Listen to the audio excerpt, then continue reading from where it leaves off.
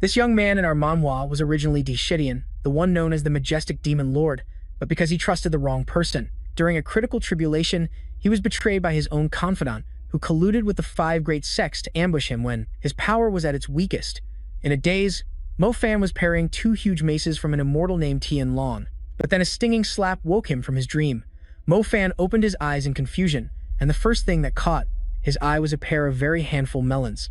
The important thing was that the girl in front of him was covering her chest with both hands, her face as red as a tomato, with tears and snot streaming down, looking as if she had just been assaulted by a hooligan.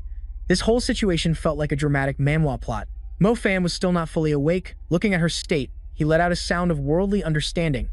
It seemed the maces he was desperately gripping in his dream were actually the twin peaks on Ruo Ying's chest. "You? What the hell are you doing?" Tears welled up in Ruo Ying's eyes, but Mo Fan replied without a hint of shame. "To be touched by this venerable one is a blessing you've cultivated for several lifetimes to obtain." However, as soon as he spoke, his treacherous pants decided to fall down on their own. This was completely unintentional, but to a young maiden like Ruo Ying, it was utterly indecent. She covered her eyes with her hands and let out another piercing scream. Because of their goddess's frantic cry, the disciples outside kicked the door down and stormed inside. As a result, they saw a wronged-looking Ruo Ying clutching her chest and sobbing silently, while Mo Fan was calmly pulling up his pants. Looking at this scene, even an idiot could understand what had just happened. "You bastard, how dare you? Do this to our goddess, get him, boys." The three of them charged at once. Mo Fan was extremely casual as he dodged all of their attacks. "You worthless nobodies dare to attack this venerable one." He didn't just dodge once. Throughout the fight, he completely avoided every single one of his opponent's attacks.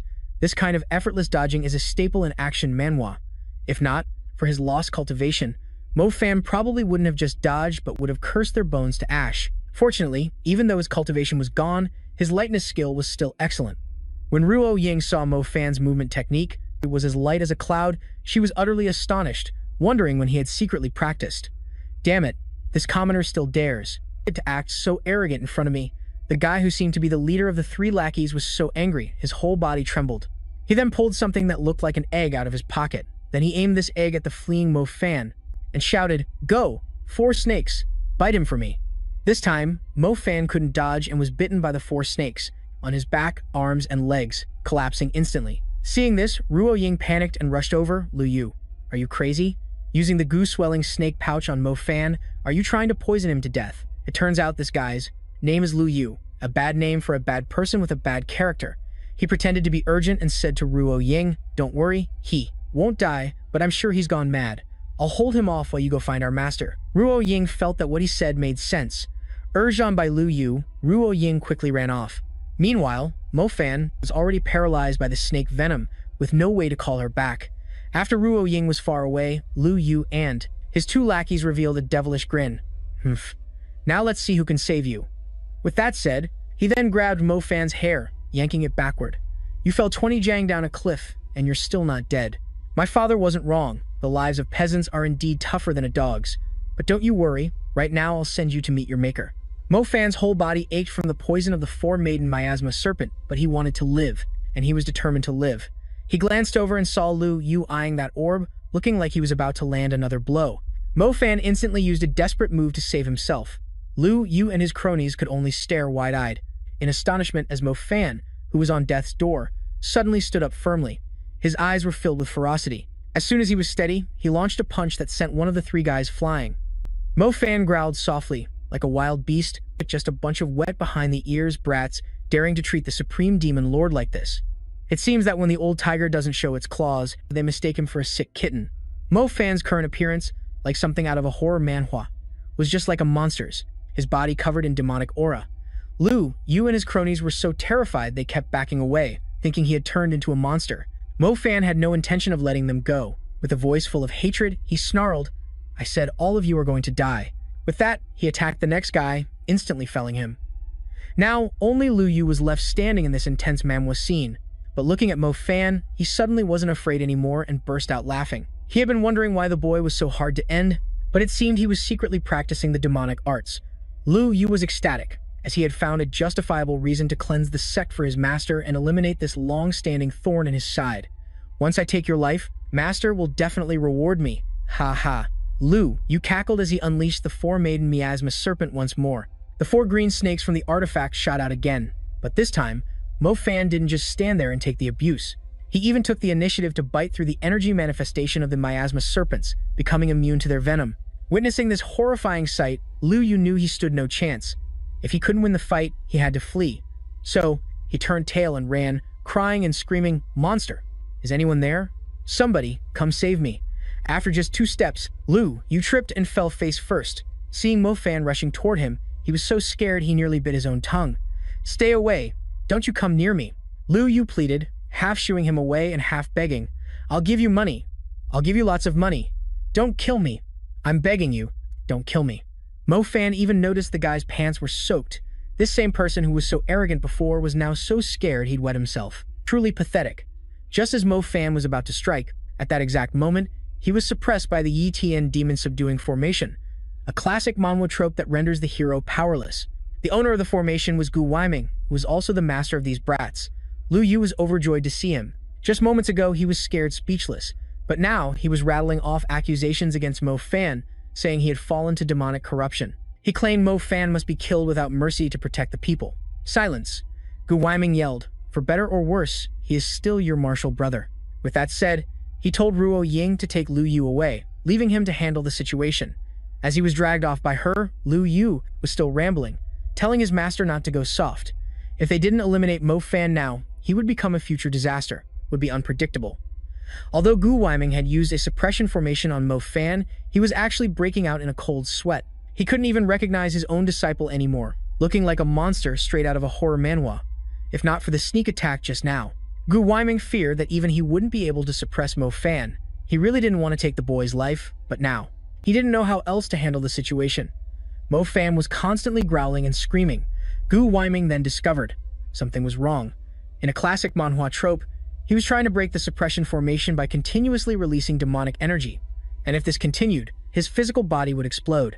Immediately, Gu Weiming waved his hand and withdrew the formation.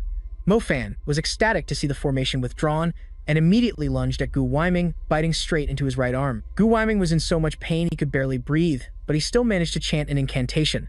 "Heavenly mystery purifies, earthly filth. Retreat." As he finished, he slammed his other hand into Mo Fan's face, nearly expelling all the demonic energy from his body and out of him. Only then did Mo Fan realize that Gu Weiming had intentionally lured him closer. To think that the great #1 demon, Lord Di Shixian, would be utterly defeated twice by a cultivator. Mo Fan felt like the most pathetic protagonist in any manhwa. He fell backward, his entire body in too much pain to struggle anymore. Gu Weiming let out a sigh of relief, having finally suppressed the demonic presence in his disciple. He was afraid that if he had just been 1 second slower, Mo Fan would have exploded and died. A truly gruesome end for any manhwa character. However, to accomplish this, Gu Weiming had also been severely injured. On his right arm, where Mo Fan had bitten him, demonic energy still lingered. He originally intended to take advantage of this opportunity to attack again and take Gu Weiming's life, but unfortunately, no matter how hard he tried, Mo Fan couldn't muster his demonic energy again. Your body is severely depleted. If you try to forcefully channel demonic energy again, your meridians will snap piece by piece, and you'll definitely kick the bucket. Gu Weiming reminded him amicably. Mo Fan gritted, his teeth cursing furiously in his mind. Damn it, he was the great #1 demon lord reincarnated, yet he had the misfortune to be reborn in this weak body, a common plot in many reincarnation manhwa. Now he couldn't get his revenge, and his identity as a demonic cultivator had been exposed. Mo Fan thought that this time he would surely be tortured and humiliated to death by those cultivators who loved to preach about righteousness. But unexpectedly, Gu Weiming then sighed and said, "I, your master, know that among all the disciples you are the one with the least talent, but I also know you work harder than any of those other kids, because you are the most simple-minded. They bully you, but you can't just fall into the demonic path because of that." Then, Gu Weiming brought up the most recent example, the demon lord Di Shixian, who was recently eliminated by the 5 great sects, completely. It's safe to say that in this manhwa world, those who walk the demonic path never have a good ending. If the Yufeng sect found out that Mo Fan was also secretly a demonic cultivator, then even if Gu Weiming put his own life on the line, he couldn't save him. Right now, while the matter hasn't been exposed, he hoped that Mo Fan still knew the way back. As for Lu Yu and the others, Gu Weiming could order them to keep it an absolute secret and not reveal it to anyone. But as for Mo Fan, he was also not allowed. to continue using demonic cultivation techniques. He also promised to help him slowly purge the demonic nature within his body, offering a path to redemption in this manhwa. So benevolent that Mo Fan thought the old man had gone senile. He was a demon, and the old man was a righteous cultivator, yet he still helped him. Since that was the case, he might as well go with the flow and hide within this sect, waiting until he recovered his vital energy to turn this place into a mountain of corpses and a sea of blood. Thinking this, Mo Fan reached out and took Gu Weiming's hand. He was ready to play the part of his obedient disciple, a common trope in this manhwa genre.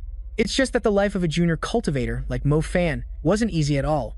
He possessed the arrogant soul of the demon lord Daishidian, yet now he had to spend every day meditating and cultivating the righteous arts of the very people who had taken his life in his previous existence. This manhwa protagonist, Mo Fan, swore that he would soon recover his power, crush these people, and then rip out their guts and wear them as a necklace for revenge. While he was lost in thoughts of revenge, a hard nut suddenly hit Mo Fan straight in the head. "Kid, instead of focusing on your training, what are you muttering about?" Annoyed, Mo Fan turned his head. It was Lu Yu's gang again. Their old habits die hard, as they started to bully him. The plot of this manhwa thickens because Gu Weiming had claimed to have completely purged the demonic energy from Mo Fan's body, so they felt safe to walk all over him like this. "Look at that sour face of yours. You don't look like a member of a righteous sect at all. People say your face reflects your heart, and looking at you, I see that saying is true." The minion of Lu, you said, making him chuckle with satisfaction. "Don't say that. Everyone wants to be born a little better looking. This kid must be resenting his ugly parents right now." Ha ha ha. Mo Fan couldn't channel his demonic energy anymore, but that didn't mean he had to endure this humiliation from them. When he was wreaking havoc across the world, they weren't even born yet, but now they dared to insult him like this. In a classic manhwa setup, Mo Fan immediately lunged forward and landed a painful punch on Lu Yu. But unfortunately, this body was too weak, and he ended up getting beaten back by the group. Mo Fan held his head tightly with both hands, continuously taking a flurry of punches and kicks, and had long grown used to the feeling of aching pain. Mo Fan only hated that this body was too weak, a frustrating moment in any manhwa for a powerful soul. In the end, it was Ruo Ying who had to appear and intervene for it to stop. "Mo Fan's body has just recovered. For you to bully him like this, have you lost all your humanity?" she scolded as she pushed them away. Lu Yu's gang stopped getting physical and started getting verbal, insulting Mo Fan as a useless guy who could only rely on a woman for protection his whole life.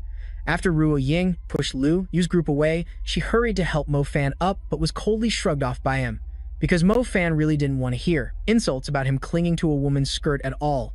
The entire manhwa scene was quite tense. Mo Fan wearily stood up, then limped away. On his way, he acted as if he didn't see the judgmental stares directed at him, but before he had taken even 10 steps, suddenly, Mo Fan's arm was grabbed. "I'm the class monitor. It's my responsibility to look after you. Come with me to the infirmary." Ruo Ying was extremely stubborn. Mo Fan struggled violently, even threatening to hit her if she didn't let go, but Ruo Ying was still determined to drag him to get treated. As for Lu Yu's group, his two minions were a little worried because Mo Fan's personality had suddenly changed 180 degrees. They were also afraid that he would remember that they were the ones who threw him off a cliff and then ran to their master to tattle. But Lu Yu, like any good manhwa antagonist, was not worried, was very calm, certain that Mo Fan no longer remembered anything about the incident at the cliffside, otherwise he would have exposed them long ago. "No need to rush, we'll slowly toy with him until he's dead, but we also have to watch him very carefully, absolutely. We cannot let him reveal the existence of that thing." After arriving at the infirmary, Ruo Ying personally bandaged Mo Fan, grumbling and scolding him as she worked. Ruo Ying actually hated that Lu Yu's gang beat him up, but the fact that Mo Fan fought back only made them more interested, leading them to bully him even more. So Ruo Ying still advised him to endure it patiently for a while, and eventually they would stop paying attention to him. Mo Fan wasn't having any of it, but he was curious about one thing, so he asked Ruo Ying, "Just now, everyone else was afraid of me, or if not that, they just gathered around to watch the commotion. Why aren't you afraid of me? Don't tell me you like me or something." When Mo Fan asked that last question, Ruo Ying's normally calm face turned bright red once again. She was so angry that she was speechless, then decided to answer by punching Mo Fan 3 times before storming off. Getting beaten by Lu Yu's gang was already painful, and now Ruo Ying had added to it. Mo Fan felt like his waist was about to snap in two. Women truly are the most dangerous creatures in this world, a classic manhwa trope. Mo Fan left the infirmary, dragging his aching body back to the dormitory. But 2 tall guys were now blocking the doorway, clearly looking to start trouble with him. "Move, Mo Fan!" said irritably, not moving.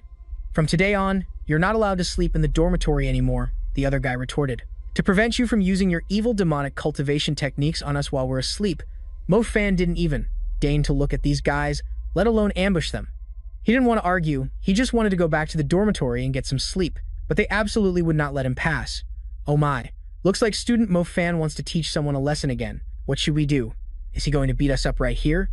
The tension in this manhwa scene was palpable as Mo Fan heard a voice he couldn't be more familiar with. It was Lu Yu, casually sitting nearby and gnawing on a chicken leg, looking extremely punchable. Around him were other disciples, each one menacingly holding a weapon, looking very wary of Mo Fan. Lu Yu threatened that if he tried to force his way in, they would all team up against him, a common plot point in this type of manhwa, and then tattle to the master to get him expelled from the sect. It seemed the rumor about Mo Fan secretly practicing the demonic path had already spread. It made sense, as Lu Yu wasn't the type to keep a secret. Therefore, all the male disciples were now united in kicking him out of the dormitory. Mo Fan had no other choice but to compromise. Lu Yu had even already gathered his belongings into a bundle. He threw it in front of Mo Fan with a provocative tone. No need to thank me. Here's your dinner too. Don't go hungry. The villain's taunts in this manhwa are just infuriating. Recently, there have been some petty thefts in the training hall, and the thief hasn't been caught yet, so you'd better not just barge into another room to sleep. It's best if you stay in the courtyard. That way you can prove you have nothing to do with that thief. Mo Fan acted as if he didn't hear a word Lu Yu said. He reached out to pick up the bundle with his belongings, only to discover, and it was soaking wet. It seemed the bastard had dunked the entire bundle in water before throwing it to him. This level of petty bullying is a staple in many manhwa stories. Mo Fan still had to force himself to remain calm. He wasn't strong enough yet, and it wasn't the time to pick a fight. If he really got into it with this group, ganged up on, he might not even see tomorrow's sunrise. What Mo Fan needed to do now was be patient and then quickly recover his strength and return all this humiliation tenfold to those who deserved it. The next morning, the young Taoist disciples woke up very early, because today's class was taught by an extremely strict old man. He even had the nickname Yaksha King, and just hearing the name told you how formidable he was. Boss, isn't that Yaksha King guy and your father sworn brothers who've been through life and death together? Why do we even have to go to class? Let's just sleep in. One of Lu Yu's lackeys, woken up by the alarm gong, was yawning non-stop. You think my father would agree? If I dared to skip class, that old Yaksha King would definitely go snitch to my father. Lu, you also didn't want to go to class at all, but still reluctantly got up, grabbing an apple to munch on as he prepared to leave. As he reached the door, he suddenly noticed something. After being kicked out of the dorm yesterday, Mo Fan had actually slept under a tree, and even slept so soundly that he was still snoring loudly. Lu Yu felt that his personality had changed so drastically. It was like a plot twist in a manhwa. Before, Mo Fan had never been late or skipped class, but now he was even ignoring the Yaksha King's lesson, daring to not care. Lu Yu's lackeys saw this too and were about to wake Mo Fan up, but he stopped them. If Mo Fan was sleeping so soundly, he really wanted to see how long he could keep it up. So, they decided to ignore him and hurried to class. Who would have thought, after Lu Yu's group left, Mo Fan slowly opened his eyes. In reality, he had been awake for a while, just pretending to be asleep to trick them into leaving. Finally, some peace and quiet. Now was the time when no one was paying attention to him. Mo Fan wanted to take this opportunity to find a quiet place to train. With that in mind, Mo Fan stepped onto a cart, preparing to climb over the wall, but his body really wouldn't obey him. Just climbing a wall that wasn't very high left him panting heavily. More importantly, before Mo Fan even reached the top, his neck was suddenly caught by a leather whip and yanked back hard. Mo Fan was immediately pulled backward, gritting his teeth in pain. The students who saw this roared with laughter, absolutely delighted. And the mastermind behind this childish prank, like a villain from a cheap manhwa, could be none other than Lu Yu. Seeing Mo Fan fall headfirst to the ground, he said, "Well, well, my good boy. Mo Fan, that's quite a grand bow. I don't have any gift money for you, though." Mo Fan was so furious he couldn't keep his cool. This bastard really had a talent for pushing his buttons. He tore the leather whip from his neck, then grabbed it, yanked it back, and charged toward Lu Yu. "You bastard, I'll kill you today." His rage was like that of a manhwa protagonist. "Ooh, a mad dog is coming for a bite." Lu Yu was still laughing loudly. And indeed, in this situation, he wasn't afraid of Mo Fan at all, because the Yaksha King was right beside him, a classic trope you would see in a manhwa. Sure enough, before Mo Fan could even touch a single hair on Lu Yu's head, his left shoulder was struck by something sharp. How audacious! The old man standing next to him yelled. Mo Fan looked closely, and saw that it was a sword. His opponent had just used a sword control technique to attack him. "Mo Fan, not only did you skip my class today, but you also tried to attack a fellow student. Are you trying to stage a rebellion? Mo Fan snorted coldly. Old man, even though you're a teacher, you don't seem to know right from wrong. If you'd just open your eyes, you can see who started the trouble. Yet he still stubbornly defends that bastard Lu Duo. Over on this side, Lu Duo even badmouthed Mo Fan to King Yaksha, saying he intentionally skipped class because he had mastered the sword kinesis art, feeling that the king couldn't teach him anything worthwhile anymore. Hearing this, King Yaksha was, as expected, so furious his hair stood on end like a character in a manhwa. He immediately demanded that Mo Fan compete with Lu Duo, whom he rated as having the best sword kinesis art skills in the class. I really want to see what this arrogant brat is made of. Lu Duo immediately agreed and advanced towards Mo Fan. As for our protagonist, he started to panic. He had always practiced demonic cultivation and never used the sword kinesis art. Being forced to participate in this charade today, how could he possibly cope? Junior brother Mo Fan, since the teacher has spoken, let's have a little spar, shall we? I hope junior brother will go easy on me. Lu Duo tossed a sword towards Mo Fan, looking incredibly smug. He bent down to pick up the sword, at least with a weapon. He could parry some blows, but before his hand could even touch the sword, on the other side, Lu Duo had already activated his sword kinesis art. The sword in his hand shot forward with incredible speed, successfully striking Mo Fan's right waist. Seeing that he couldn't defend himself, Lu Duo became even more smug. He continued to chant, controlling his sword to launch a continuous assault on his opponent. The other students who saw this scene couldn't help but gasp in amazement, because what Lu Duo had just displayed was an intermediate-level sword kinesis art, a popular technique in this genre of manhwa. While they had only learned the most basic part of sending the sword out and recalling it, King Yaksha must have shown him favoritism. A high-level sect technique like that would never be taught to us, the students muttered. Returning to the match, everyone recognized that the power levels of the two were fundamentally unequal. This couldn't be called a competition. To be precise, Lu Duo was brutally overwhelming Mo Fan in a one-sided manhwa battle. Some worried that if this continued, Mo Fan would go berserk and enter a demonic state again. You don't get it at all. Lu Duo is deliberately trying to force Mo Fan to go berserk. A few perceptive people realized this whole manhwa-style duel was decided after just the first few moves, clearly showing who was strong and who was weak, yet King Yaksha still hadn't called a stop. He was obviously waiting for Lu Duo to force Mo Fan to release his demonic energy, at which point he would have the perfect excuse to attack and even use a killing move on him. By now, Mo Fan was so exhausted he was panting heavily. The way cultivators use the sword kinesis art was truly unique. With his current abilities, there was no way he could keep up with the sword's speed. Seeing Mo Fan's pale complexion, Lu Duo provoked him. Ha ha ha, junior brother. At a time like this, you're still holding back on your senior brother? Well then, I'll just have to force you to show your true skills. With that, Lu Duo once again chanted an incantation, and the sword spun rapidly in midair, then shot straight towards Mo Fan. This time, if he really can't counter, I'm afraid he'll be pierced through the chest by that sword. Mo Fan's eyes widened as he watched the sword tip hurtling towards him. The other students didn't even dare to look, but at the very moment Lu Duo thought his sword would either pierce him or force him to once again enter a demonic state, his sword was blocked by Mo Fan's own sword, a true manhwa moment. And more importantly, he was controlling it using the exact same incantation Lu Duo had just chanted. It stings when simple mimicry actually works, doesn't it? Just as you wished. Let's have a serious match, senior brother. As he said this, Mo Fan deliberately emphasized the title senior brother. The final senior brother was like a mockery to Lu Duo. Jing Mo Fan's recent reversal of the situation was truly spectacular. The attention of the students in this manhwa began to shift towards him. Most of them could only make their swords fly up, and that's it. Yet Mo Fan was able to use an intermediate-level sword control technique to block a frontal attack from Lu Duo. His control must be incredibly strong. The Yaksha king, despite showing no outward signs of surprise, was actually very astonished.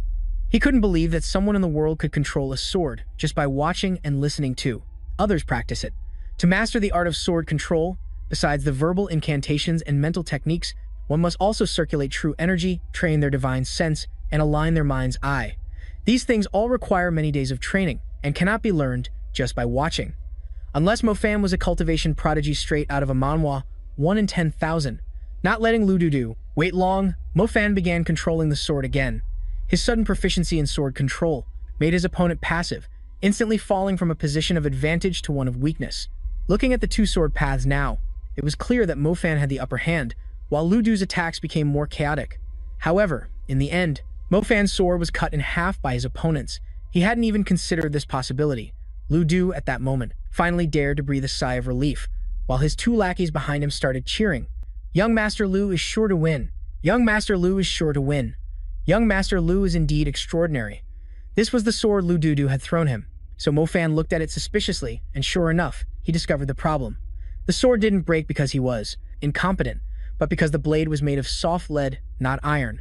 It was clear that Lu Dudu intended to play dirty from the start by intentionally throwing him this fragile sword.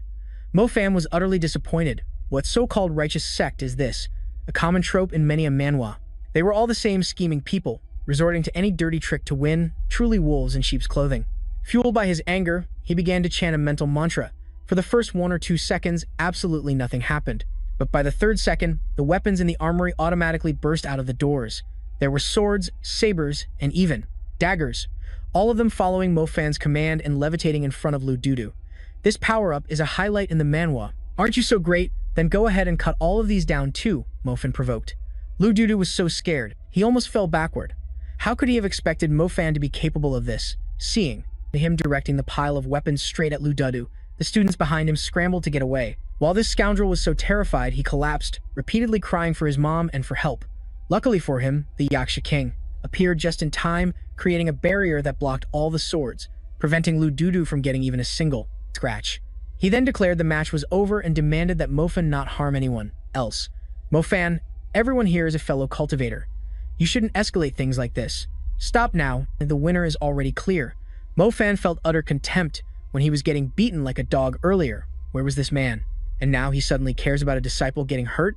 The smile on Mo Fan's face gradually became inhuman, a classic manhwa villain origin moment. Continued to chant the incantation, and as a result, not long after, the weapons shattered the Yaksha King's barrier.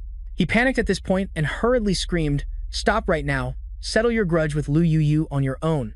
I won't interfere anymore. Now just let me go, can you?" While saying this, he was trying to stay calm, but in reality, he was trembling uncontrollably. As for Lu Yu, upon hearing this, he was on the verge of wailing. His 2 hands clutched the Yaksha King's robes, begging him not to abandon him. Mo Fan burst out laughing. The dogs are turning on each other, are they? But negotiations are useless. Both of you will die here today. Just as he was about to make his move, he heard someone shout his name. Mo Fan, don't be impudent. Do you want to disrespect your master and betray the sect? Then, a hidden weapon flew past his face. Mo Fan turned to see Gu Weiming and Ruo Ying. Master is already here. You should have stopped. But just then, Lu Yu screamed, "Master, save me." Mo Fan has fallen to the demonic path again, like a villain in a manhwa. You have to hand it to him. This guy really has a talent for saying exactly the right thing to drive Mo Fan crazy. Isn't what you just use our Taoist sect's sword control technique? Or to put it another way, does anyone who defeats him automatically use the demonic path? On the side, Gu Weiming was still advising him to lower his swords first, but Mo Fan didn't listen. His hands formed a hand seal, then brought them down.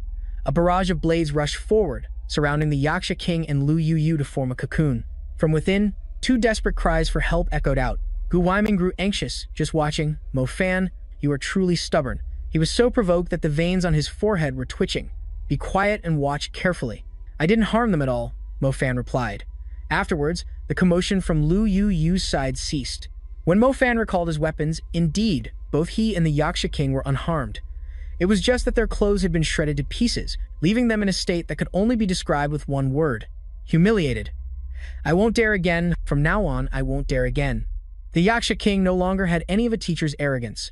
Meanwhile, Lu Yu had already cried himself hoarse. Gu Weiming was momentarily speechless. Ruo Ying, on the other hand, was gaping in astonishment. Because just now, Mo Fan had simultaneously controlled dozens of swords, yet he managed to control them to only tear their outer clothes. There wasn't even a single scratch on their skin. His power, like that of a top-tier manhwa protagonist, was truly profound, and the whole incident was started by him and the Yaksha King.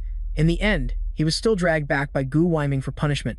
"Disciple Mo Fan, you dared to strike lethally at your senior brother and act unscrupulously towards your teacher. Do you know your crime?" He made Mo Fan kneel in the ancestral hall, a classic manhwa punishment scene, and then listed his crimes.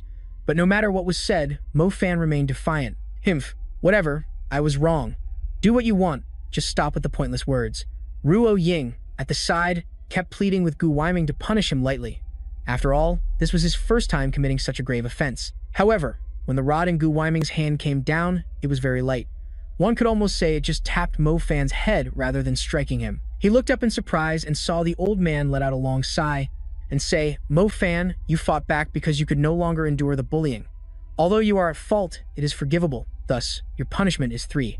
His master, Gu Weiming, felt that his negligent supervision had caused his disciple to suffer. Seeing this situation suddenly escalate like this, Ruo Ying became extremely anxious, but Weiming's mind was made up. Even a favorite student like her couldn't stop him. The ruler in his hand was passed to Mo Fan. It was very clear that Gu Weiming wanted him to personally carry out this punishment on himself. Mo Fan looked at the ruler in his hand, seemingly bewildered, but his mouth was as cheeky as ever. If you think a few strikes with this tiny ruler can quell your anger, then go ahead and decide on a punishment for me, your master. As long as it can appease you, I will absolutely not go back on my word. Gu Weiming was still very indulgent toward Mo Fan, making him a bit embarrassed and afraid that the others would notice his awkward expression. Mo Fan immediately threw the ruler back, saying he couldn't be bothered to argue with old men and just wanted to go home and sleep. It was obvious. He couldn't bring himself to hit the man, yet he still acted tough like a classic manhwa protagonist. Gu Weiming saw through this, while Ruo Ying was so furious her feathers were ruffled, thinking Mo Fan was disrespecting his elder. Mo Fan, have you ever learned the sword kinesis art before? Gu Weiming suddenly asked. But Mo Fan immediately denied it. In his entire past life, he cultivated the demonic path and didn't know the first thing about the theory of the sword kinesis art, so how could he claim to have learned it before? Back then, that fool Lu Yu recited the incantation so loudly that I simply memorized and practiced it on the spot, Mo Fan replied. Gu Weiming truly couldn't believe his ears. Just like the Yaksha king, he felt that mastering the sword kinesis art based solely on an incantation was impossible, especially since the power of the sword kinesis art he had just displayed, a feat worthy of any action manhwa, far surpassed that of the strongest sword kinesis master in the academy. His own 30 years of experience couldn't even compare to half of what a kid like Mo Fan, who learned it on the fly, could do, unless you are a cultivation prodigy, a 1 in 10,000 talent, Gu Weiming said with a nod, repeating the exact same words as the Yaksha king from earlier, but with a completely different attitude. While his words were meant as a compliment to Mo Fan, they landed like a heavy stone on his head. Was this a joke? In his past life, he was the #1 demonic sovereign, dedicating his entire existence to demonic cultivation, yet in this life, he was being labeled a cultivation prodigy. For anyone else, this would be a great compliment, but for Mo Fan, who had the soul of a demonic emperor, this was the greatest insult. The irony in this manhwa was almost too much to bear. Mo Fan now truly wanted to give Gu Weiming a good thrashing, while the master himself remained completely oblivious, too busy rejoicing over the sudden discovery of his disciple's extraordinary talent. From now on, your master will be sure to teach you more. But before that, there's an important matter I need you to help me with. Stop, stop, stop, Mo Fan yelled, taking a step back with each word. What in the world do you want to say? According to Weiming, the association had assigned their academy an annual mission this year. As for who should complete this mission, he was still struggling to decide. But since Mo Fan had just demonstrated such an excellent performance with the sword kinesis art, Gu Weiming now wanted him to complete the mission alongside Ruo Ying. The plot of this manhwa was moving quickly. He started by saying he needed help, but this was clearly an assignment.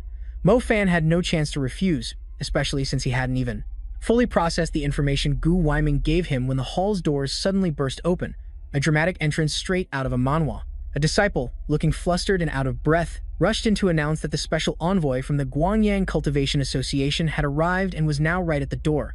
Gu Weiming, it was a bit confusing. He had clearly just returned from the association, so how could the envoy arrive right after he stepped through the door? Lu Yu, whose father is the vice president of the Quan Duong Taoist Association. Could he be here to settle the score with Mo Fan? Ruo Ying whispered a reminder. All right then, let's go out and greet them first. People from the association. The people from Quan Duong were acting arrogantly and causing a scene right at the entrance, demanding that Gu Weiming come out to greet them personally. Not long after, he and Ruo Ying stepped outside. Your Excellency, your presence honors us. Gu Weiming failed to greet you from afar. I hope you can forgive me. Gu Weiming's words seemed humble, but his demeanor was incredibly confident and calm, as if he were showing that the other party couldn't intimidate him. He then invited the Quan Duong envoy inside to talk, but the man coldly refused, saying he was just here to deliver a message and would leave immediately. Vice President Liu said he gave you the wrong document earlier. This is the real mission for the Zifeng Taoist Hall this year, a classic twist in this kind of manhwa. With that, he handed Gu Weiming a different document. The moment he saw it, his expression changed instantly because it was a grade A mission. Originally, they had only received a grade C mission, the easiest of the 3 grades C, B, and A, but now it had been changed to the highest level mission. Your Excellency, isn't there some mistake here? Our Zifeng Taoist Hall is just a small hall. For so many years, the most difficult mission we've ever received was only a second level 1. Why has it become a first level 1 this year? Ruo Ying couldn't help but ask out of curiosity. How arrogant, the other party shouted. A little girl like you dares to question the association's decision. Are you trying to rebel?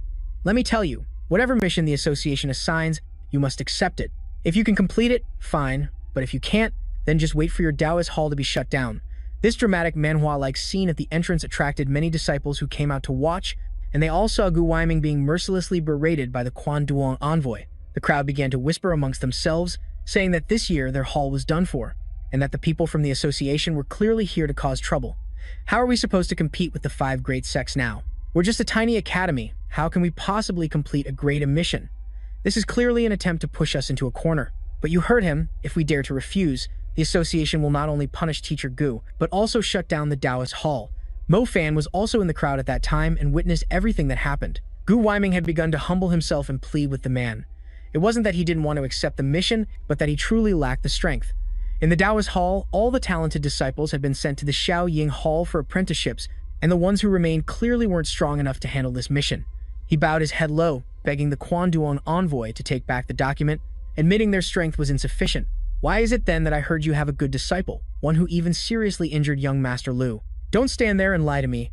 That envoy aggressively shoved Gu Weiming's hand away, a scene straight out of a revenge manhwa, nearly making him stumble backward. Gu Weiming quickly explained that what happened to Lu Yu was just the result of disciples from the same sect sparring with each other and nothing more, and that no injuries were caused. But just then, in a classic manhwa setup, Lu Yu walked out from the Taoist hall, looking extremely pathetic, with his head and hands bandaged, needing to lean on someone to move, and he was even crying his eyes out. Uncle Lu, you have to get justice for me, he screamed. Seeing this, the special envoy quickly dismounted his horse. Oh my dear young Master Lu, how did you get injured so badly? Seeing his state, both Gu Weiming and Ruo Ying were so shocked their jaws dropped. Lu Du was clearly faking it, as Mo Fan had only torn his clothes earlier and hadn't injured him at all. But that special envoy would rather believe Lu Du's word alone than listen to 100 excuses from outsiders, so he assumed Gu Weiming was trying to cover for the person who had harmed him. When Mo Fan assaulted me, all the brothers here saw it. Does anyone here dare say I wasn't beaten to a pulp? Huh. Lu Du shouted. And just as expected, no one in the crowd dared to make a sound. Lu Du was a young master from a prestigious family, and his father was the vice president of the Cultivation Association. So of course they wouldn't dare to offend him. Only Ruo Ying dared to argue with this guy. She had disliked him for a long time, and now seeing him so shamelessly twist the truth, she became even more furious, while Gu Weiming could only sigh. Teacher Gu, technically, the association isn't supposed to interfere in the internal affairs of the dojo, but now that young Master Lu has come to me with this accusation, I can no longer stand by and do nothing. The special envoy hissed, then demanded that Gu Weiming bring Mo Fan to him for questioning. Gu Weiming still wanted to protect the boy, so he insisted from start to finish that this was just a sparring session between disciples and not worth making a big deal about. He even volunteered to take the punishment on his disciples' behalf. But Gu Weiming's plan fell apart when Mo Fan, like a true manhwa protagonist, boldly stepped out from the crowd of apprentices and started running his sassy mouth. I wonder what mutt is barking nonsense at our doorstep. I could hear it from a mile away, gossiping like a gaggle of old hens. The remaining disciples were scared to death by his words. The other party was a special envoy from the Cultivation Association, someone who could take a life as easily as flipping a coin, someone even Gu Weiming had to defer to, yet he had voluntarily appeared and spoken so arrogantly in this intense manhwa showdown, like that. The moment Lu Du saw his face, he immediately tattled to the special envoy that this was the one who had beaten him.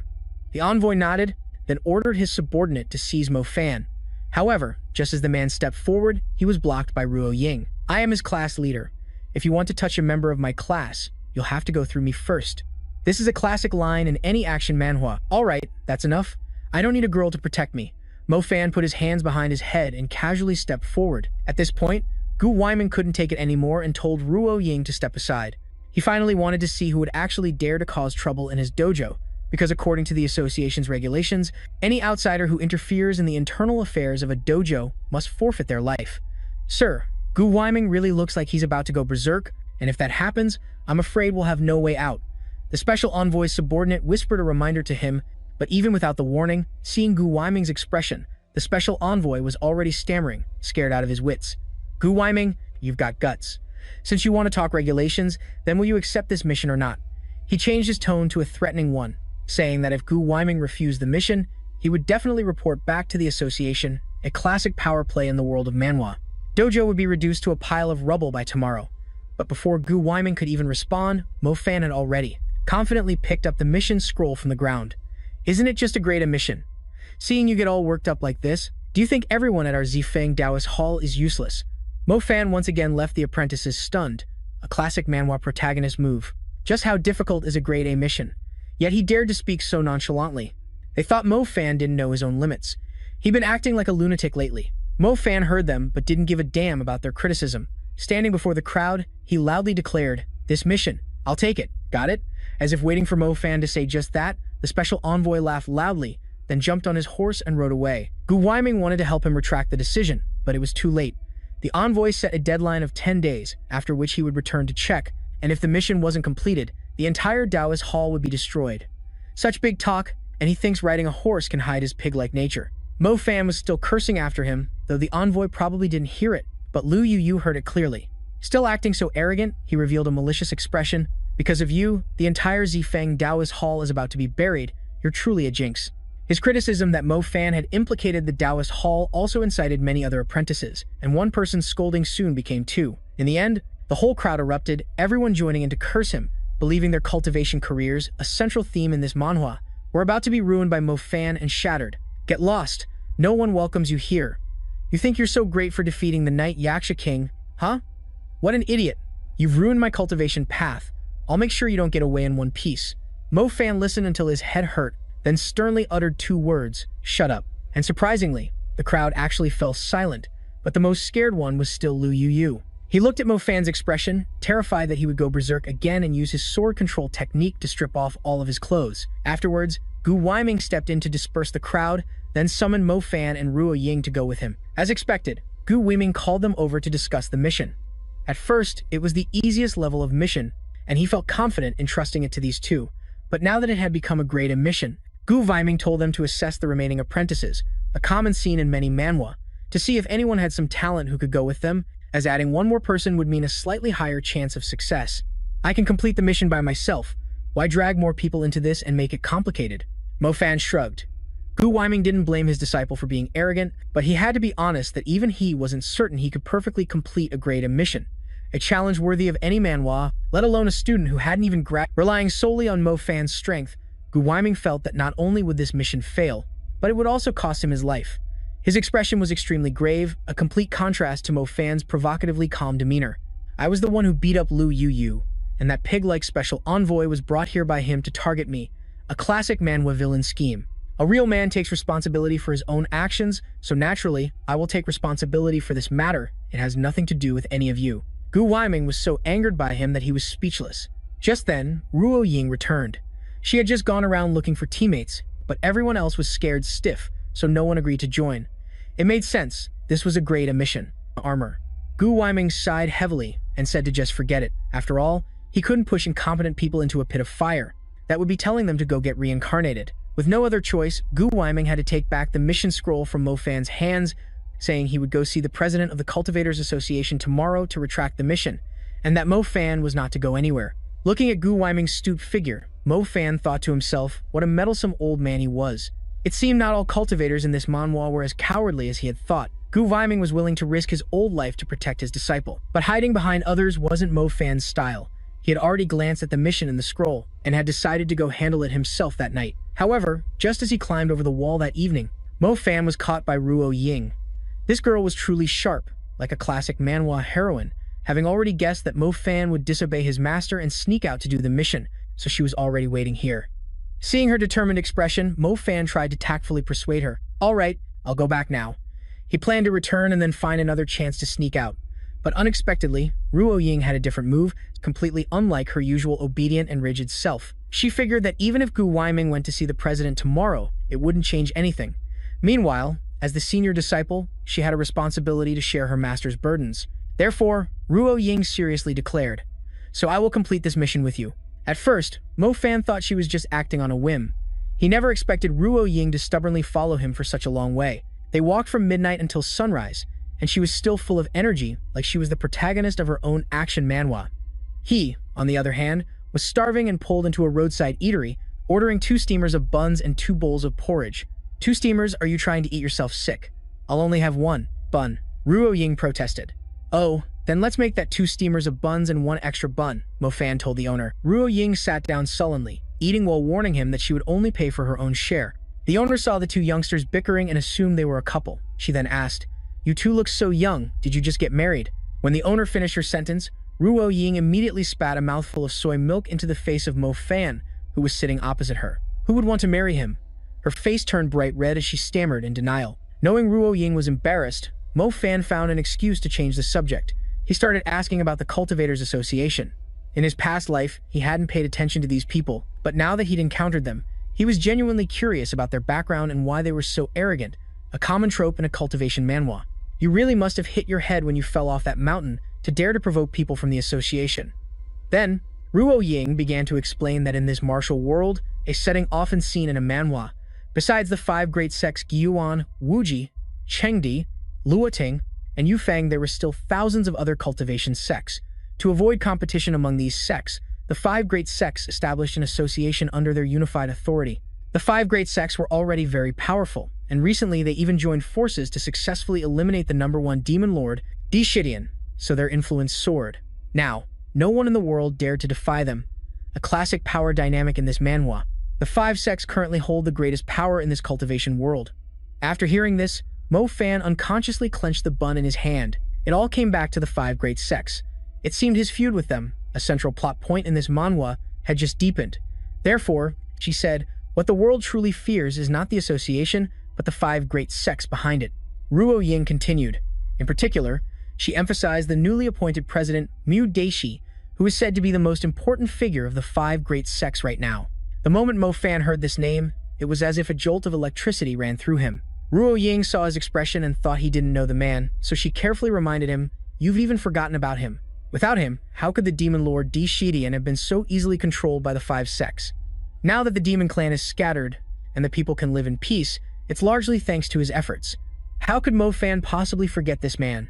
Wasn't that the glory-seeking bastard who betrayed him? This time, after being reborn, one of Mo Fan's most important goals in this manhwa is to flay him alive and grind his bones, ensuring he can never reincarnate for 10,000 lifetimes. By the way, we've been talking for a while. Why won't you tell me what the mission is?" Ruo Ying asked again. "It's because I want to ditch you." "You got it," Mo Fan replied. Joking aside, the document actually says the mission is to go to Mount Fu Xian to retrieve the purple gold dragon bone. As soon as Ruo Ying heard Mo Fan say this, her face turned ashen, because Mount Fu Xian is still teeming with remnants of the demon clan, a place no one dares to approach. Even masters from the 5 great sects who go there might not return alive, let alone the 2 of them. When Ruo Ying voiced this concern, a smile suddenly appeared on Mo Fan's face. What? Doesn't this mean all of his underlings from his past life are hiding on Mount Fu Xian? This manhwa plot was unfolding perfectly. Thinking of this, Mo Fan finally couldn't hold it in anymore and burst out laughing. Ruo Ying thought he had gone mad from fear. "Hey, what the hell are you laughing at? Are you even listening to me? The members of the demon clan are cunning and sinister. Just the 2 of us can't possibly deal with them," Ruo Ying said impatiently, now truly wanting to turn back and return to the sect hall. But Mo Fan paid no attention to her words, as he suddenly noticed a child who had appeared out of nowhere, now standing by their dining table and staring intently at him. They locked eyes for about 10 seconds, after which the child suddenly grabbed the steamer basket with his remaining few buns and took off running. Mo Fan instinctively shot up and gave chase. "You little brat, you dare steal my breakfast. Give me back my steamed buns." The shop owner saw this and panicked, because one of those steamer baskets was worth a whole 10 coins. Ruo Ying also hurriedly got up to follow, not forgetting to reassure the owner first. "Ma'am, don't worry, we'll definitely catch him and bring it back." Mo Fan and Ruo Ying hastily chased after the little boy. They kept shouting, "You little brat, I'll beat you to death when I catch you. Little friend, stop running." The cornered kid then jumped into a bush. Mo Fan huffed, walking over to where the kid was hiding. Still trying to hide? He directly grabbed and lifted him up. "Get out here." He mercilessly threw the kid's entire body out into the open, a ruthless move for any manhwa protagonist. "You run pretty fast for someone with short legs. Huh, let's see you run now. You dare to steal my things? Are you looking for death?" Ruo Ying was searching for the dropped steamer basket nearby. Suddenly, she froze, in utter disbelief. At the same time, the little thief desperately lunged towards Mo Fan. He stubbornly bit down hard on his hand, causing Mo Fan to yell in anger. "You little brat, you steal my food and now you dare to bite me too?" As he was raising his fist, Ruo Ying stopped him. "Wait." Mo Fan was confused. "What's wrong with teaching them a little lesson?" She gently pushed aside the bushes, revealing children inside greedily eating the steamed buns that the little boy had stolen. This scene, straight out of a tragic manhwa, stunned Shi Tian. After asking, he learned that all these children had been abandoned. They weren't related by blood. The boy was only 9 years old, and the others were younger. He stole food so that these younger siblings could eat, while he hadn't eaten anything himself. Ruo Ying brought the children back to the old woman. "We are disciples of the Zifeng Dao Hall. We're currently on a mission and can't take them back with us. Could we trouble you to look after these kids for a couple of days? When we return, we'll take them to the Dao Hall." She tactfully handed the woman a silver ingot. "You're also getting on in years, so they can help you out. This is for their food. Please accept it." The woman was shocked to see such a large amount of silver. "This is too much. It's more than enough for a year. I can't take it." Ruo Ying replied, "It's all right. It's just a small token of our appreciation. Please accept it." After settling the matter, Shi Tian urged her, "Let's go. Stop standing there passing it back and forth." Ruo Ying happily bade them farewell. On the way, she wouldn't stop chattering. "You're so strange. It was clearly your idea to leave them at the inn, so why do you look like you owe someone money? Besides, with your personality, I thought you'd give them a beating. Why did you suddenly become so soft-hearted? Not only did you not mind being bitten, you even made such thoughtful arrangements." Shi Tian, being exposed by her, snapped irritably. "None of your business." Ruo Ying looked at him with curiosity. "I've suddenly discovered you're actually quite kind," he replied helplessly. "You talk too much. Just watch where you're going." Annoyed by his attitude, Ruo Ying huffed. "I can't be bothered to argue with you anymore."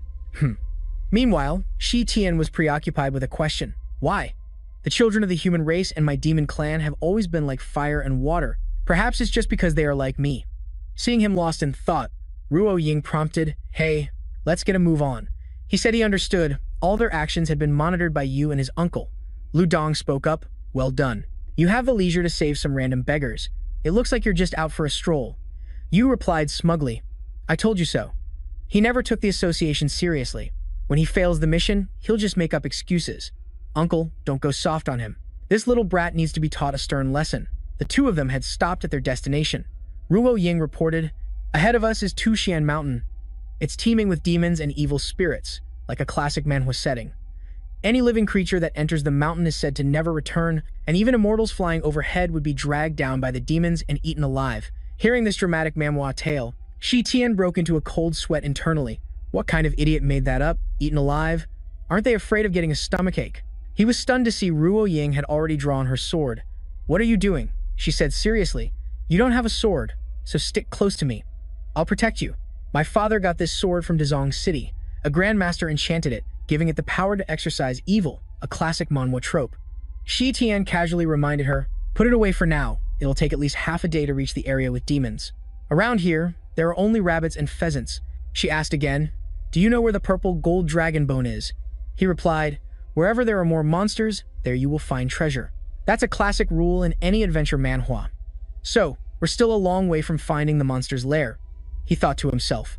The purple gold dragon bone is a precious medicinal ingredient. It can temper one's meridians and bones. The document didn't specify how much to bring back, which is perfect. I can also keep a little for my own training. Dealing with those demon clans won't be a problem then. The tricky part is how to get. I have to get away from Ruo Ying. I can't let her find out I'm working with the demon clan. I'll have to find a chance to knock her out. Shetian pointed to a nearby tree and said, "I'll climb the tree to see which way we should go. You wait here for a moment." Ruo Ying was surprised. Climb a tree? Okay, he had his own plan. First, he'd get out of sight, then knock her out from behind. In the meantime, I'll go get the purple gold dragon bone, and then say we were attacked by the demon clan, but I fought them off. No one will ever know the truth. My genius is worthy of a manhwa protagonist. Shui Tian quickly hid in the bushes, leaving a bewildered Ruo Ying behind.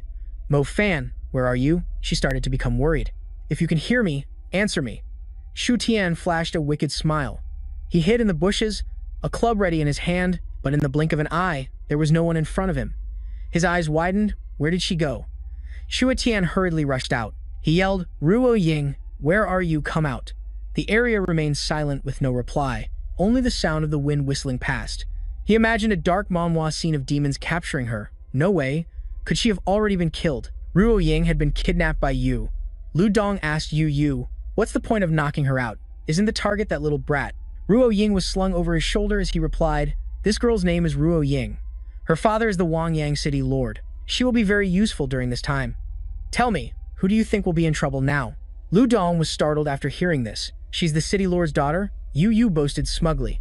It took me a lot of effort to find out that information. The old man heard this and sneered. Not bad.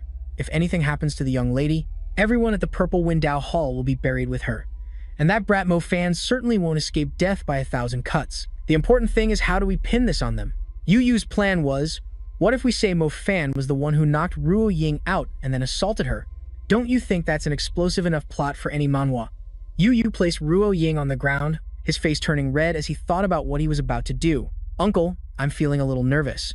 The older man said pretentiously, you're still young and inexperienced. Step aside and let your uncle show you how it's done. The two of them started to argue. Wasn't I supposed to do it first? You rotten brat, I'm your elder. Have you no manners? Have you ever heard the tale of Kong Rong yielding the pair before? A cracking sound from behind caught their attention, while Shui Tian was anxiously chasing after her. This is big trouble. The demon clan is dangerous and extremely vigilant right now. A classic manhwa setup. We must have been followed when we entered the mountain. If Ruo Ying was captured, if she wasn't killed, then she was. Suddenly, a strangely shaped object shot towards him. Shu Tian luckily dodged the surprise attack. A gloating voice rang out from behind. Hey, jackpot, dinner just fell from the sky. A group of demons, looking like they jumped straight out of a monster manhwa, appeared and blocked his path. Their leader, Niu, said excitedly, this kind of Taoist with soft skin and tender meat is the most delicious. Hey kid, are you scared out of your wits? Listen up, Shui Tian cut him off. Did you guys capture a girl? The demon blurted out, yeah, that's right, and 2 other Taoists too. After saying that, Niu realized he'd slipped up and roared, who gave you permission to question me?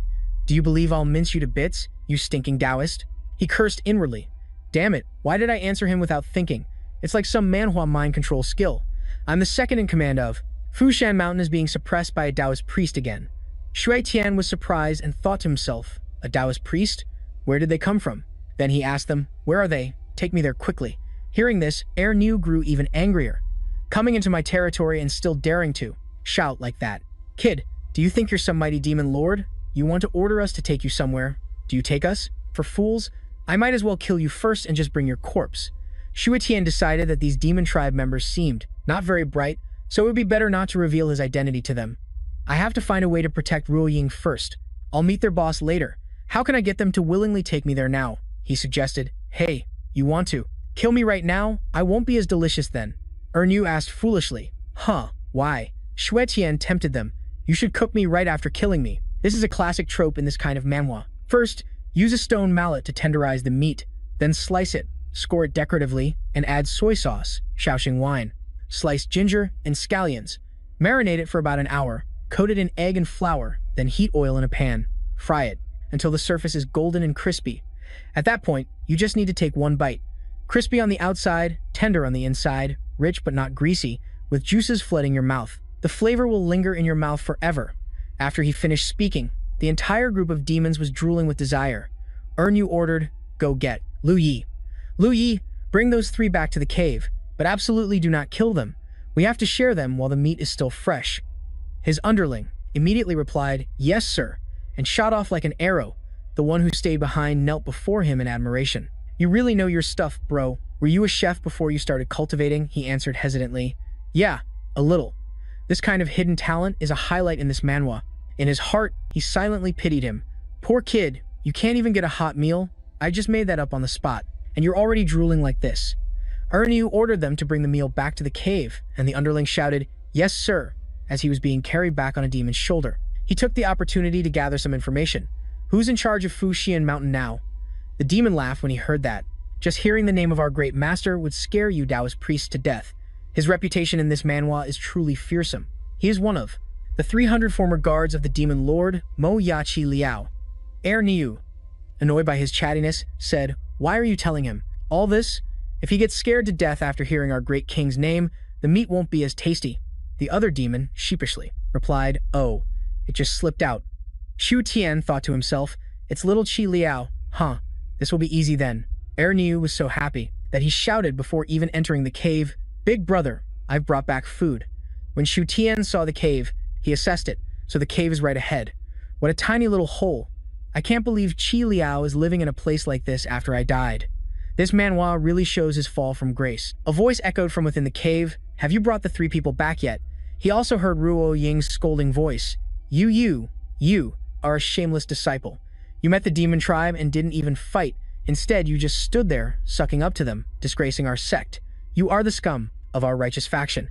You, with a bruised face, angrily retorted, "Shut up, what would a hussy like you know? I originally came to pay my respects because I admire the valiant demon lord of Fu Xian Mountain. How could I possibly be disrespectful to the demon lord?" Qi Liao, losing patience with their bickering, spoke up. "If you dare spout any more nonsense, I'll chop you into mincemeat." You put on a sycophantic expression and replied, I wouldn't dare. Shu Tian was the previous demon lord, and the demon tribe cannot go a single day without a master. Lord Qi Liao is unparalleled in valor and, following the will of the people, has become the current demon lord. This junior, Du, will be the first to support you. Lu Dong also chimed in. I support you too. Du's acting was so over the top that he kowtowed to the ground to show his sincere respect. This junior feels as if I've known Lord Qi Liao for ages, despite this being our first meeting, just like a family member. Your majestic demeanor reminds me of my own distant father. Seeing you is like meeting my own kin. He was so ridiculous that he even gently lifted Qi Liao's booted heel.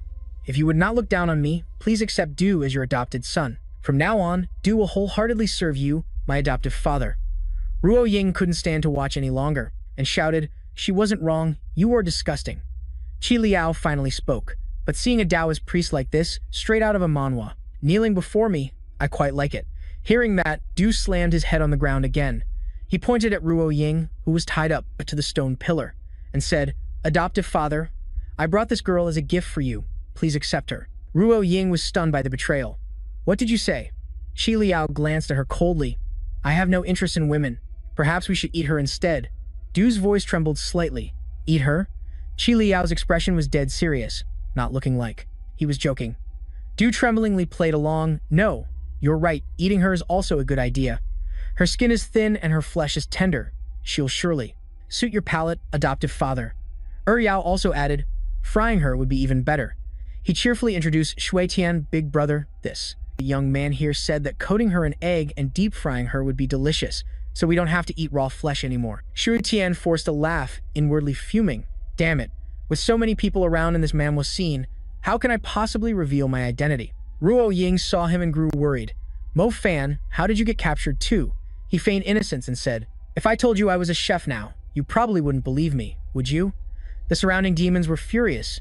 In these mountains, there aren't even mosquitoes, so where would you get cooking oil? Liar, you must take us for fools. All those cultivators are shameless liars. Chop him up and use his organs as a sacrifice to the heavens to avenge our demon lord. Ruo Ying tried to protect him. He's not from the Yufeng sect, he's just a stud, but she was cut off by a silencing spell. The one who cast the spell was Du. Seeing him secretly use the technique, she was enraged. "Du, you dare harm a fellow disciple in this manhwa-like betrayal." Shui Tian also pointed at him and accused him. "Well done, Du. You dare to seize the Tu Shan sword for yourself, and now you want to use the demons to kill. You need me to tie up loose ends. Even in death, I will visit our master in a dream to expose your conspiracy." He thought to himself, "My identity. I cannot be revealed to Ruo Ying. I must find a way to speak with Qi Liao alone, just like in a tense manhwa chapter." After hearing this, Du was confused.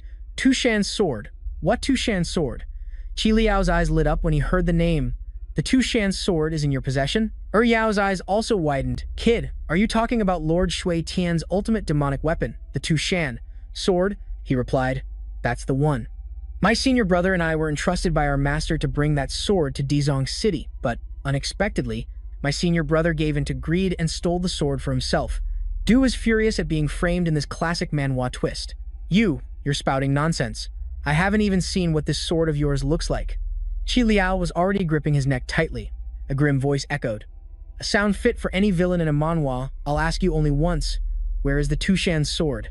The pressure from Qi Liao's hand made him panic even more. I really don't know." He was lying. In a move that would end any manhwa chapter, Shui Tian was also pulled over, and the demon then watched in astonishment. "It's here, Lord Qi Liao's ultimate move, a technique straight out of a manhwa, the Immortal Hole technique. Once this move is unleashed, even a great Luo Golden Immortal would find it hard to escape within a 50-yard radius." His hand squeezed tightly around Shi Tian's neck. Both of their lives were in danger. Qi Liao asked in a menacing tone, "Which one of you is lying? Spit it out." Shi Tian exclaimed, "What I said is the truth. If you don't believe me, I can prove it to you." He then formed a hand seal. Qi Liao was stunned when he saw it. You? Shi Tian looked at him calmly. What do you think? I didn't lie to you, did I? After hearing this, he immediately threw Du to the ground and shouted, Today, I will definitely find the water flow stone. With that, he grabbed Shi Tian and left. You all wait here, I have to question him personally. His subordinates replied in unison. Yes, sir. Inside a private room, Qi Liao finally dared to ask, Who exactly are you? How do you know Lord Shi Tian's exclusive seal technique? Shi Tian, however, reminded him, Hey, put me down first. He dusted off his clothes with a cool demeanor and asked, Where are the other personal guards? Where have they all gone? Why are you the only one left on Fuxian Mountain, acting like a bandit? Seeing this familiar aura, Qi Liao became even more alarmed. Could it be that you are? Shi Tian gave a smile identical to the original Shi Tian's, a classic Manhwa reveal. I hope you've been well since we parted, Qi Liao. Upon hearing this, his eyes welled up with emotion, and he quickly knelt down, proclaiming, Your subordinate, Qi Liao, pays his respects to the Demon Lord. Qi Liao recounted that beast, Jiao Mu. He brought experts from the 5 sects to ambush the royal guard, killing countless of our brothers. Only a few managed to break through and escape. Then they massacred our entire demon clan, a truly dark turn for this Manhwa, with only a few women and children left alive, whom they took as slaves. Those lucky enough to escape all fled to the mountains, and those brothers out there are the fortunate ones who escaped the blades of the 5 sects. He continued with a heavy heart. I wanted to save as many people as possible, but I was useless. Shi Tian was filled with indignation upon hearing this. If the heavens have given me a chance to be reborn, I will definitely take back what belongs to us. Rest assured, whether it's the 5 sects or Jiao Mu, I will make them pay a debt of blood with blood. The demon clan will one day live openly and proudly on this earth, not at the mercy of others. Qi Liao showed his loyalty and asked for instructions. My lord, what are your orders? Qi Liao is willing to go through hell and high water and will not hesitate. Shi Tian calmly replied, No rush, although I have been reborn, and I still remember the cultivation techniques, my power has not yet returned. You all should lay low for now, wait until my power has recovered to 70 or 80%. As he said that, he pointed to the deepest part of the mountain cave and reported, My lord, it just so happens that I found a peerless spiritual medicine here in Fuxian Mountain, which might help you restore your cultivation. A classic Manhwa power-up item. Shi Tian was surprised to hear this. A spiritual medicine? Qi Liao revealed, It's this purple gold dragon bone. I heard from the earth spirits in the mountains that in ancient times, the bones of a flying dragon did not decay for tens of thousands of years after its death, transforming into the purple gold dragon bone. Legend says it has the effect of repairing spiritual veins, opening soul apertures, and condensing a golden core. We knew at a glance that it was but we didn't know how to use it, and eating it had no effect. My lord, you are wise and knowledgeable. Can you see if there's a way to unleash its power? Looking at the item before him, Shi Tian couldn't help but exclaim, This is my chance. It was all for this dragon bone set. I can't believe it's this massive. This dragon species, a legendary beast in many a manhwa, was said to have had thousands of years of cultivation when it was alive and was incredibly powerful. My current body is weak because of its frail tendons and meridians. If I can use this to refine myself, my constitution will definitely improve. He was thrilled at the thought. When she requested that I bring back the purple gold dragon bone, but he never specified how much, I'll just hand over one piece to complete the mission. That association won't be able to say a thing to me. Based on my current cultivation level, refining it with my true chi is impossible. However, if I can already use the sword control technique, perhaps the Taoist alchemy arts are also possible. If fate has led me to be reborn into a Taoist sect, then I must seize this opportunity to study Taoist techniques, a common path for protagonists in a cultivation manhwa.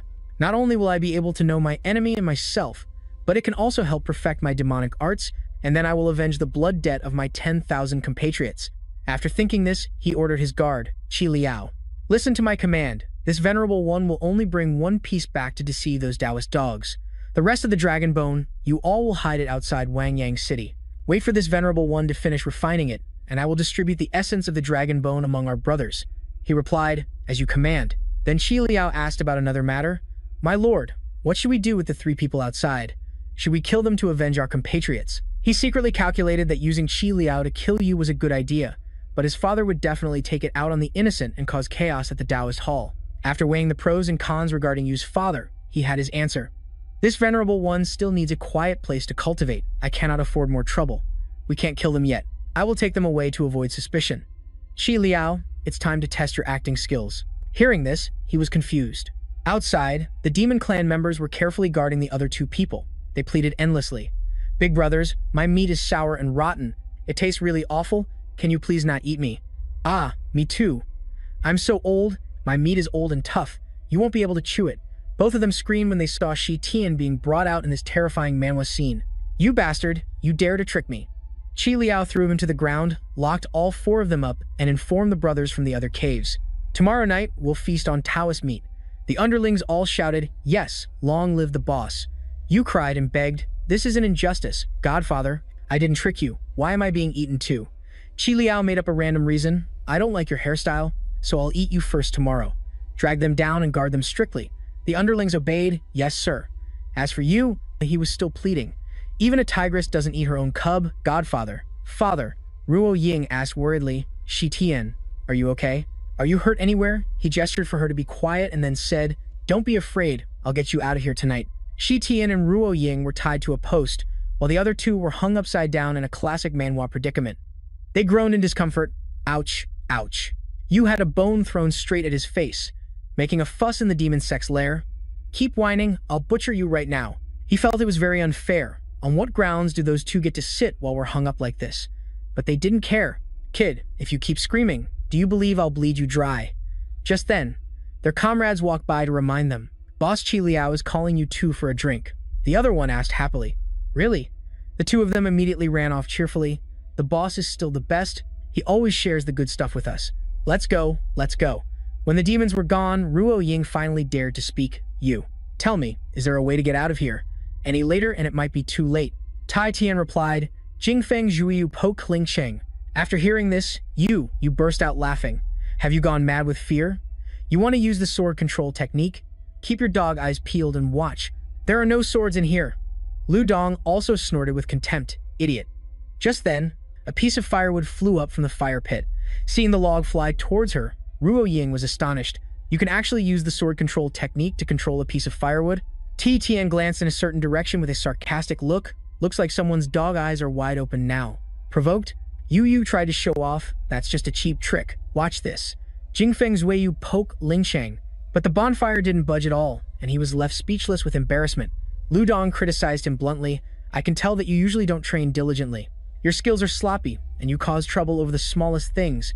This old man will have to handle it. His pride wounded, he yelled, If you're so great, then you do it. The older man, acting knowledgeable, said, When chanting an incantation, you must concentrate, and your voice must be deep. Watch your uncle show you how it's done. Jingfeng Zhuyu poke Lingsheng. A loud crack echoed, and countless pieces of firewood shot out wildly in every direction. You yelped in shock. Mother! Ruo Ying and Ti Tian had already freed themselves from their ropes perfectly. Ti Tian mocked them. After seeing such a performance from two masters, I feel much more at ease. Ruo Ying, let's go. The other two struggled desperately. You shamelessly pleaded with them. Don't go. Don't go. You two can't just watch people die and not help. It turns out he had a plan all along, having Qi Liao infuse the wood with a bit of demonic energy. This kind of clever twist is straight out of a manhwa. As a result, their sword control technique was indeed difficult to use. I just added a bit of the demon clan's mind arts, and even the sword control technique can be activated. I'll need to research this further when I get back. You pleaded desperately. Junior brother, don't go. Come and help me, and I'll reward you with 100 gold pieces when we get back. Tai Tian refused. Sorry, but I don't accept empty promises. Who knows if you'll go back on your word once we're back. This isn't some manhwa where promises are always kept. Either we make a deal, or you two are on your own. You is at a loss for words. He gritted his teeth and agreed.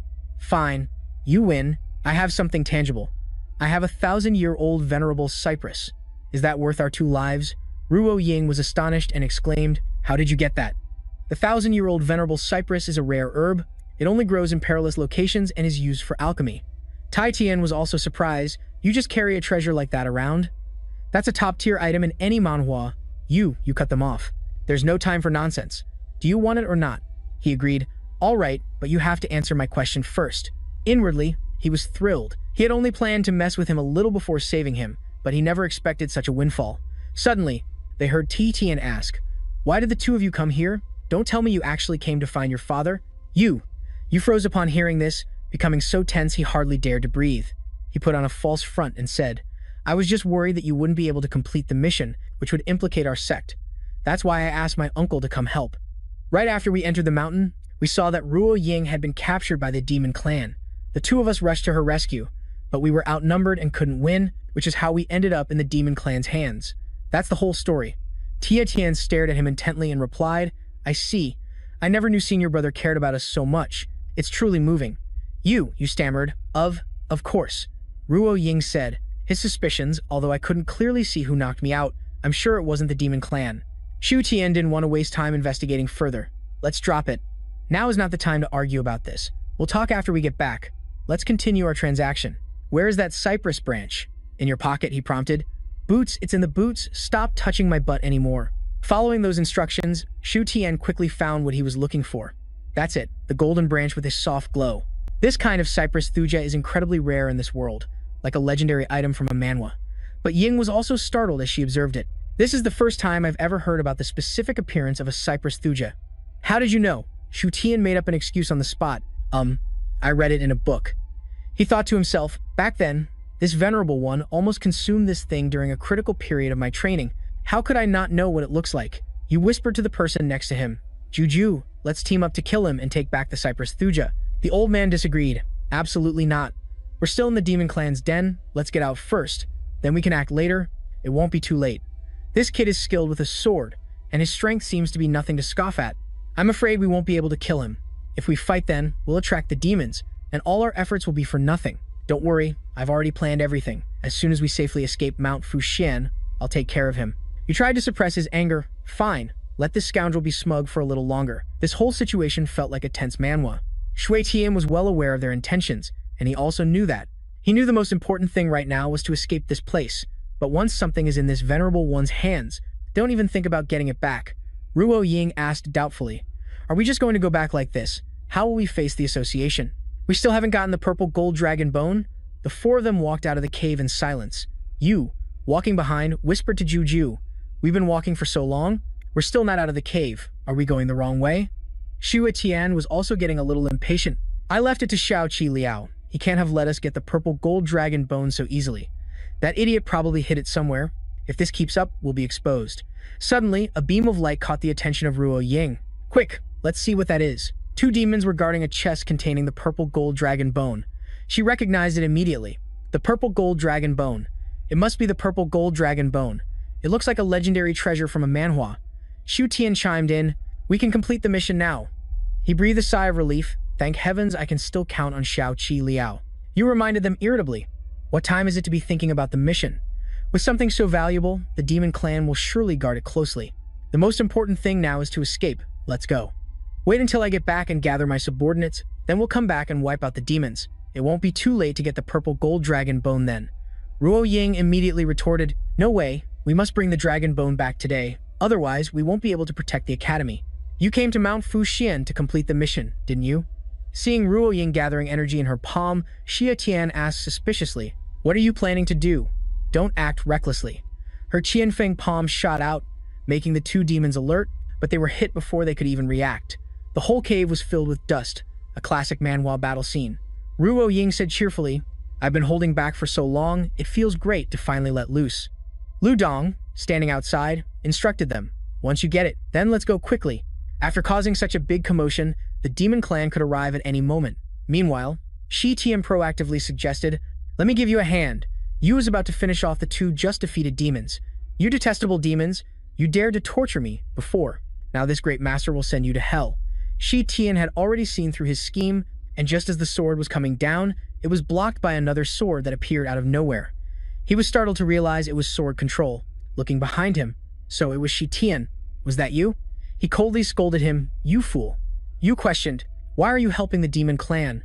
I thought you were suspicious from the very beginning. Earlier, you were taken away alone by Qi Liao. Did you already submit to the demon clan? Ruo Ying, get away from him, he's a traitor. Shi Tian sighed and replied, You're unbelievably stupid. If I hadn't acted in time, you would have gotten us all killed. You didn't believe it, he shouted. What? Shi Tian looked at him with an imposing gaze like a demon lord from a manhwa. Where are we right now? In the demon clan's lair. Do you think just getting out of this cave means we're safe? This entire Fushan mountain is the demon clan's territory, and we stole the dragon bone. When the demons find their treasure missing, they might just feel a little heartache and let it go, but you wanted to kill their people. Let me ask you, are you scared? What do you think the odds are they'll hunt you to the ends of the earth? These words, straight out of a grim manhwa, terrify you so much that he dropped his sword. Shi Tian continued to lecture him. Humph, I saved your life, and you suspect me? Truly no good deed goes unpunished. Ruo Ying also agreed. Mo Fan is right, we shouldn't touch them. Leaving here safely is the priority. You had no choice but to swallow his pride and change his tune. I am a righteous person. I'm not afraid of the demon clan. You guys stopped me this time. It's not that I didn't dare. Lu Dong urged him, let's go. It seems like someone from the demon clan is coming. Ruo Ying also commanded, go. He fearfully chased after them. Wait for me.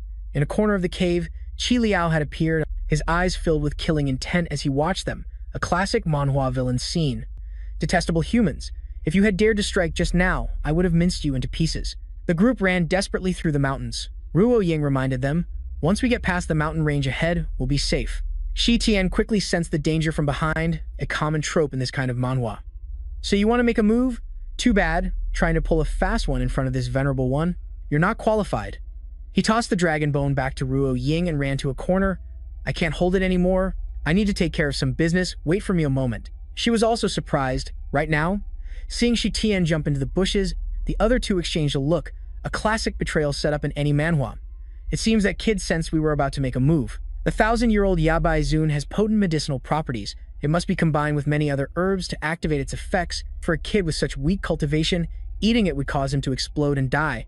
Unless we give him a little push, he won't notice a thing. You recalled the past. The last time he went to pick the 1,000-year-old Yabai Zun for you, he fell off a cliff and didn't die, but lost his memory.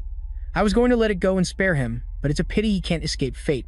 In this manhwa, his destiny is to lose his life for this treasure. Lu Dong added, while we have the chance, I'll knock her out to avoid complications. You agreed, yes. Then we'll say the demon clan caught up, and Shi Tian died protecting us. If I die heroically, I can still be recognized as a demon-slaying hero.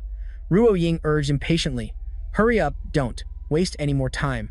Shi Tian was hiding behind a bush, the Yabai Zun already in his hand. Hearing Ruo Ying's call, he shouted back, got it.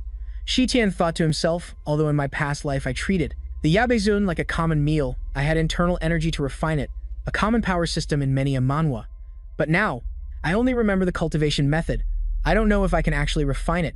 He decided to risk it without a moment's hesitation. He threw the Yabai Zun into his mouth, not overthinking it. Shi Tian tried his best to chew the Yabai Zun, and then he struggled to swallow it. Suddenly, Shi Tian's stomach bloated, and a bright light emanated from him. Shi Tian writhed on the ground in pain as a memory fragment surfaced in his mind, a dramatic scene straight out of a manhwa. That person had told Shi Tian, especially the newly appointed Grandmaster, Great Hero Jia Mu, if you obediently hand over the King Pill and the demonic weapon, you will be granted a painless death. The words of Qi Liao also replayed in his mind, like a tragic backstory from a manhwa. They slaughtered our entire demon clan. Only a few surviving women and children were captured and enslaved. The hatred, combined with the pain in his body, made him grit his teeth to endure it. Shi Tian's entire body began to radiate a strange power, just like a manhwa protagonist. He was determined in his heart, our demon clan will one day exist openly on this earth, no longer needing to hide. The three outside also sensed something was wrong. A strange fragrance wafted out, piquing their curiosity. Lu Dong guessed suspiciously, something's not right, I can feel a source of power being unleashed. Dudu also hesitated, could this kid be having diarrhea? Ruo Ying exclaimed in disbelief. Was that from Mo Fan's spot? The sound of rustling footsteps caught their attention. He clutched his stomach and said shyly, so embarrassing, I couldn't hold it in and screamed. Dudu immediately made a move, raising his fist. You piece of trash, were you trying to lure the demon clan here on purpose? Shi Tian met his attack, their fists collided with a loud bang. Dudu's hand was gripped tightly by him, and he couldn't move. How can you? But Shi Tian spoke calmly. Looks like it'll be a bit harder to bully. Your junior brother from now on, senior brother. Ruo Ying was also surprised, based on Mo Fan's strength in this manhwa until now, he had never been able to beat Dudu, yet this time he blocked a punch. Should she stop the irrational Dudu, especially since things have come to this point? Should we return to Wangyang City first and figure things out? Meanwhile, he kept screaming, you scoundrel, you ate my 1,000-year-old Yabai Zun. Shi Tian adopted a completely unbothered attitude. I'm the one who's best. He replied, many thanks to senior brother for giving me such a precious herb. Tears streamed down Dudu's face as he lamented. It took me 2 years to find it, and I lost it just like that. Lu Dong also spoke up, you rotten kid. Just you wait, this isn't over. Shi Tian could feel his power had increased. It really was good stuff. It's been a long time since he last felt this sensation of overflowing power, a classic Manhwa power-up. It had finally returned. Ruo Ying still trusted him. She figured he must have predicted Dudu would go back on his word, a classic Manhwa protagonist move, so he ate his Yabai Zun, right? Shi Tian casually replied, anyone could have seen what he was planning to do. She tossed the purple gold dragon bone back to him and said, congratulations, your cultivation has improved again. This dragon bone is too heavy, you take it. Wait, Shui Tian suddenly asked, I have a question. Can you explain it to me? Ruo Ying was always willing. What is it? He got straight to the point with a serious expression. How do you cultivators classify your ranks? This question stunned her. Us cultivators? My friend, you seem to have a lot of questions, don't you? Returning to the Taoist hall, Ruo Ying presented the purple gold dragon bone. This disciple has not failed her mission and has brought back the purple gold dragon bone. The first level mission of our Taoist hall for this year is now complete. Wei Ming looked at the treasure, so happy he was stammering. You all really did it. The other disciples also began to murmur in amazement. Heavens, they actually managed to bring back the purple gold dragon bone. Fushan Mountain is plagued by the demon clan. How could the two of them possibly have obtained it? This is the kind of impossible quest you'd see in a manhwa. The credit must surely go to the class president. That oaf Mo Fan doesn't even have the face to see the master. That's right, other than causing trouble and bragging, he's useless. Amazing that the Taoist hall is saved. The master also noticed, you've worked hard. Where is Mo Fan? Ruo Ying reported he went to the Tianyi Pavilion as soon as he got back. I feel like he's acting a bit strange. At the Tianyi Pavilion, this was the library of the Taoist hall. Inside, he was engrossed in reading a Taoist cultivation manual, a scene common in many a cultivation manhwa.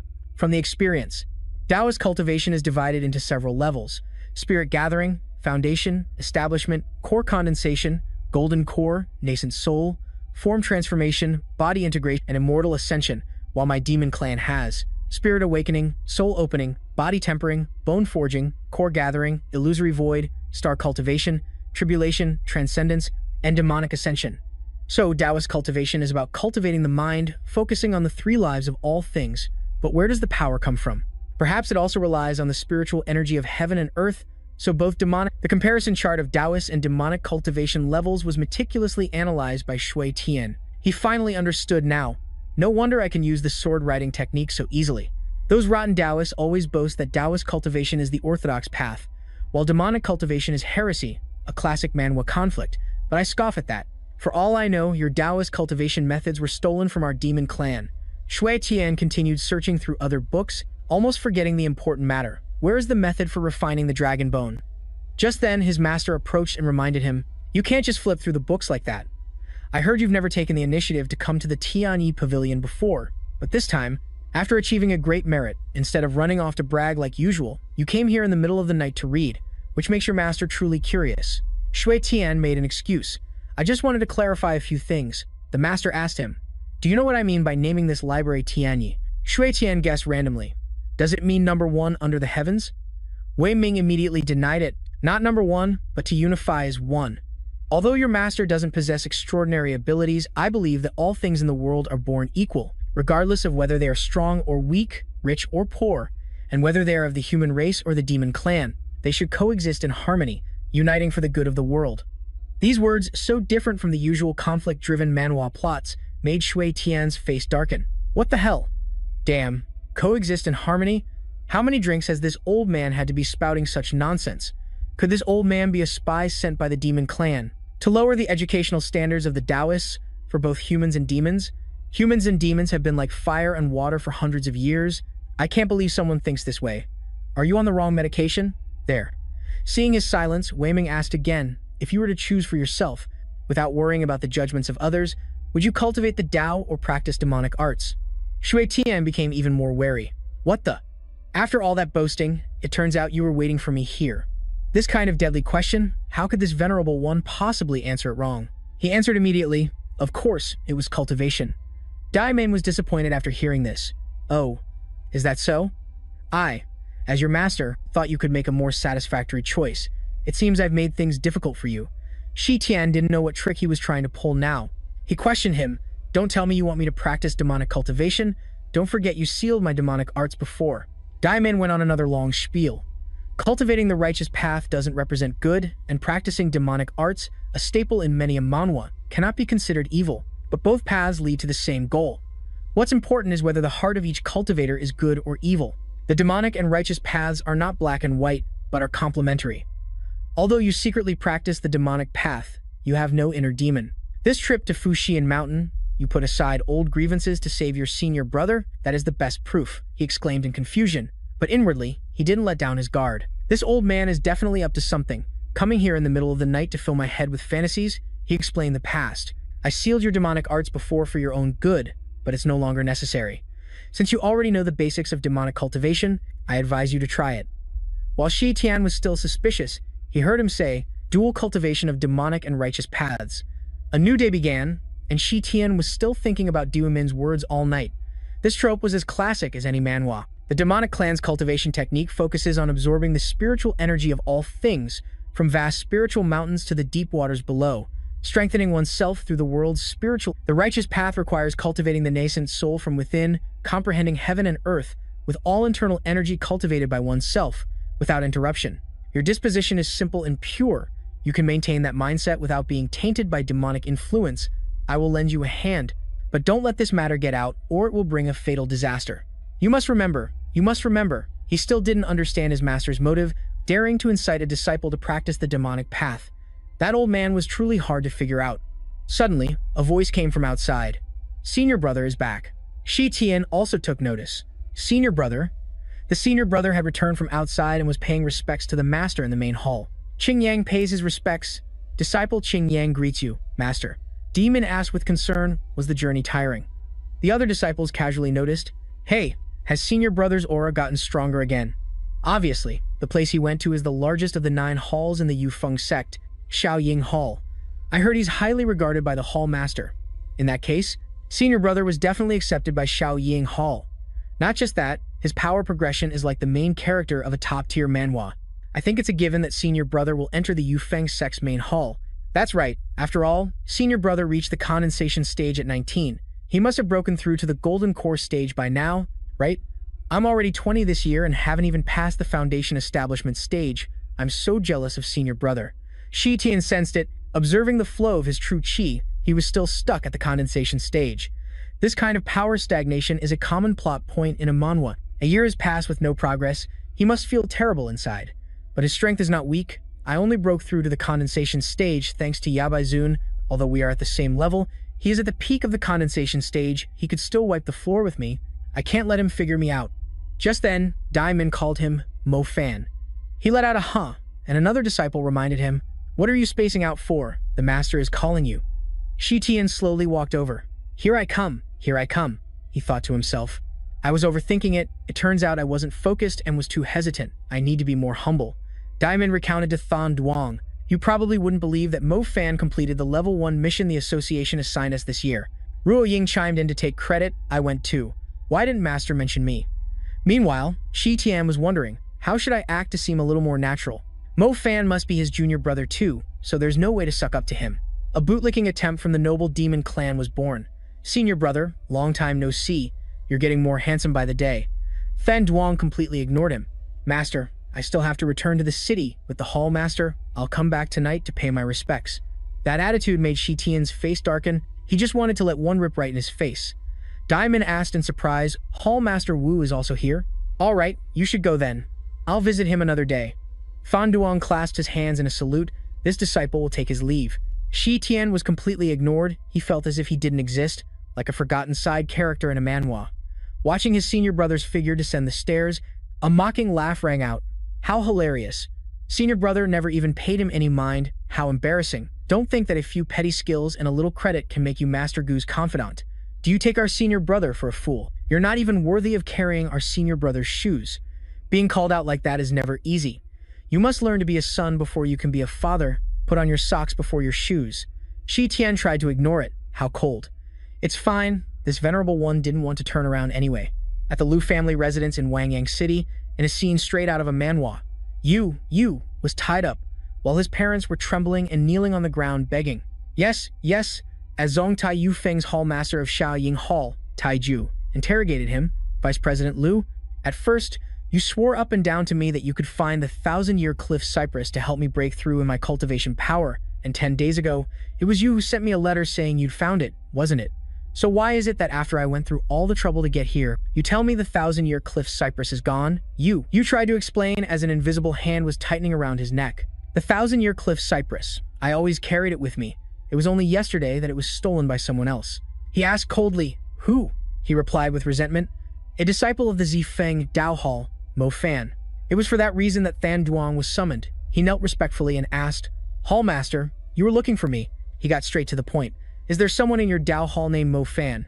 Little you said he had prepared the 1,000-year cliff cypress for me, but it was stolen by that guy. Is that true?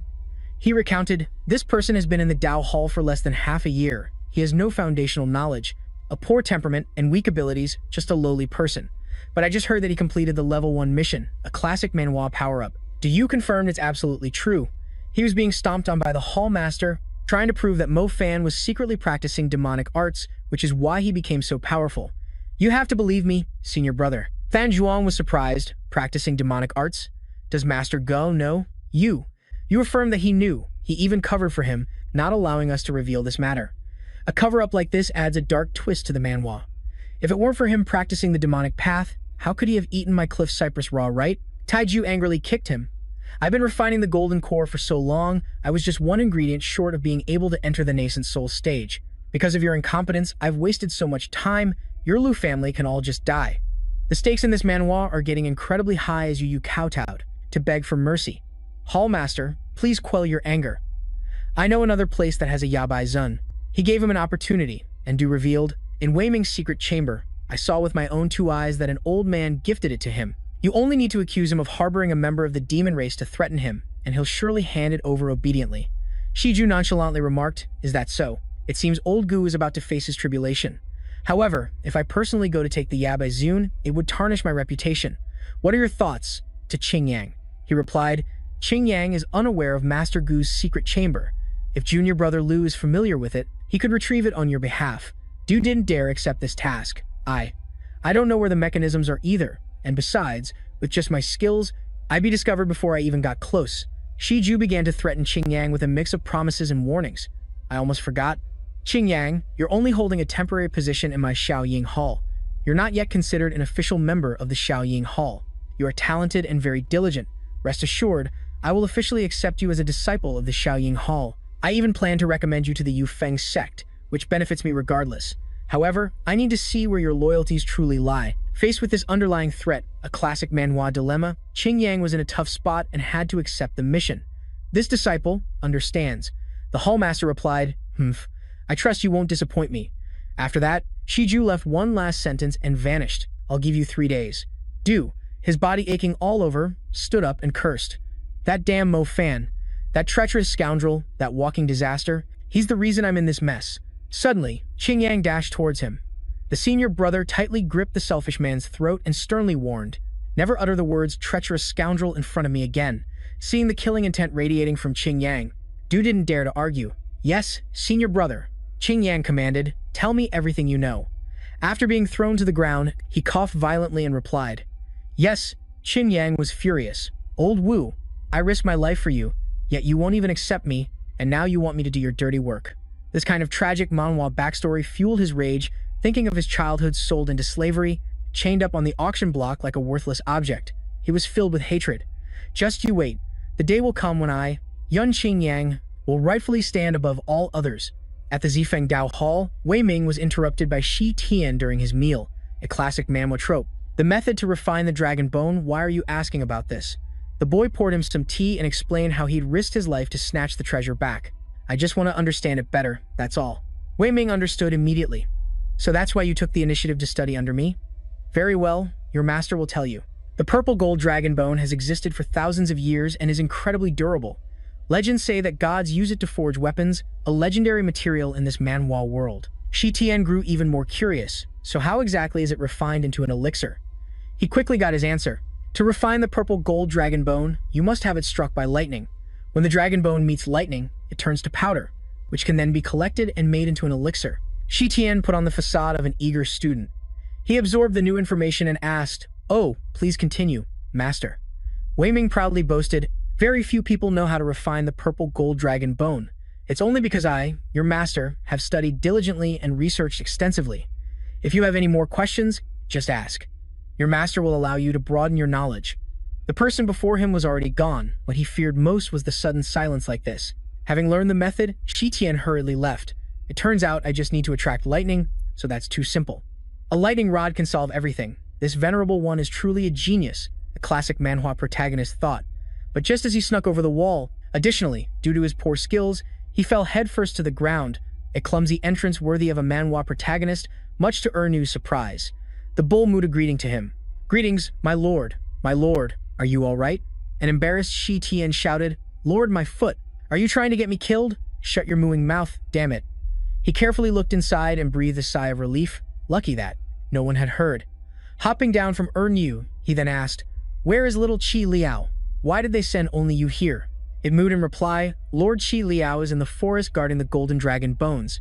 He sent this old bull to pick you up." Shi Tian ordered Ernu, "Let's get out of here quickly. Lead the way." It moved shyly and then said, "Well, about that." Shi Tian looked at him suspiciously. "What?" Ernu blushed and rambled on. "Last time at Fushan Mountain, this old bull was blind and offended you. For the past few days, this old bull hasn't been able to eat or sleep well, constantly thinking about what to do, to atone for my sin. Today, this old bull has finally figured it out." The dramatic apology was pure manhwa theatrics, but Shi Tian wasn't interested in dwelling on the past. No need. Ignorance is not a sin. Ernu had already imagined himself being prepared into delicious dishes and bravely said, "This old bull will use his body to atone to you. The shoulder, the brisket, the bacon, the ribs, the rump, the shank. Please, try it. You don't need to pity this old bull." Shi Tian snapped back in annoyance. "I already said no. Put away the cleaver and the pot right now." It suddenly remembered something, grabbed its waistband, and prepared to pull it down. There's also something precious, extremely nutritious. Shi Tian's face darkened as he trembled and begged it, "No need, stop for me." After that scene finally ended, he was led by Ernu to the meeting point. The loyalty shown by his subordinates in this manhwa is incredible, as Qi Liao, who was guarding the golden dragon bones, knelt down to greet him upon his arrival. General Qi Liao and the brothers from Fushan Mountain greeted their lord, and behind them, the other demons also shouted their greetings. "My lord." Shi Tian said casually, "All right, stand up. You've all worked hard, managing to gather so many dragon bones in just one day." Qi Liao asked the lord, "So, what are your instructions for what's next?" Shi Tian said cryptically, "You don't need to do anything, just wait here." He exclaimed in confusion, "Wait? Wait for what?" Shi Tian licked his lips slightly and replied, "Wait for mealtime." Seeing Shi Tian use a talisman, Qi Liao was extremely puzzled. "My lord, why are you using a talisman from those stinking Taoist priests? The power system in this manhwa is so intricate. You clearly have the 10,000 demons heavenly thunder guide, don't you?" He needed to concentrate. "Don't bother me, or I won't be able to remember this heavenly thunder talisman. I heard that people from the Yufeng sect have already arrived in the city of Wangyang, so using a Taoist thunder talisman is the only way to avoid tipping our hand." Qi Liao had a realization, so that's why. But he didn't know that his respected lord was crying a river of tears inside. A classic manhwa inner monologue. "Do you think I don't want to use the 10,000 demons? It's because my power hasn't recovered yet. Eating just one cypress branch barely did anything." His subordinates immediately cheered. "Our lord is wise. As expected of the leader of our clan, supremely intelligent, resourceful, full of schemes, and cunning beyond compare. The flattery in this manhwa is always over." Shi Tian turned to Qi Liao and asked, "You've reached the peak stage of bone refining, right?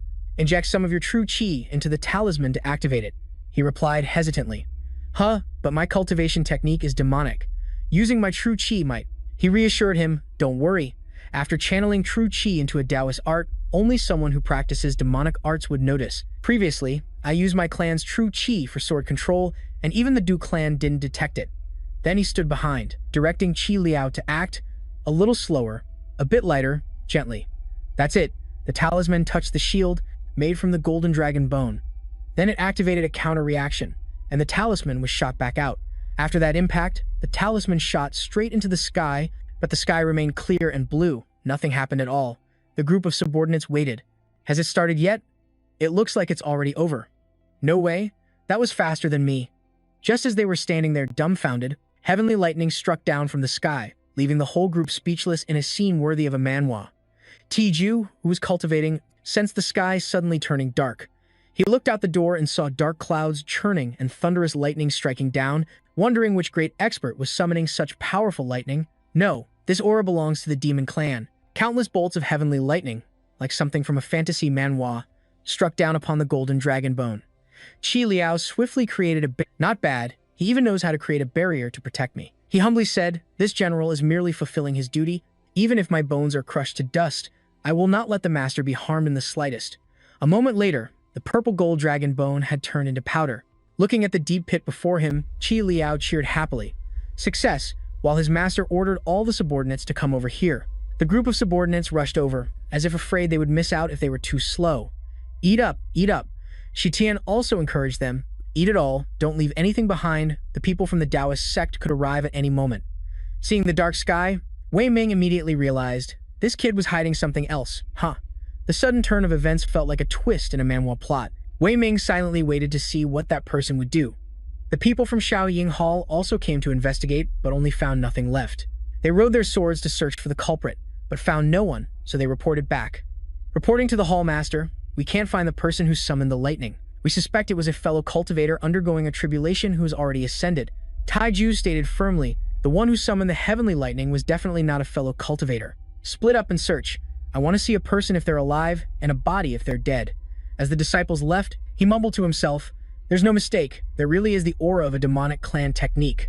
The power to attract heavenly lightning is something you'd see in a manhwa. Their cultivation level must be quite high. Remnant of the demon clan, what is your purpose?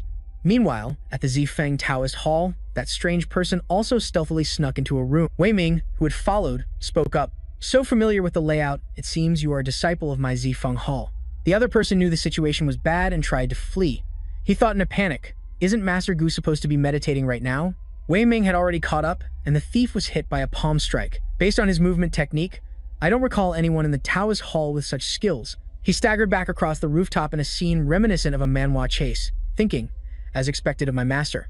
Wei Ming refused to acknowledge him. As an acquaintance, how could a disciple of mine be doing such petty thievery? Seeing that his hand was ready to strike again, the man quickly took off his mask to confess. Wait, Master Gu, it's me. He knew very well that if Master Gu's coiling thunder palm got any closer, he would be a goner. The master silently retracted his coiling thunder palm and asked, Qing Yang, why is it you? He honestly confessed, Taiju heard that you have 1,000-year Thuja pine, and forced this disciple to steal it for him. This disciple is incompetent and has disappointed you, master. Wei Ming couldn't bring himself to blame him. You are truly foolish. I, your master, have told you before that Taiju is a treacherous and cunning man, not someone to associate with. Why must you be so obstinately blind? As a grandmaster, master, if word of this gets out, how can I still be a role model for my junior brothers and sisters? Qing Yang pleaded, Master, could you please give me the 1,000-year-old backtone herb so I can complete my mission and return? Your disciple will surely do everything in his power to find another herb to exchange for it. Hearing this, Wei Ming grew furious, wanting only to knock some sense into him. You, Taiju is insatiably greedy. If you take one wrong step, you'll continue down the wrong path, and trying to escape him later on will be even more difficult. Leave Shaoying Hall at once and obediently cultivate in the Dao Hall for me. Surpassing Qi Ningzui quickly is what matters. Qing Yang replied grimly, Yes, I understand, his master exclaimed. You have greatly disappointed me. Just then, in a classic manhwa twist, Wei Ming was betrayed by his own disciple. A blade pierced through his chest.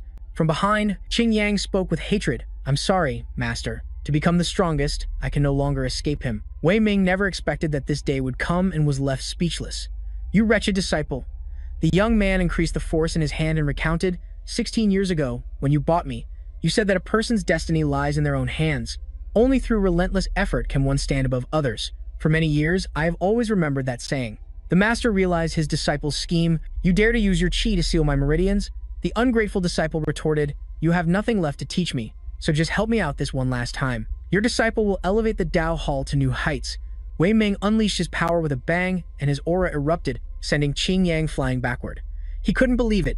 Even with 9 of his core points and 13 of his meridians sealed by me, he can still activate his golden core. Seeing Wei Ming flee, he gave chase, shouting, Don't let the old man live.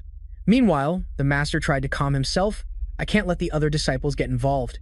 He's gone mad, he's capable of anything. Just then, Taiju appeared ahead, as if he had been waiting for a long time. Well, if it isn't Master Wei, still up on the rooftops in the dead of night, hopping about.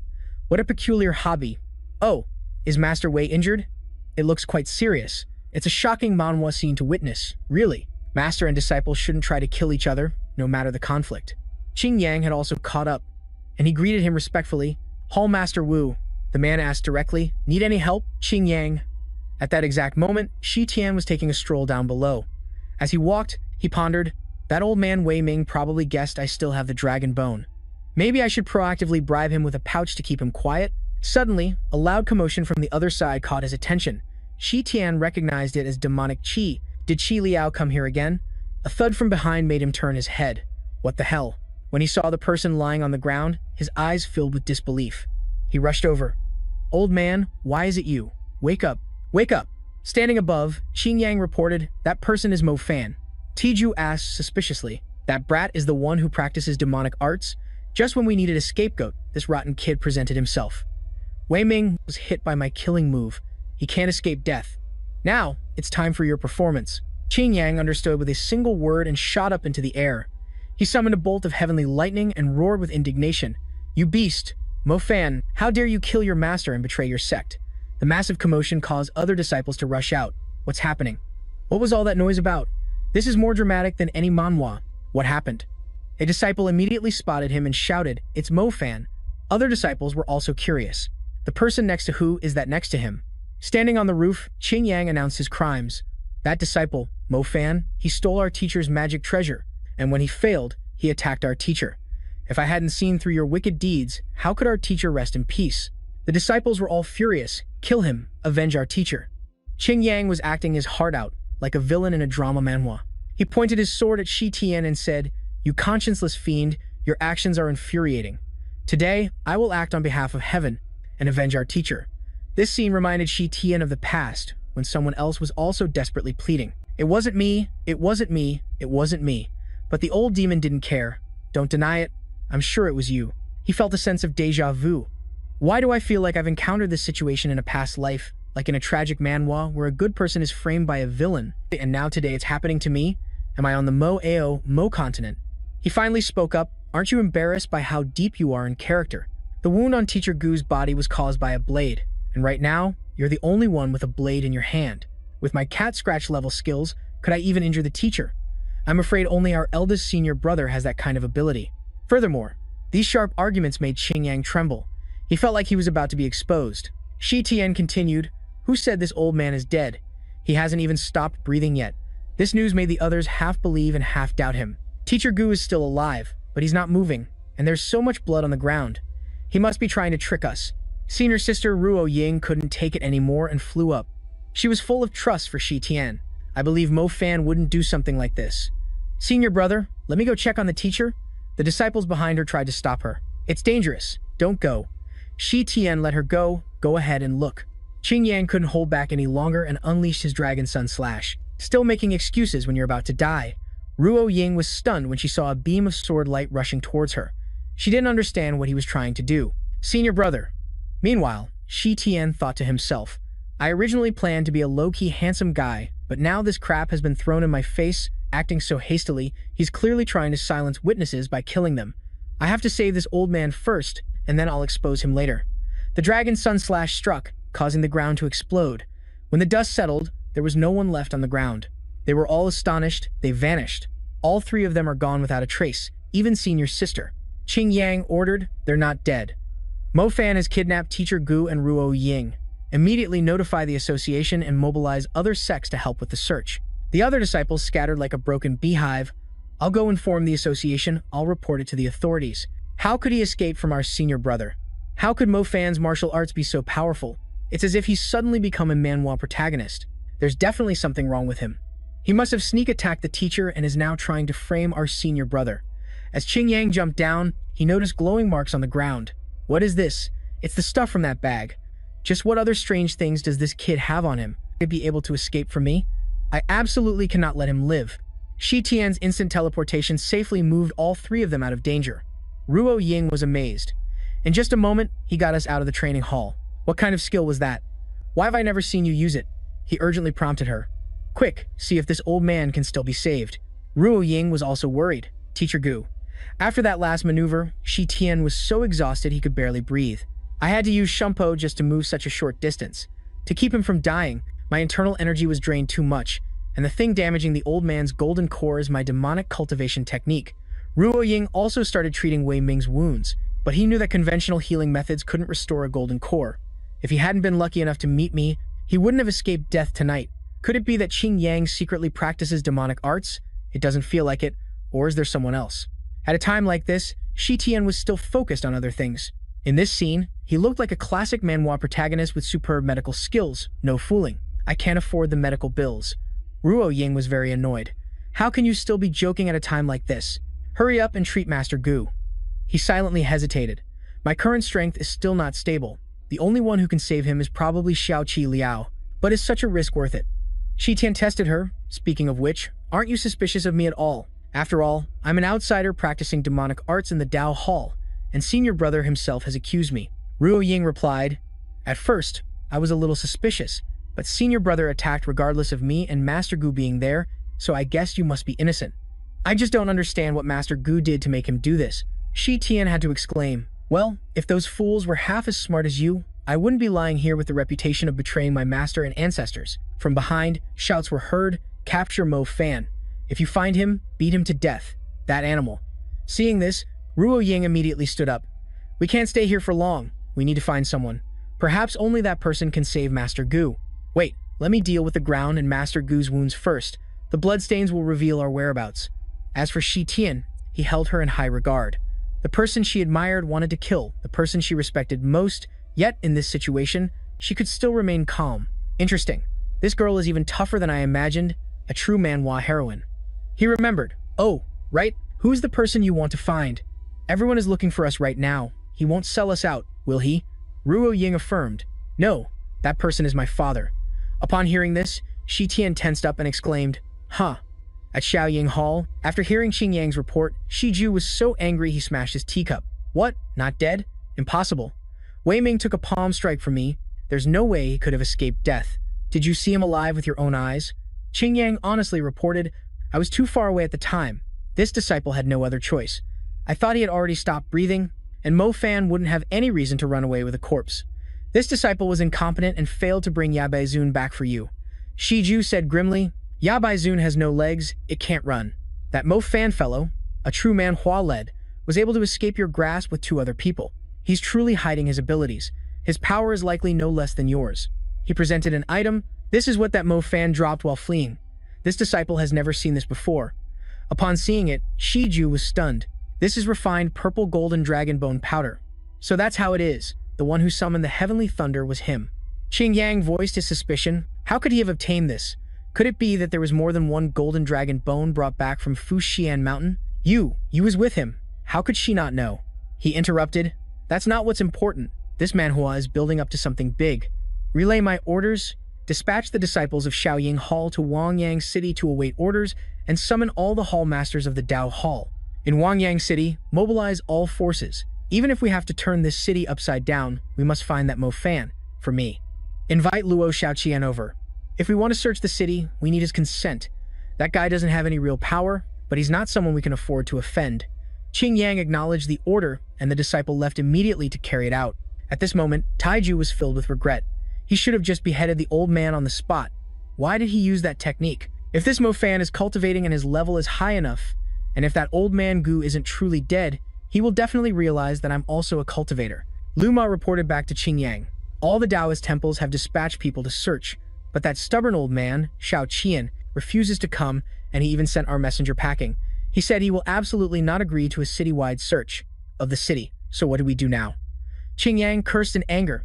The Great Taoist Association, a force to be reckoned with in any manhwa, can't even command a mere city lord? What's wrong with this picture? Liu Ma spoke up. Qing Yang, you grew up here, so you must understand the situation in Wangyang City. That Xiaoqian is one of the 9 hands of Ji Huang, one of the 9 greatest medical masters. Even though he offended the 5 sects in the past, here in Wangyang City, no one dares to touch him. This manhwa is getting interesting. Qing Yang shot him a cold glare, and Lu Ma immediately trembled in submission. I will do my best to persuade him. Meanwhile, you whispered into his ear, but is it possible that Ying took the Gu Master to see Xiaoqian? After all, she is his daughter. Lu Ma immediately shot back. Nonsense. Their surnames are different. How could they possibly be related? You revealed that Ruo Ying was originally surnamed Luo, but she deliberately changed it to hide her identity. I once rummaged through her wardrobe and saw letters exchanged between the 2 of them. I'm sure of it. Qing Yang ordered. I'm giving you a chance to prove yourself. Take some experts from Xiaoying Hall and stake out the Luo Manor for me. Remember, if Mo Fan shows up, do not alert the target. Report back to me immediately." You replied, "As you command, senior brother Qing Yang." Inside the Luo Manor, a servant offered him tea and advised, "Master, you should get some rest. Do you really not intend to cooperate with the city search? Offending the Xiaoying Hall and the association is one thing, but the young miss is still." Xiao Qian cut him off coldly. She brought this on herself. "I told her countless times that the Taoist Association is no good, but she went anyway. Now, she's facing the consequences. To even commit such a treacherous act as killing her master. That Mo Fan is a true Manhwa villain, just completely vicious."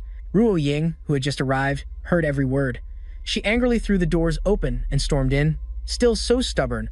"Father, why don't you find out the truth before jumping to conclude?" The servant saw her and exclaimed, "Young miss." The crowd asked with concern, "Young miss, are you all right? Are you hurt?" She reassured them, "Yes, I'm fine, Uncle Shu." Though his words were harsh, Xiao Qian's eyes were filled with tears. "So you're back? Didn't you boast you wouldn't return until you were stronger than me?" "Huh," but Ying had no time to argue. "The situation is urgent. Father, come help me save the Gu Master first. We can argue when we get back." This family drama feels like it's straight from a manhwa. They slipped out the back door of the Luo Manor. You followed them stealthily, muttering smugly. "Silly woman, did you think I wouldn't guess you'd use the back door?" The man beside him suggested, "I'll go back and report to the Hall Master." Hearing this, you immediately berated him. "Are you in charge here or am I? What were the senior brother's orders? If we see Mo Fan, you're only supposed to report back when Fan appears. Has Mo Fan even shown up for you to come back and report?" "You idiot." The man was so angry he was speechless. Internally, he cursed him a blue streak. Damn it, treating a chicken feather like it's a command token. The son of the association's vice chairman dares to run his mouth at me? Just wait until this is over. I'll settle the score with you then. This isn't some manhwa where your background protects you forever. You instructed him, go get the guys from the front gate. We'll all charge in together. He schemed to himself.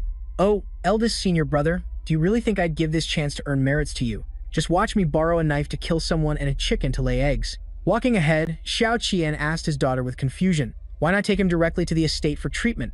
What's the point of all this back and forth, wasting so much time?" she explained. "Master Gu was already unconscious. Carrying him makes us too big of a target. We're almost there." Her father continued to grumble and blame her. "A life is at stake. How can you be a doctor with that attitude?" But Ying replied, "I don't want to argue with you today, father." Meanwhile, Shi Tian was lying in ambush in an alley, and he recognized the man.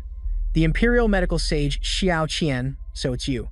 The man who ignored the 5-sex prohibition to save my people from the plague back then.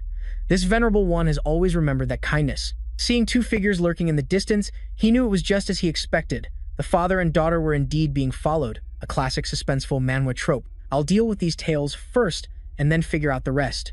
Yu's group tailed the father and daughter closely, and he looked at the building ahead, and confirmed it was in that courtyard. Mo Fan's current strength is not to be underestimated. "Are you guys sure you can handle him?" All four of them spoke arrogantly. "If it weren't for the Hallmaster's orders, do you think someone like you could command the four of us? A weakling like you isn't even worthy of carrying our shoes. The four of us are the two. Tian Sword Formation, the Hallmaster's personal guard. The Four Sons of Xiao Ying is not an empty title, you know?" Hearing this, Yu grew even more confident. "Very good, we'll strike them without anyone knowing." Suddenly, Shi Tian appeared behind them. He made a scary face, startling the whole group into shouting, "Oh my god," he threw a punch straight at Yu's face. It's not nice to hit people, especially when we're all family. The two Tian Sword Formation's quartet got into position, exclaiming in surprise, to think he could get so close without making a sound. He's an expert. Shi Tian raised his fist, confident because they were only at the Foundation establishment stage. "It's the perfect time to use you guys for practice." The leader immediately ordered, "Show no mercy, end this quickly." The action in this manhwa is always fast-paced, shouted in unison. Two Tian Sword Formation. Shi Tian nimbly dodged the sweeping sword lights. He scoffed. "Is this all the two Tian Sword Formation has got? I think the Earth Turtle Sword Formation would be a more fitting name." These scornful words bruised their egos. They unleashed their ultimate arrogant formation. Ah! The sword chi grazed him, causing him great surprise. This sword chi is... A loud explosion erupted, and Yu was thrown back by the aftershock. The arrogant leader said, "You fool, did you think the two Tian Sword Formation was just simple sword slashes? So what if you can jump around like a monkey? The power system in this manhwa is more complex than that. The demonic sword chi alone is enough to incinerate you." But when he looked clearly at the ground and saw his own men, he was stunned. "How? Could it be you guys?" A chilling voice rang out. You idiot! I can be just as cunning, can't I? You used a sinister spell to seal the souls of my demon clan people inside your swords. This is the karma you deserve, a fitting end for any Manhwa villain. Reading the demonic sword chi, he was in utter disbelief. How could this be? Each wave of pursuing demonic sword chi that shot out made his bones crack and splinter, creating a snapping sound. Blood flowed from his 7 orifices, and the last words he heard were, "All you so-called righteous sects are just putting yourselves on a pedestal, you despicable scoundrels. You are the ugliest things in this world." He glanced coldly at the person behind him. "Taiju, am I right?" "You do," hurriedly reported Hall Master Wu, "that you've arrived just in time. Xiao Qian is colluding with the demon clan and is currently inside this courtyard, and Mo Fan has betrayed the righteous path, secretly practicing demonic techniques. That beastly scum has joined the demonic sect." The words beastly scum and filth made Taiju flinch as if he'd been struck, his anger boiling over. He unleashed a slap. "Shut your mouth." The slap was so powerful it sent him flying, and he landed with a thud. Yu had passed out in silence. Shui Tian watched him with a sharp gaze, using spiritual energy to block the force. This wasn't a method the righteous sects would typically use. Now I know who severely injured that old geezer. Taiju realized it immediately. A mere disciple with such knowledge. I'm afraid you're not just secretly practicing demonic techniques. I think you're actually a demon clan brat. Shu Tian was also very clear-headed. He's at the peak of the golden core stage. A power level straight out of a manhwa. I can't beat him. I have to deal with him first. I need to buy time for Ruo Ying and her father. He threw a palm strike towards him, but Taiju had already appeared behind him. However, Shu Tian vanished just as his attack landed. He was utterly astonished. An after-image, Shui Tian surprised him with a rising uppercut. "Humph, you think you're the only one who knows how to teleport?" Following the punch was a kick that sent the hall master of the Xiao Ying Hall flying like a character in a manhwa. He had to steady himself to regain his footing. Shui Tian asked contemptuously, "Is that all you've got?" The position of Xiao Ying Hall Master wasn't earned by selling your rear, was it? Taiju had noticed Sui Ningzui's cultivation level. He didn't expect such speed, and his moves were swift and clean. No disciple from a righteous hall could cultivate like this.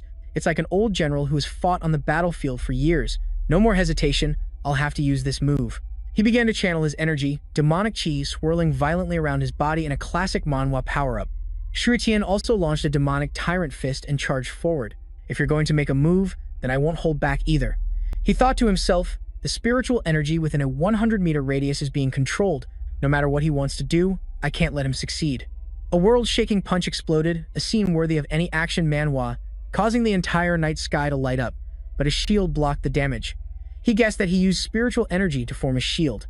"What?" Taiju sneered at Shui Tian. "Kid, the real show is just beginning." He was very surprised. He never thought he would come up with a way to use spiritual power to create a shield for himself. This damn old eunuch's brain works pretty well indeed. Seeing his opponent dazed, Taiju slapped him to get his head in the game. The slap sent him flying backward, and he couldn't stop thinking. Our demon clan always absorbs spiritual energy and converts it into our own true chi, but we never thought of using spiritual power as a weapon. It's a novel idea, even for a manhwa protagonist. I should learn from this. Before he could regain his composure, Taiju charged. "Kid, your fists are too weak. Have a taste of this. To die by my hand is not, it won't be in vain." Shu Tian had already formed the hand seals for a spell. His plan was to anger him and lure him away. That's why he said, "Sorry, but I haven't gotten my revenge yet, so I don't plan on dying." He ducked down and then used his bare hand to pierce straight through his opponent's chest. He was confident that, just like in a manhwa, if he were alone, he could still escape. Taiju's defensive armor clanged piercingly when the force of the blow landed. He asked with contempt, "You fool, do you not cry until you see your own coffin? My palm strike has been unleashed, so this is the end." Shu Tian crashed to the ground, and the earth behind him shattered. Looking at his own hand, he exclaimed, "To make me use this move, you should feel honored." Shu Tian wiped the blood from the corner of his mouth and replied, "It was nothing, really." Just then, Taiju also spat out a mouthful of blood. Recalling the earlier scene, he realized that somehow, the kid's chi had managed to penetrate my spiritual armor. Shu Tian stood up, trembling, and looked at him with an extremely confident gaze. "Now you see how strong I am, don't you? My twin golden fist technique is a power straight out of a manhwa, completely unrivaled. You are nothing but a chrysanthemum to be crushed in my hand." Taiju was still talking tough. "Today, I will definitely take your head." Suddenly, a blast of energy shaped like a bird shot towards him. He was too stunned to dodge, and in the end, Taiju was sent flying into the distance. The sight of the little chrysanthemum being blasted into the sky while still stubbornly yelling was like a scene from a dramatic manhwa. "You just wait." Shu Tian was dumbfounded. Just then, a voice called out, "Mo Fan." It turned out that Palm Strike belonged to Wei Ming. He exclaimed wearily, "You are no match for him. Fall back for now." Meanwhile, Xiao Qian asked curiously, "You used the purple phoenix art just like that? Don't you feel it's a waste?" As Xue Tian carried his master back, he was reminded, although the purple phoenix art is formidable, it couldn't truly injure Tai Ju. He will surely return with reinforcements. "Just leave me be," he replied nonchalantly. I know. Just hurry up and circulate your energy to heal." He thought to himself, if it were you instead, you think I'd be this worried? This situation is more complicated than any man will plot. Meanwhile, Xiao Qian suggested taking the patient to his manor to recuperate. "Taiju wouldn't have the guts to come to my home and demand someone from me." Xu Tian reminded him, Taiju is secretly practicing demonic arts. Once he's exposed, death is his only option. You, for one, have no cultivation power, and for another, you have no backing. He might respect you as the master healer normally, but now it's a life or death situation. If you return to your manor now, you might as well wait for them to come and slaughter your entire family. A classic Manhwa tragedy. Reaching a cave, Wei Ming also agreed with his disciple's assessment. Taiju's current strength far surpasses yours. This isn't about taking a gamble. This is a matter of life and death hanging by a thread. Xu Tian added, "That's why I need to quickly break through to the Golden Core stage, or at least have a chance to defeat him like a true Manhwa protagonist." This news left Xiao Qian stunned. "What? You want to fight Tu? Do you think cultivation is as easy as steaming a bun, that a little effort is all it takes? Even though I practice medicine, I know many people spend their entire lives unable to reach the Golden Core stage. This isn't some power-up in a manhwa. They try too hard and fall into chi deviation, not only losing all their power but also their lives." Xu Tian replied, "My apologies, but I've never been one to follow the righteous path." These words made Xiao Qian fume with anger. Wei Ming realized at once that his disciple, he was so proud his chest puffed out. "That's the dragon bone powder I made." Ruo Oan was also surprised, wondering when he had made so much. Watching his disciple pour the entire bottle of golden dragon bone powder into his mouth, Wei Ming was astonished. "You intend to use the dragon bone powder to strengthen your body, absorb the vast spiritual energy around you, and convert it into true chi?" Ruo Oan, however, thought this was a foolish act. Wouldn't consuming raw spiritual energy like that make his guts explode and kill him? Xiao Qian, on the other hand, was very hopeful. If he could control it and absorb it slowly, he might just succeed. A gust of wind blew past, making Ruo Oan exclaim, "Where is this wind coming from?" Xu Tian had already sat down and begun to circulate his energy, his entire body suddenly radiating a brilliant white light. In a scene straight out of a manhwa, a certain father and daughter duo were so stunned their eyes nearly popped out. They couldn't help but gape. Is it necessary to be this dramatic? This is supposed to be cultivation, not a banquet. Xue Tian cultivated to the point of bleeding from all 7 orifices. Xiao Qian realized that bleeding was simultaneously clearing his meridians, that this was a true cultivation method. He was forcing it like this. Even with spiritual medicine to enhance meridian circulation, when breaking through the limit, his body could shatter into 100 pieces, a brutal scene worthy of any action manhwa. Hearing this, Ruo Oan was horrified. What? With a thud, Wei Ming began assisting his disciple in circulating his energy. He understood that whether it was successful or not, the most important thing was to quickly refine and clear the true chi within the body. "As your master, I will help you guide the chi. Combining it with the 50 years of accumulated cultivation heart sutras I possess, I hope I can lend you a hand." Xiao Qian exclaimed worriedly, "Are you insane? You're already like a lamp with no oil, yet you're still expending your true chi. For his sake, is it worth it?" Ruo An was also very worried. "Master." He gritted his teeth, trying to hold on. "I have lived long enough in this life. Qing Yang chose the wrong path to walk. My greatest regret, a classic manhwa trope, is not being able to continue teaching my disciples. Mo Fan, you are my last hope." Xu Tian was comprehending a formless momentum, the profound and the abstruse.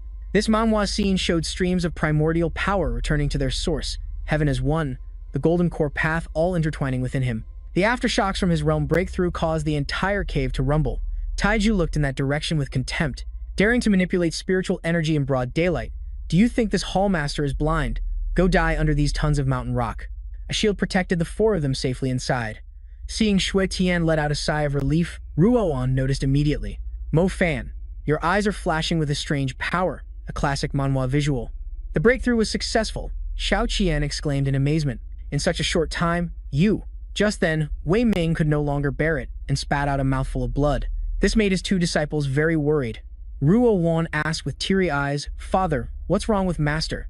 He replied, "I thought his meridians had recovered and that he just needed to rest, but he exerted too much energy and was also shocked by the recent explosion. Not only is his golden core destroyed, but he also can't hold on for more than a few breaths. Just as he said that, Xiao Qian froze as he checked his pulse.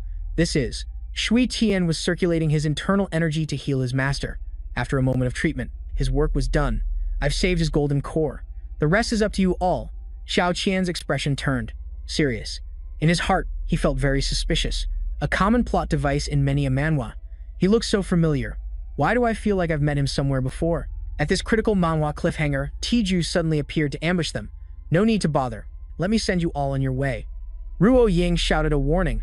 It's dangerous. Seeing him, Shi Tian was full of anticipation. He wanted to use his new skill, a gift for you, a strike of tacit understanding. Taiju felt that something was wrong. While he was stunned, what greeted him was a palm strike carrying a heaven-defying blast like a whirlwind that blew the arrogant master away backwards. That single palm strike ripped his opponent's clothes to shreds, leaving Taiju with his head still smoking, unable to utter a complete sentence. You rotten brat. Taiju roared in anger. Can't you just obediently accept your death, or what? The two streams of power clashed, creating an earth-shattering explosion. The outcome for Taiju was still getting blown far away. He was so angry he was speechless. Ruo Ying was dumbfounded, witnessing his power, like a scene from an action manhwa. While Shi Tian calmly looked at his opponent, part 2 is still to come. Her gaze towards him was filled with admiration. He had blocked a full-powered palm strike from Taiju with just one hand. Mo Fan, he wasn't just someone who had recently broken through to the Golden Core stage. Was he really at the Golden Core stage? Or should I say, had he already surpassed the Golden Core level? Taiju was also trembling in astonishment. It had only been 1 hour, yet his strength had increased so drastically. Are you a monster? Shi Tian stuck out his tongue with a look of self-enlightenment to taunt him. Just like you, I'm just a dual demonic cultivator. Your decades of cultivation are no match for my 1 hour of effort, and my power is already much stronger. Aren't you embarrassed? This humiliation made Taiju's face contort. You dare to insult me? A snot-nosed brat dares to. If you think this is all the strength I have, you're gravely mistaken. Now go to hell and die for me. A burst of crimson demonic energy erupted, enveloping Taiju's entire body, as if to show his determination to teach Shi Tian some manners. The art in this manhwa really captures the menacing aura. Xiao Qian, realizing the situation was out of control, exclaimed worriedly, No way! This is bad. We're done for. Ruo Ying asked curiously, Father, do you know what technique this is? He was so scared that he broke out in a cold sweat, the demon god embodiment. This technique uses the spiritual energy of all things to create the demon god's form. The stronger the user, the larger the form, and a single punch can shake the heavens and earth. This is one of the secret arts of the demon clan. Only the strongest among the demon clan are qualified to practice this cultivation method. But where did Taiju learn this technique? His frail eunuch-like body had transformed into the muscular form of a demon clan member. He said smugly, Brat, it's an honor for you to die by this move. This is a classic manhwa trope. Shi Tian was looking forward to it. This is getting more and more interesting. But how do you know the one who dies won't be you? One of his palm strikes slammed down, causing the ground to explode. You're about to die and still running your mouth. Seeing them trying to flee, Taiju quickly noticed Shi Tian carrying his master on his back and holding the hands of the other two to escape. You guys stay here. Wait for me to come back. Ruo Ying encouraged Shi Tian. Mo Fan, I believe in you. Taiju couldn't wait any longer and manifested a blade. There's nowhere to run, except your death. A gigantic blade of light from him came crashing down, but it was blocked by a palm strike from Shi Tian. Taiju couldn't believe it. How could you block it so instantly? Shi Tian was still in the mood to tease his opponent. Flash step, want to learn? Kowtow and acknowledge me as your master, and I'll teach you. Facing continuous contempt, he immediately unleashed a powerful slash and screamed, Arrogant fool, I want you dead. A blade materialized from his fingers. The fight scenes in this manhwa are always so epic. The sword descended with immense pressure, shaking the very earth and mountains. Taiju laughed maniacally. Die, die, die. Ruo Ying watched the terrifying scene with great anxiety from Mo Fan, while her father realized he had leveled up too quickly, his foundation still unstable. Compared to Taiju's golden core, it would be truly difficult to fight him. He swore, I'll turn you into paste, minced meat, ground meat. But suddenly, an explosion lit up the entire night sky. After the light faded, Taiju stared blankly at the pile of rocks before him, not understanding where it came from. A familiar feeling crept into his mind. This feeling was like he had figured something out. Sweat poured down Taiju's face like rain, his eyes filled with disbelief. Shi Tian unleashing his true demon god form had scared him half to death. Ruo Ying and her father were also stunned by this classic manhwa power-up. She couldn't help but exclaim, Mo Fan. Taiju reverted to his original form and couldn't stop himself from crying out loud. You, who in the world are you? Shi Tian introduced himself. Demon Lord Shi Tian. I stand before you. Do I look the same as before? Tiju's eyes were filled with terror, his mind completely collapsing. No, it can't be. Shi Tian is already dead. He's dead. His demonic energy flared as he said coldly, I have no interest in deceiving a dying man. The aura in this manhwa is intense. Taiju struggled to transform into his demonized form and swung his fist boastfully. Such a show-off, are you? The next punch is the real deal. Shi Tian also used his demon god form to counter. A fist shot from him as well. What a coincidence, I know that one too. Take this mountain-shattering hammer. The distance between the two mountain-shattering hammer fists, one large and one small, grew closer and closer. Shi Tian's fist was like a hurricane, sending Tiju flying once again. The power scale Xiao Qian shielded his daughter from the aftershock, exclaiming, such powerful force. Meanwhile, she tried to observe the situation. She called out, Mo Fan. The entire area in front of them had become a wasteland in the blink of an eye. Where's Mo Fan? A voice answered from behind them. I'm here. Shi Tian had been standing by the tree where his master lay for a while. As he continued to heal him, he explained, I've dealt with that nuisance. Now I can focus on treating the old man. Ruo Ying's emotions overflowed. She rushed to hug him tightly and scolded, You idiot, why didn't you use such a powerful move from the start?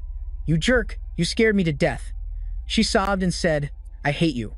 Shi Tian blushed with embarrassment. He explained, If I just one-shot the villain every time, readers of this manhwa would find it uninteresting. He's growing up. Seeing his nose bleed, Xiao Qian put on the air of an old master who would personally treat him, lovingly and gently raising a needle. You have internal heat causing the nosebleed. Let this old master treat you. Shi Tian refused in fear. No, that's not necessary. But the old man was determined to chase him down. A healer is like a loving mother. No need to be polite. It's useless. The entire forest echoed with the desperate screams of the unfortunate young man. Help me.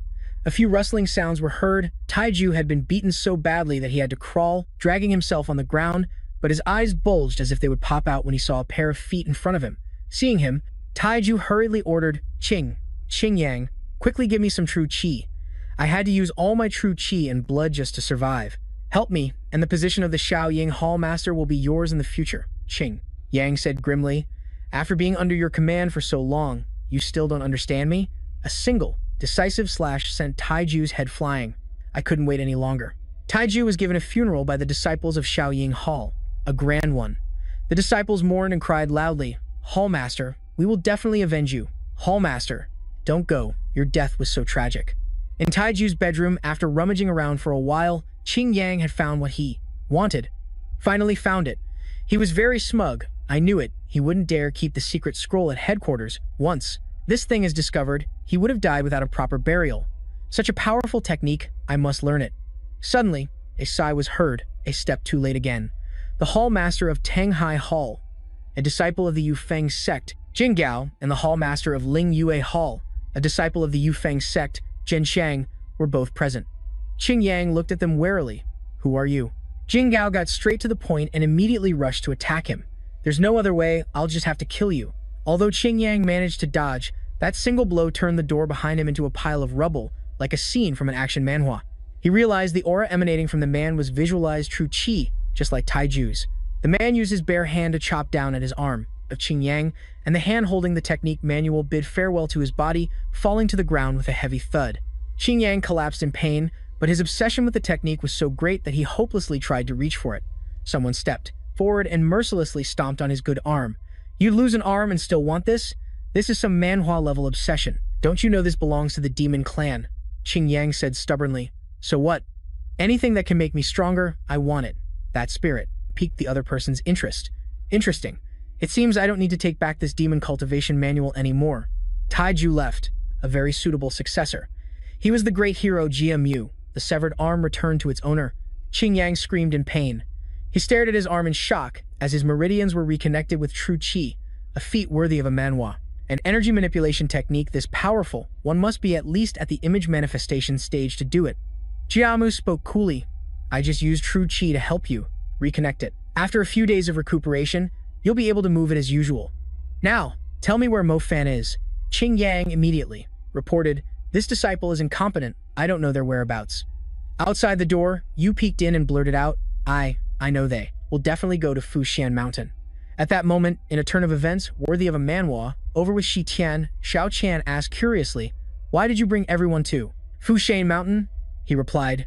The old master's golden core needs a large amount of true chi to recover. With my current strength, it's still not enough. I need to find help. We have to continuously channel true chi for 12 hours, and the helper must at least be at the meditation stage. I've already chosen a suitable person. You all stay here and don't go anywhere. I'll bring that person. Here. Shi Tian felt a little worried. Since Yi left, he no longer knew the whereabouts of Qi Liao's group, and bringing them along was too inconvenient. Ruo Ying agreed immediately. Okay. As she watched his retreating figure, she exclaimed, "Why does this feel so strange? It's like we're characters in a manhwa. It feels like he's using us." While waiting for him to return, Xiao Qian voiced his doubts. This Mo Fan even knows about the demon god puppet. What exactly is his background? It feels like a classic manhwa trope. Ever since he fell from the cliff, he's changed. He seems very knowledgeable about demonic sect techniques, a total reversal like a character arc in a dark manhwa, as if she had never trained before, and she couldn't remember her past, just like someone from the demonic path. A team of demon hunters suddenly appeared from behind a tree. Their leader named Yi Fang spoke up. That's right, a daughter of the demon clan. She looks so delicious. It wasn't a waste for me to wait on this mountain for so long. Xiao Qian immediately stepped forward to protect his daughter. Keep your mouth clean, open your dog eyes, and see. There's no demon clan here. The guy didn't care whether they were from the demon clan or not, but in this manhwa, anyone acting so mysteriously on Fuxian Mountain was obviously up to no good. The old one will be killed, but the girl must be captured. The demon clan has annoyed me for too long. It's time for me to vent. His underling's eyes lit up and replied, "Yes, sir." Suddenly, a whooshing sound cut through the air, and his entire group of henchmen was struck down before they could react. That was the work of Ruo Ying. How dare you spout nonsense here? Get lost now? I won't be lenient next time. Yi Fang could no longer control his lust. I didn't expect a fiery one. I love spicy girls the most. Little beauty, you're just like us. Do you know what your biggest weakness is? The group surrounded the father and daughter, and he continued, "It's that you're outnumbered." In a classic manhwa trope, both of them were immediately captured. Yi Fang laughed gleefully. Unexpected, isn't it? So what if you have some skills? What's that saying? Many people, many people. Xiu Tian had returned, and he finished the man's sentence. Great strength. The man then remembered. Right. There's strength in numbers. But when he saw Xiu Tian behind him, Yi Fang was so startled, his eyes almost popped out of their sockets. You, where did you come from? When Ruo Ying saw him, she exclaimed, Mo Fan, in a dramatic manhwa fashion. Yi Fang realized, Kid, are you with them? Looking at you, I can tell right away you have no experience in the real world. Today, this uncle will teach you what cruelty is. In this world, only the strong survive, and only a large group can achieve anything. You weaklings can only become spoils for the strong like us. You don't even have the right to die. When brothers work together, the benefits are greater. With many strong people, anything is possible.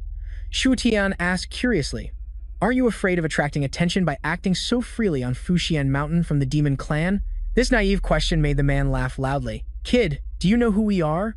We are the famous demon hunting squad. The demon clan, meet grinders of legend, a name straight out of a dark manhwa. We came to Fuxian Mountain specifically to capture demons. If you can lead them here, I'll annihilate them all and sell them for money. The boy replied enthusiastically, If you say so, then I'll help you. Xue Tian pointed to his side and introduced with great ceremony. The entire demon clan is right here. If you can catch them, they're all yours. Good luck. Qi Liao also spoke up, echoing a sentiment often seen in manhwa. Strength in numbers, right? The demon hunter captain, Yi Fang's face turned deathly pale. In this situation, what could he do? Meanwhile, at the Shaoying Hall, a power struggle was unfolding, with members of the Shaoying Hall being beaten to a pulp one by one in a brutal manhwa scene. A voice rang out, Hall Master Wu has unfortunately passed away. I am deeply saddened, but the Shaoying Hall cannot be without a master for a single day. Qing Yang is virtuous and talented, hardworking and accomplished. He is the #1 choice for the position of the next Hall Master of the Shaoying Hall. The disciples of the Shaoying Hall kowtowed in agreement. The renowned great hero Jia Mu, why have you come here? Even though Qing Yang was normally favored by the Hall Master, this manhwa's plot thickens as there are still the Hall Masters of Tang Hai Hall and Ling Yue Hall. On what grounds do they get to appoint the successor to the Hall Master? Shouldn't it be appointed by the great sect master of the Yu Feng sect? Jiao Mu explained with a sad expression. Therefore, I propose that Qing Yang succeed as the Hall Master and you as the Deputy Hall Master. Any other opinions? They all had the same thought in their hearts. Who the hell is that greenhorn? Jiao Mu's eyes turned sharp and cold. Are there? The whole group immediately cowered and trembled like leaves in the wind. Jiao Mu sealed the deal. It seems there are none. Very good. Then it's settled. He looked coldly at you, position. I have given it to you. If you can't find Mo Fan, you know the consequences. He hastily knelt down to show his sincerity. Thank you, great hero Jiao Mu, for your trust. This humble one will definitely serve you diligently. Go through fire and water, and will never refuse. Jiao Mu ordered. I don't need more words. Set out now. Qing Yang immediately obeyed. Yes, sir. You shouted the slogan, a declaration worthy of any action. Manhwa set out to annihilate the Yang Nai demon clan and avenge the old National Hall master. On Shi Tian's side, he was continuing to heal Wei Ming. Qi Liao was worried about his body, a common sight in this kind of manhwa. Boss son, if you keep this up, you won't be able to hold on yourself. Let me take over, you need to rest. For a while. Xiao Qian also advised, you can't overexert your stamina too much, it's only been 3 hours. Shi Tian staggered off the stone bed. All right, you take over, my body is about to be completely drained. Qi Liao acknowledged with a yes and took over his task. Seeing him swaying, Ruo Ying rushed over. Mo Fan, she asked curiously, you became their boss since when? Just how many things are you hiding from me?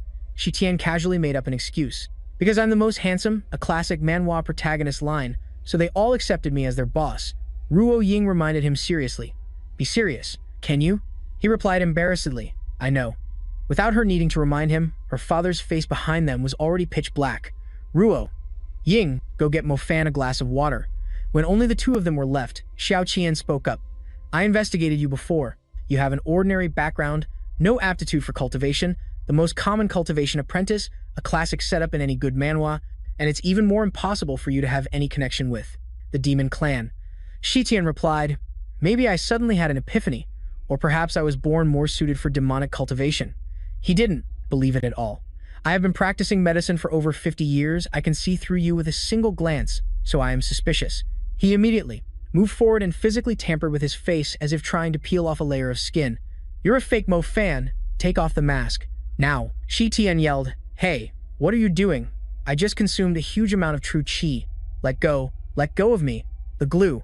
What kind of adhesive is this strong? Qi Liao secretly observed Xiao Qian's actions. He thought to himself, this old man, isn't he that girl's father? He doesn't seem to have any skills. Why does the Sovereign Lord let this person treat him like this? Don't. Tell me the Sovereign Lord likes this type? The Sovereign Lord is wise and powerful, with unparalleled intelligence.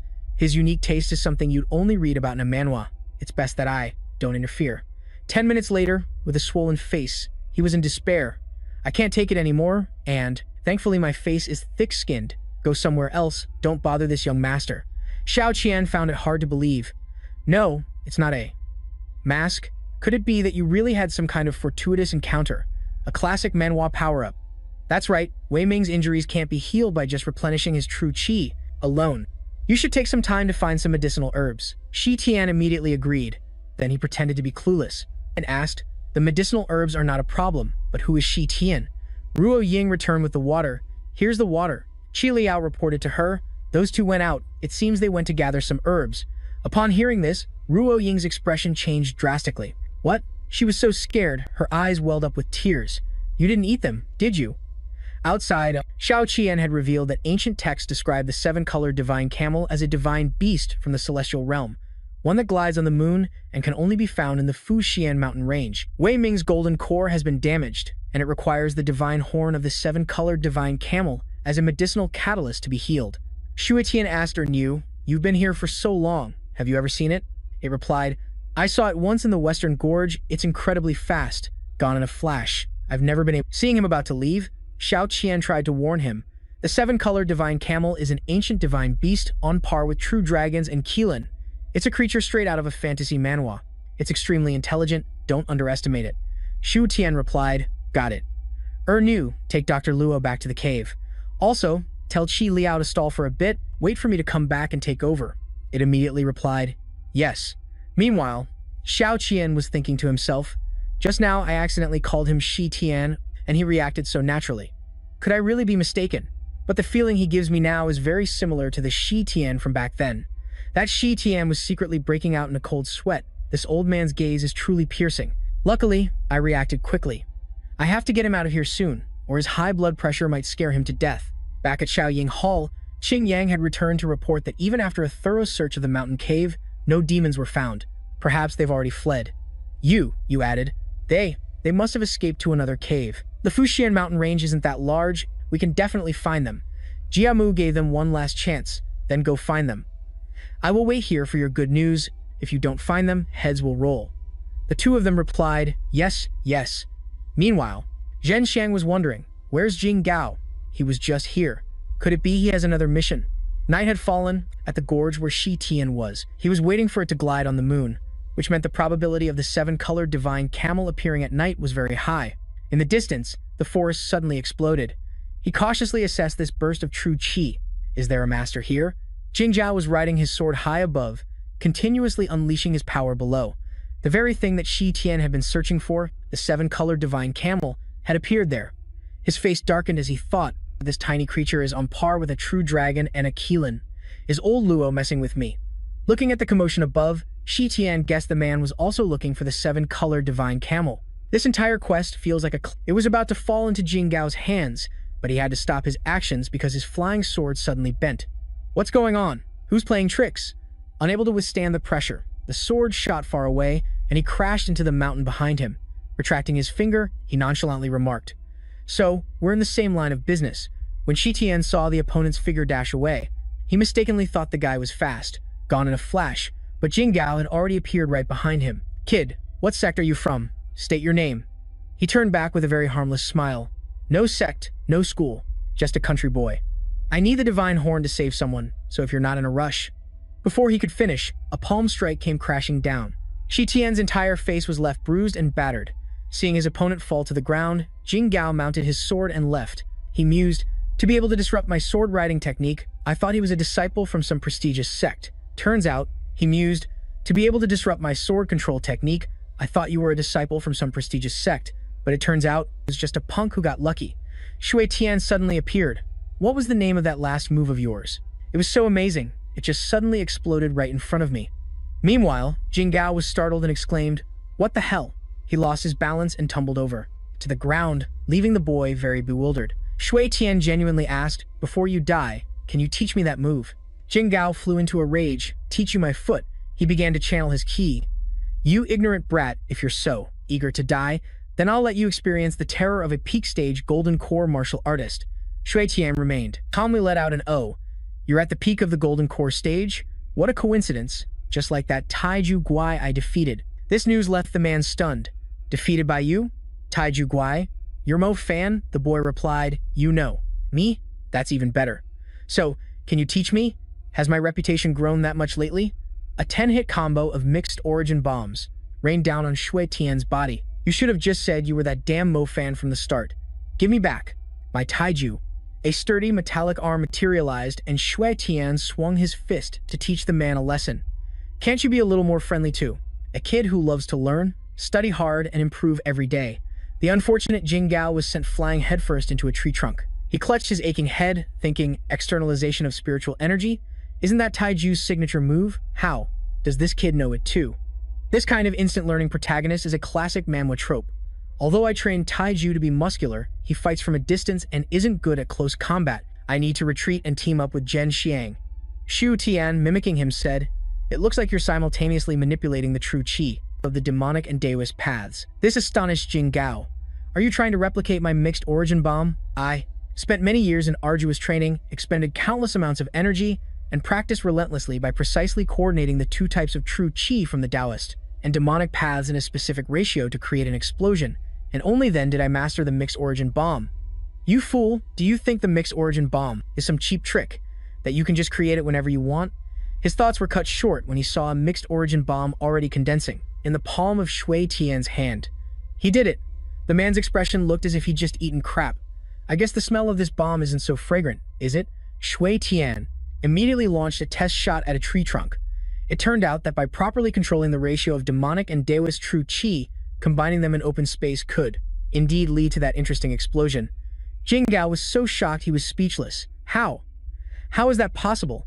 It took me 30 years to master the precise external flow of my true qi. You. Who in the world are you? Shui Tian continued to condense a mixed origin bomb and asked, "Take a guess?" This time, a single blast hit the man right in the head. Thwack! A direct hit made Shui Tian feel incredibly refreshed. This is awesome. His overpowered nature is a highlight of this manhwa. Alternating between his hands was extremely easy, and the more he played, the more excited he got. Jing Gao became the unfortunate target for the boy to practice his mixed origin bombs. The entire night sky boomed with explosions. Like brilliant fireworks, Jing Gao, who was getting beaten to a pulp, couldn't take it anymore. He roared, "Haven't you had enough fun yet?" Of course not. Another barrage of mixed origin bombs was unleashed, so powerful that the entire mountain forest trembled, a scene straight from an epic manhwa. The boy marveled. He admired the power he had created. "I never thought you could mix the true chi inside your body and make it explode. Even though the force is terrifying, it doesn't have any effect on me." Suddenly, a voice filled with killing intent echoed, "Kid, today you will pay the price for your arrogance." The price Shui Tian had to pay was being enveloped in a ray of Taoist light, which then imprisoned him, a classic manhwa cliffhanger. Jing Gao, with his hair curled tight from the intense heat, he pushed both hands forward, each palm unleashing a powerful blast, proving not everything can be copied. "Taste this, the ultimate primordial chaos bomb, the heavenly furnace bomb." Shu Tian immediately used his fist to block it. It's materialized chi again. Like a chi armor, does he want to trap me in here and detonate it? The energy condensed inside increases its destructive power 100-fold, a devastating attack worthy of a top-tier manhwa. Jing Gao could no longer contain his smugness. "After I activate it, the two streams of true chi will combine and detonate after 3 seconds. Let me savor your vivid expression as you helplessly watch death approach." Crying in pain, face drained of color, calling for your parents. However, his attitude was very calm, a complete contrast to his expectations. He replied, "Look at yourself. Your expression is the one that's truly spectacular." Hearing this, the man became furious and channeled more power into the heavenly furnace bomb. "Still talking tough? Then I'll send you on your way." The heavenly furnace bomb was launched. Before the heavenly furnace bomb could even reach Shui Tian, he had vanished. While Jing Gao was still stunned, he reappeared behind him. "You're better suited as a performer." Without a moment's hesitation, he kicked the man, sending him flying backward. The light of the heavenly furnace bomb reflected on Jing Gao's face as he flew toward his own attack. The fate of one who reaps what they sow is to become the target for the exploding heavenly furnace bomb. This manhwa is full of poetic justice, Shui Tian thought to himself. Most of the explosive force is released internally, he probably won't die, right? As smoke billowed from the blasted Jing Gao, he finally came to his senses. That's right, there's only one person in this world who uses this move. Could he be Shui Tian? And as for him, he also exclaimed, "Found it." The entire quiet forest suddenly began to tremble violently. Jing Gao struggled to support his trembling body. As he sat up, becoming even more certain. "It can't be wrong. Even if he isn't Shui Tian, he must be a close confidant. I must send this news back." Seeing the small creature in the bushes, thinking it was perfectly hidden, he had an idea. "I've got it." At the same time, Shui Tian also called out to it. "Little friend, hiding like that makes you too easy to spot." The face of Jing Gao suddenly turned sinister. "You want the divine horn, don't you? I'll make sure you don't even get a single scrap. The things I can't have, no one else can even think of getting." A primordial chaos bomb was already very close to the 7-colored divine deer, and the entire tree trunk, where it was hiding, exploded amidst Jing Gao's triumphant laughter. But his smile vanished when the divine deer was saved by the shield of Shui Tian. He bluntly criticized the man. "I may not be human, but you are truly a demon." Knowing he couldn't win, the man leaped away. "Kid, consider yourself lucky today. We'll meet again later." He hadn't gotten far before a large beast emerged from the mountain and blocked his path. This manhwa sure loves its giant monsters. Shui Tian's jaw dropped. "Good heavens, is this your mother?" The little divine deer happily chirped in confirmation. Jing Gao, riding his sword high above, threatened its mother. "You damn beast, daring to block my path. Just wait, I'll deal with you when I return." He had barely finished his threat when the divine deer's mother charged and attacked. From the mother divine deer's mouth, a colossal wave that pierced the sky was unleashed to protect her calf. After watching this, Shui Tian turned pale, sweat pouring down like rain. This explosion must have the power of the illusory void realm. The power scaling in this manhwa is insane. Just then, over on Zhao Mu's side, he asked you, still no trace of them? You replied, "Someone just reported in the direction of 10 miles to the east. We found the remains of a campfire and are now searching." A strange sound caught Yu's attention. "What's that sound?" It was the sound of the awakened fox's Hallmaster shoe falling with a dramatic splash, a scene straight out of a manhwa. Lying on the path, leaving the others stunned. Someone fell from the sky. Is it a deity descending to the mortal realm? They said. Nonsense. What kind of deity lands face first? After a closer look, they realized it was Hallmaster Shu. The disciples of Xiao Ying Tang hurriedly helped him inside. "Hallmaster, take it easy." Zhao Mu asked curiously. "What happened?" "I just told you to go catch a camel. How did you end up in this half-dead state?" He tremblingly reported, I ran into Mo Fan. Zhao Mu was stunned to hear this name. Mo Fan? Did he injure you? The awakened fox's mind was hazy. He stammered out in fear. That's right, and he is the demon awakened fox. In his heart, he kept telling himself to get a grip. He had to tell them that the successor of the demon lord is Mo Fan. Yu cheerfully patted his back, so hard that he coughed up a mouthful of blood. Got it. We'll avenge you. Old Shu, get some rest first. It's not too late to talk after you've recovered. The awakened fox trembled in pain, looking at him with hateful eyes. You. While Yu was still confused, he saw the man collapse to the ground. Hall Master Shu, damn it. Zhao Mu's hand collected the remnant soul of the awakened fox. Soul, return. Xiao Ying Tang was once again plunged into an atmosphere of grief, a scene of mourning straight out of a historical manhwa. Hall Master, your death was so tragic. At whose hands did the camel fall? We all know, and we will avenge you. In just 3 days, we have lost 2 outstanding, great, and handsome Hall Masters. Vice Hall Master Liu, I swear, I will kill the enemy and avenge our Hall Master. The entire Xiao Ying Tang roared in unison. Avenge the Hall Master. Qing Yang also arrived with a report. Great hero Zhao Mu, we found the demon clan's hiding place. Zhao Mu just gave a cold command, kill. Meanwhile, with Shi Tian, he was earnestly trying to persuade them, hey, can you guys understand me? I just want to take 1 horn from your heads, that's all. I'll be gentle, it won't hurt a bit. The divine camel mother was wary of him and his ill intentions while he was still pondering. This whole scene feels like it's from a light-hearted adventure, Manhwa.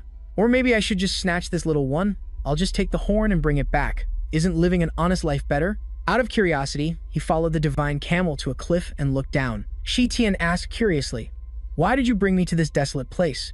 Seeing the skeleton below, Shi Tian was stunned. Is this the grave of the 7-colored ram? So you brought me here to get this divine horn. In that case, I won't hold back. He jumped down the cliff excitedly. I've struck it rich. Mount Fuxian is truly a land of sacred spirits and outstanding people. Suddenly, he froze for 5 seconds, looking at the entrance of a nearby cave, and curiosity surged within Shi Tian. What is that? Seeing clothes drying outside, Shi Tian grew even more curious. Why is a set of undergarments hanging here? Slowly entering the cave, he tentatively asked, is anyone here? Looking at the clothes and the characters on the cliff wall, Shi Tian guessed, could it be a beast that has gained sentience? Reaching a turn, he called out, pardon the intrusion. The sight before him left him speechless, his jaw on the floor. This is. Inside, a beautiful woman who looked like she stepped out of a romance manhwa was bathing in a tub, as a charming and bewitching voice sounded out. To think a human would appear in this place. Shi Tian was so excited he got a classic manhwa nosebleed. I'm so sorry, I was just passing by. Never mind, seeing the clothes outside. If I've disturbed you, please forgive me, I'll leave right away. That beauty was Feng Hua. She stood up and replied, it's fine, this one was just getting bored. I'll use you for my amusement. Tian immediately got to the point. Amuse ourselves together? Perhaps you need some friction service? Feng Hua agreed. Fine. It's been a long time since I've killed anyone. A wave of demonic energy shot out from nowhere, latching onto Tian. That bizarre power enveloped his entire body, making him feel as if his bones were about to break. What is this? To escape this predicament, Tian used a flash step to teleport elsewhere. As soon as he was free, he was furious. The technique this woman used was neither demonic nor righteous, something straight out of a dark manhwa. What is her origin? The person in the cave suddenly spoke. Your martial arts are quite novel, little brother. You disturbed this one's secluded cultivation, and you still think you can run? Tian immediately leaped high to dodge a blast of her demonic energy. How is taking a bath considered a form of secluded cultivation? You try to kill people on sight. Woman, you have no sense of right or wrong. Feng Hua began to cast her technique. The more you run, the more this one wants to kill you. Seeing this, Tian bolted. Damn it, if I don't run, am I supposed to just wait to become your prey? Stop, or I won't hold back. But as he leaped up to escape the area, he realized there was a barrier. Damn it! Damn it! Below, Feng Hua was casting a formation, preventing her prey from escaping. Can't you even grant me this little bit of fun? It was then that Tian realized something. Wait a minute, you're not in seclusion, you're imprisoned here, aren't you? Being exposed, her expression immediately darkened. He took advantage of her difficult situation to make a proposition. So that's how it is, you're in a tough spot then. My greatest specialty is dealing with your kind of problem. After hearing Tian's proposal, Feng Hua laughed. Deal with me? This one would love to see what skills you possess. This whole exchange felt like a classic manhwa negotiation. Tian saw right through her. Right now, you're just desperate for someone to talk to, but I still have something urgent to do. I need to go down and get a divine beast's horn. In the future, during the holidays, I'll send people to come talk with you and relieve your boredom, okay? She didn't agree. No, this one is only interested in you, and besides, I can't wait to devour you right now, he replied. Then I'll have to be impolite. May I ask how long it has been since you've eaten? Braised pork belly, sweet and sour ribs, oil braised prawns, stewed pork trotters, sweet and sour cartilage, boiled pork, minced pork, kung pao chicken, 5-spice goat ribs, shark fin with shredded pork, sweet and sour fish, herbal stewed chicken, grilled pork belly. A list of dishes that would make any manhwa reader hungry was rattled off, causing her to drool uncontrollably. Tai Tian continued his temptation. Steamed lamb, steamed bear paw, steamed deer tail, roast duck, roast chicken, stir-fried goose liver, duck stew, chicken soup, cured meats, grilled innards. Unable to bear it any longer, Feng Hua covered her ears. Shut up. I'll let you go get it. I won't stop you anymore. He made a demand. I don't trust you. Give me some collateral. She asked. What? Tian explained. The moment I cross this barrier, you will absolutely kill me without a second thought. You must give me something as a guarantee so I can trust you. Feng Hua agreed at once. Fine then, I will tell you what to do. In her mind, she thought, insolent human, daring to question this one. Very well, you brought this on yourself. Even if you escape the formation, this one can still turn you to dust. A classic manhwa villain monologue, dust. After thinking, Feng Hua spoke up. Do you see the Tai Chi array carved on the cliff face above your head? The eye of the immortal subduing grand formation that seals me is right there. Tian spotted it right away. I see it, she continued to instruct him. Channel your spiritual energy into it to activate the grand formation. I will be forcibly bound for a couple of hours. During that time, you can do what you must. Tian prepared to give it a try. Is it that simple? Looks like you are really out of luck. Truly, once I am done, I might try to help you break this formation. Outwardly, she said, in that case, you truly are a good person. But in her heart, she imagined Tian being turned into a skeleton. What an idiot to actually believe her. Really? This immortal subduing grand formation is a celestial array from a fantasy manhwa designed to stop my ascension. Any mortal who tries to break it will suffer a deadly backlash. He placed his hand on the rock face. Then my apologies. Streams of energy began to flow out, wrapping around Tian's hand. He asked suspiciously. What is this? Feng Hua finally dropped her act. More power, do not stop. Pour all of your power into it, and you might live a moment longer. The instant you stop channeling the formation's power will cause you to explode instantly without a trace left behind. He felt something sucking him in. This is actually a power-absorbing formation made just for me. The cliff face was like his personal power bank, and Tian just kept pulling power from it, shouting excitedly. Whoa, this feels amazing. She was stunned watching this unbelievable manhwa scene unfold. Was he treating the backlash as a buffet? Does this mean I am now tied to a mere human brat? Feng Hua yelled urgently. Quickly stop! You are about to shatter the seal. But by the time she screamed, it was too late. The power had already enveloped his entire body. Feng Hua pleaded desperately. No! A piercing scream echoed. No, stop! A seal with a character for slave appeared on her forehead. She could not believe that she, a proud member of the True Dragon clan, would end up bound to such an inferior being in a contract. The character for master appeared on Tian's forehead, but he was still confused. Why did you get shocked too? Her spirit was utterly crushed. I cannot accept this. 3 million years ago, a fierce battle had taken place. Feng Hua clutched her wounded shoulder, indignantly questioning the figures before her. Old geezers, by what right do you stop my ascension? Are you afraid that after I join the celestial court, I will steal your glory? The immortal subduers replied. Feng Hua, you are of the True Dragon clan, and even more so a dragon emperor who reigns over all things. Though your cultivation is sufficient for ascension, your virtue is not worthy of your status. You are too willful and cannot enter the celestial realm yet. You still need to be tempered in the mortal realm for a time. Once you comprehend the constant way of the heavenly Tao and can follow heaven's will, then you may enter the celestial court. Hearing this, Feng Hua furiously unleashed her grand array. Nonsense! All of you get lost. This dramatic confrontation is a staple of the action manhwa genre. Seeing her defiance, the immortal subduers made their decision. We will erase your cultivation. You will stay here and cultivate your character. It is fated that in the future, someone who believes in the heavenly Tao will come to release you. When the formation opens, that will be the moment the two of you form a master-servant contract. You will follow him and cultivate a new learning to comprehend the heavenly Tao. On the day you succeed, we shall welcome your majesty in the celestial realm. After she finished her story, the very same person who had always shouted, "My fate is my own, not for heaven to decide," pointed at himself in disbelief. I am the one who believes in heaven's will. You have got the wrong guy, have not you? Feng Hua was utterly exasperated. There can be no mistake. In over 1,000 years, you are the 81st cultivator to arrive here. The 80 before you all tried to brute force it and pay with their lives, from the backlash of breaking the formation. eventually died from exhaustion. Only you completely broke through the line of defense, like a true Manhwa protagonist. Actively absorbing it, perhaps this is what they meant by following heaven's will. Seeing Feng Hua looking sad, Shi Tian comforted her. Are you crying? I'm sorry, I didn't do it on purpose. Can this contract be broken? He felt quite annoyed inside. I thought I had found a spiritual energy mine. Turns out it was this test. Those immortals are so cunning. I clearly absorbed so much spiritual energy, yet none of it remained in my body. Feng Hua replied with her pride hurt. Kid, you need to be clear. This venerable one does not need your charity. The pressure she emitted made him flinch. Her gaze was so fierce, truly worthy of the true dragon clan, the overlords of the earth. It was a classic Manhwa power display. Feng Hua stood up and continued. Although this venerable one lost all my cultivation back then, in these 300 years, I have cultivated back to the core formation stage. Because of the contract, this venerable one cannot kill you, but I still have 100 ways to make your life a living hell. Don't you dare treat this venerable one with that pitiful attitude. Understand? Shi Tian nodded like a chicken, pecking at rice. Understood, understood. She spared him for the time being. You go get the moose antler. This venerable one will go up ahead for some fresh air.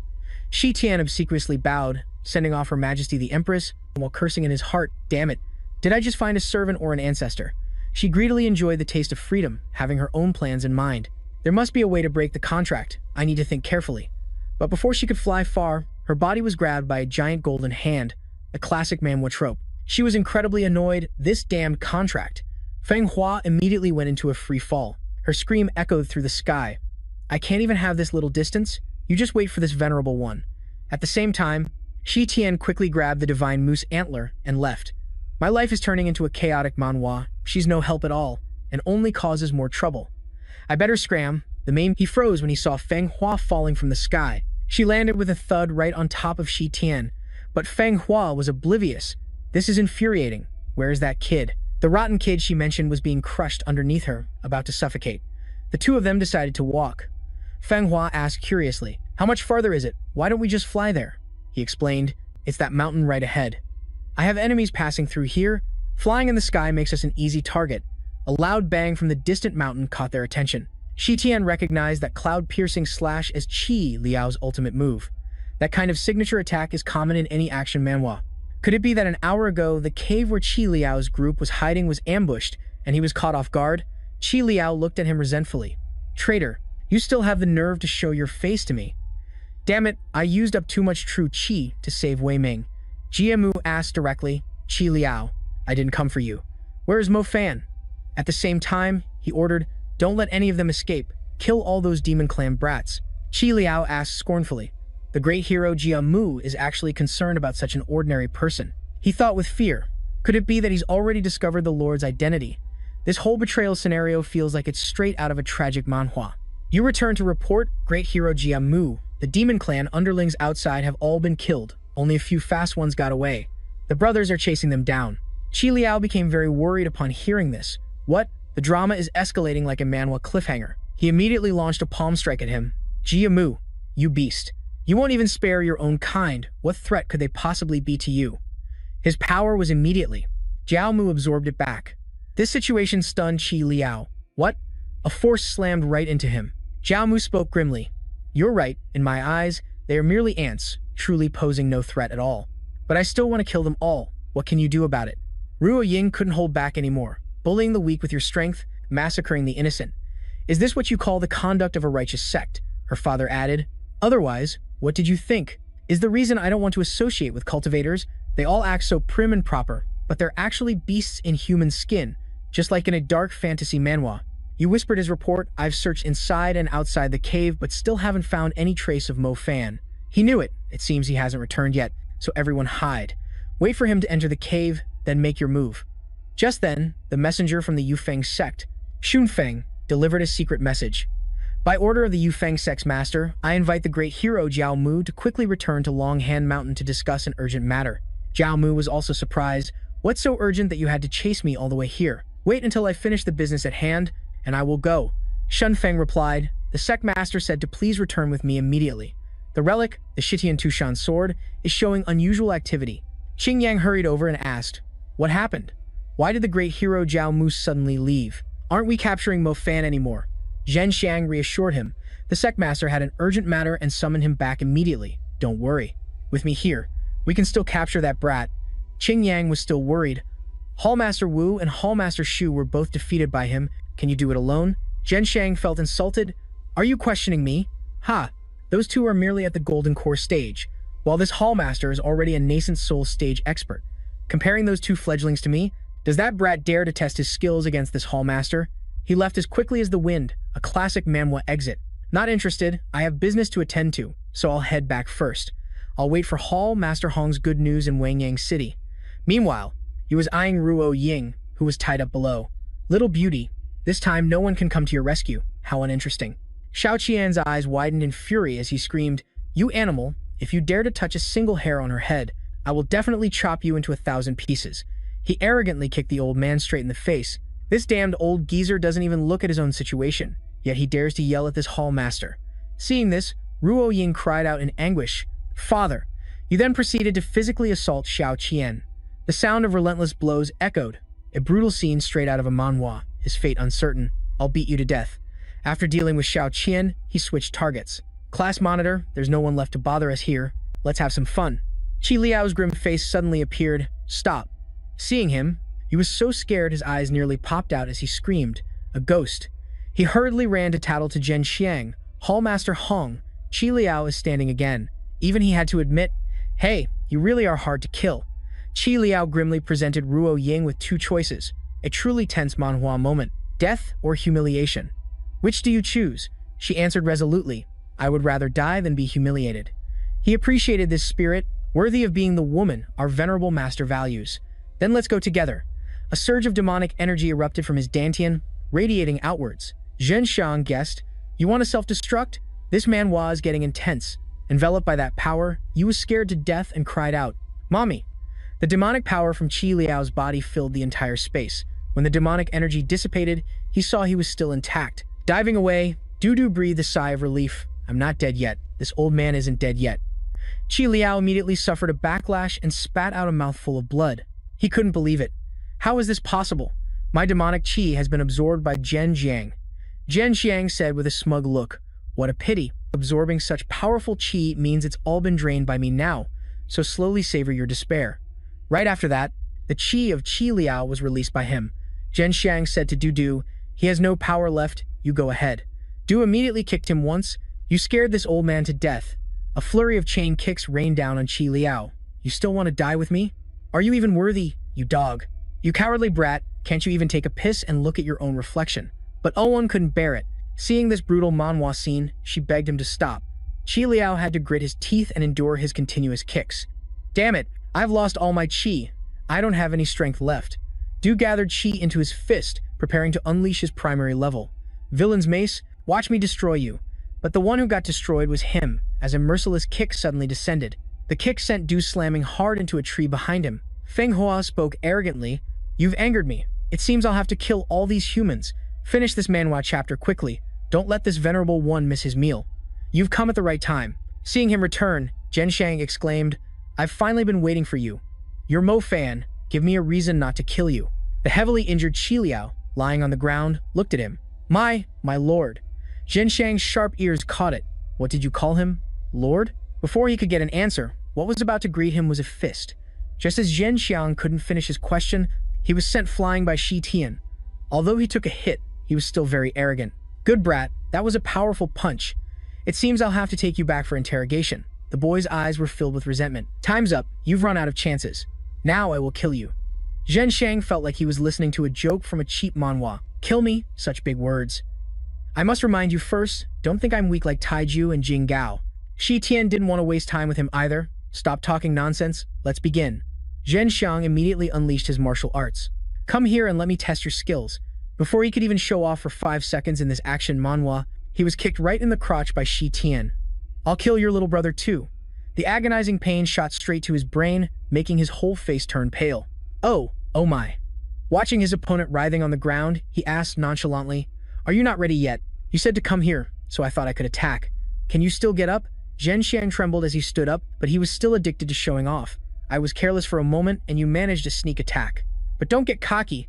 This isn't some weakling manhwa. I have the Golden Bell shield, iron cloth shirt. What this old master trained is precisely the groin. It's impossible to defeat me with physical attacks unless you release your chi. Shi Tian threw another punch like a divine club. No need. I just want to beat you up like any manhwa protagonist would. He was infuriated by the boy's stubbornness. You stinking brat, why can't you understand human language? The boy immediately rushed forward and pummeled him. Stop with the nonsense. You talk too much. Do more. Every blow made Zhen Shang stunned. Not only was his speed fast, but his power was also immense. Plus, he had the spiritual chi-shaping ability of Tiju. I can't hold out for long. Calm down. I am a nascent soul stage expert in this manhwa. I must force him to use his true power. True chi attack. Seeing Ruo Oan bound up ahead, he hatched a sinister plot. I've got it. He gathered his true chi. His first thought was to use her as a target. Shi Tian immediately flash-stepped to her side. Unable to win, he resorted to attacking a woman. A classic villain move from a cultivation manhwa. Ruo Oan reminded him, he will absorb your true chi. Zhen Shang absorbed his true chi. You've taken the bait. He continuously siphoned the true chi into his palm, watching the true chi surge towards his opponent. Shi Tian realized he couldn't stop it. He's draining my true chi.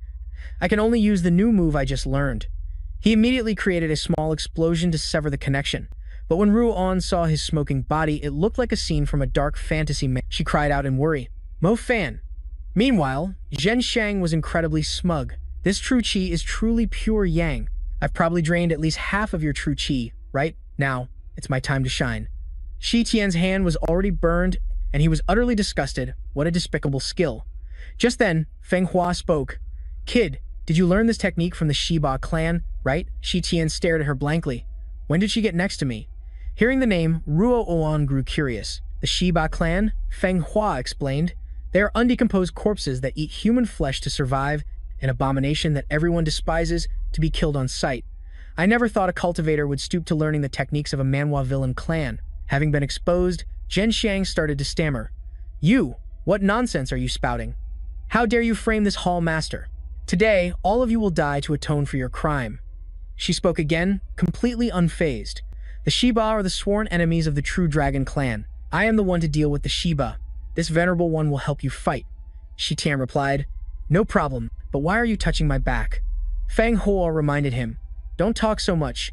Just use the same move and let him keep absorbing. I'll transfer my true chi to you. He decided to follow her. Alright, I roughly know what you're planning to do.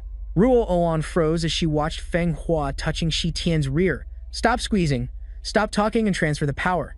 She angrily yelled, Is this some kind of bizarre power transfer from a comedy manhwa? Power transfer from the butt? Where did this wild woman come from? Feng Hua secretly transferred her power into Shi Tian's back and shouted, Go ahead and drain him dry.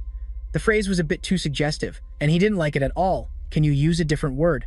But Zhen Shang was ready to receive it, eager to absorb his opponent's true chi. Come to me, come to me. I was just getting hungry.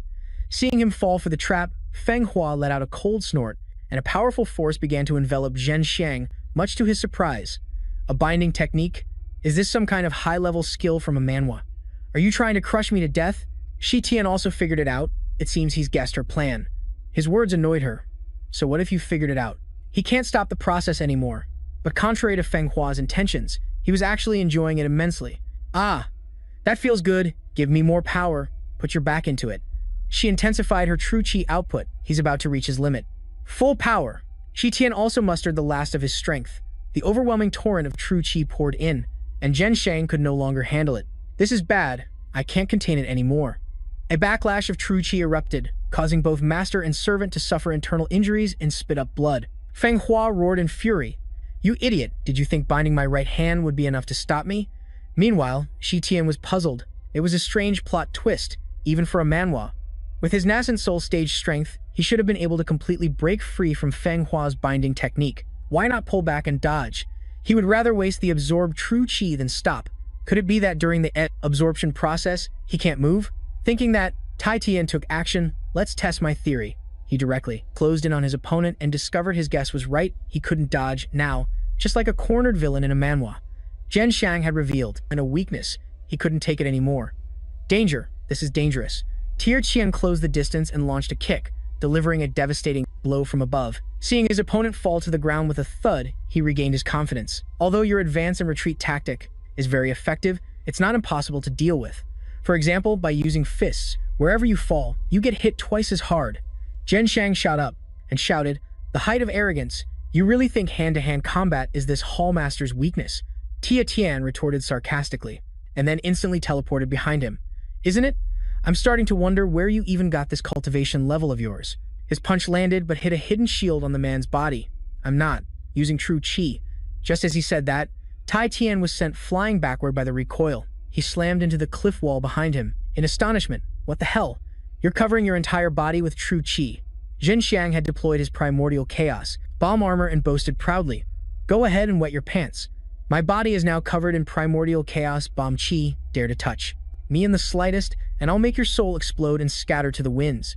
Feng Hua, a classic cool character from any manhwa, commented disdainfully from the side, "Isn't that a move that harms the enemy for 800 but costs you 1,000? You're worse than a skunk, at least a skunk knows, not to get killed by its own gas." Zhen Xiang, his pride wounded, yelled, "Shut up, let's see which one of you dares to touch me." Tai Tian calmly used his object manipulation, and the surrounding rocks and wood were drawn towards him. In short, I just need to stay a bit further away from you, right?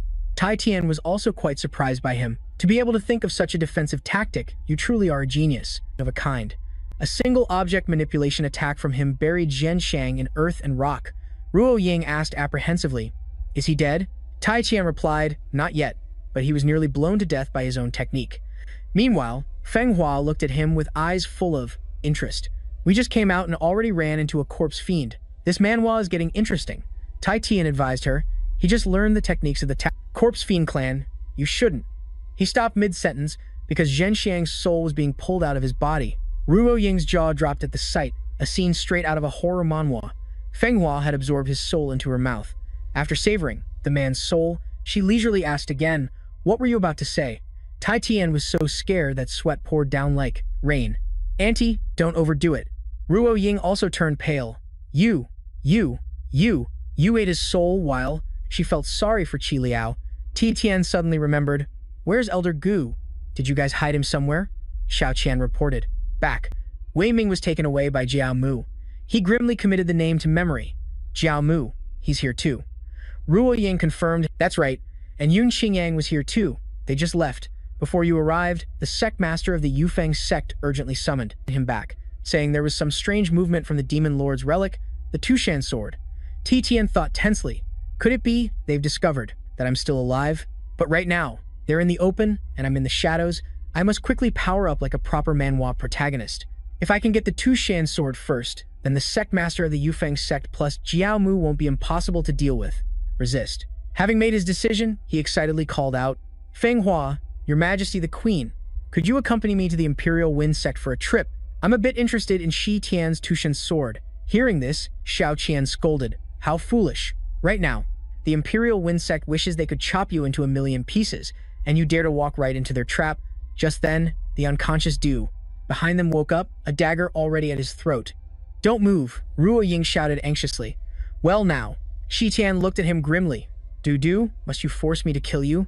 Based on your cultivation realm alone, I guarantee your head would hit the ground before you could even make a move. "Drop the sword," he replied sinisterly. "You lowly peasant. This sword is bound by my blood essence.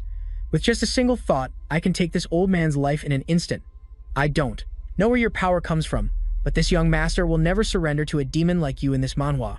The Ascension Talisman activated. The Ascension Talisman whisked the two of them away. Seeing this, Ruo Ying cried out worriedly, "Father, Du only left behind a single sentence. The tables will turn, just you wait and see. If you have the guts to save him, come to Dragon Jaw Mountain." Shi Tian knew immediately. A classic manhwa plot twist. Du must have overheard my plan to steal the Tushan sword. The Imperial Wind sect will now be on full alert. This just makes things more interesting. Shi Tian instructed his subordinates, "I did my best, but I was only able to preserve Qi Liao's almost completely shattered golden core. For the next 6 months, he will have to rely on all of you for his care. Don't wander off." For now, those Taoists still haven't found this place. Niu replied, "Yes, old Niu obeys." Feng Hua watched and exclaimed, "How interesting. How did he manage that? To cause even the last vestiges of the demon race's will to collapse completely." Ruo Ying explained, "He subdued them with his sheer power, a feat worthy of a manhwa protagonist." Feng Hua wasn't so naive. "Power? I doubt it's that simple."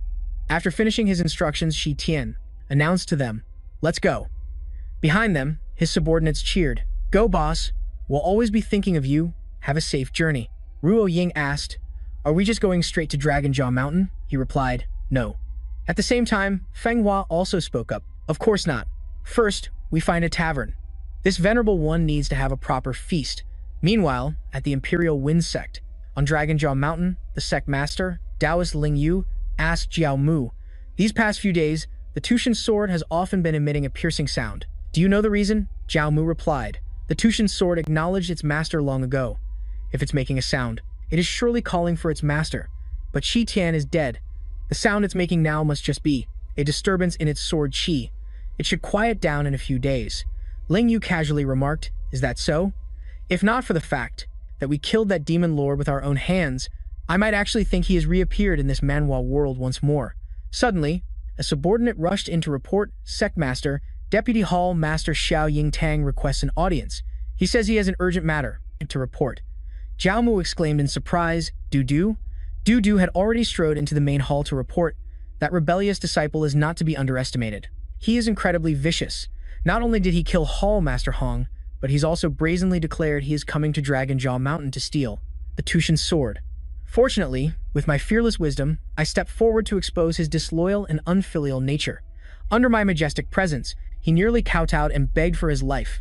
After hearing this, Ling Yu became furious. "What? He's still targeting the Tushan sword?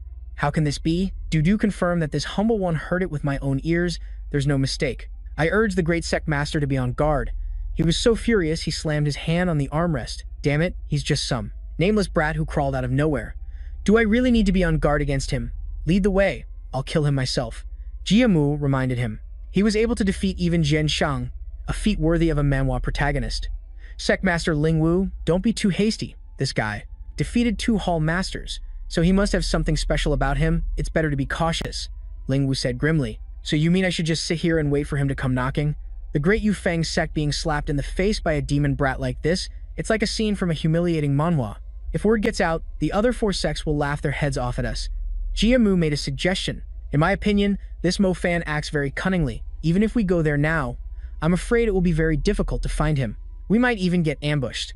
Notify the 9 halls to closely monitor everyone coming and going in the areas where this person was spotted. Don't alert the enemy, just report back immediately. And it won't be too late for me to act then." Ling Wu had no choice but to agree. "All right, do as you say. Do you know what that brat looks like? I'll appoint you as the special envoy to inform the halls." Jiamu was ordered to see to it. Du kowtowed in thanks. "Thank you, sect master. For this honor, I will certainly do my best." When they left, Jiamu ordered him, "You must personally go to each and every hall to deliver the message, and ensure there are no mistakes." He obediently replied, "Yes, yes, yes. I will follow the great hero Jiamu's instructions." Watching Jiamu walk away, he was so smug his nose was in the air. "I'm the sect master's special envoy now. This is a level of drama I've only read about in a manhwa. As if I'd listen to a weirdo like you, telling me to go to each hall. Report my foot," he then ordered his subordinate, "Go to Red Sun Hall and deliver the message. Then come back quickly and clean the room for this special envoy. As for the rest, tell them to split up and inform the other halls."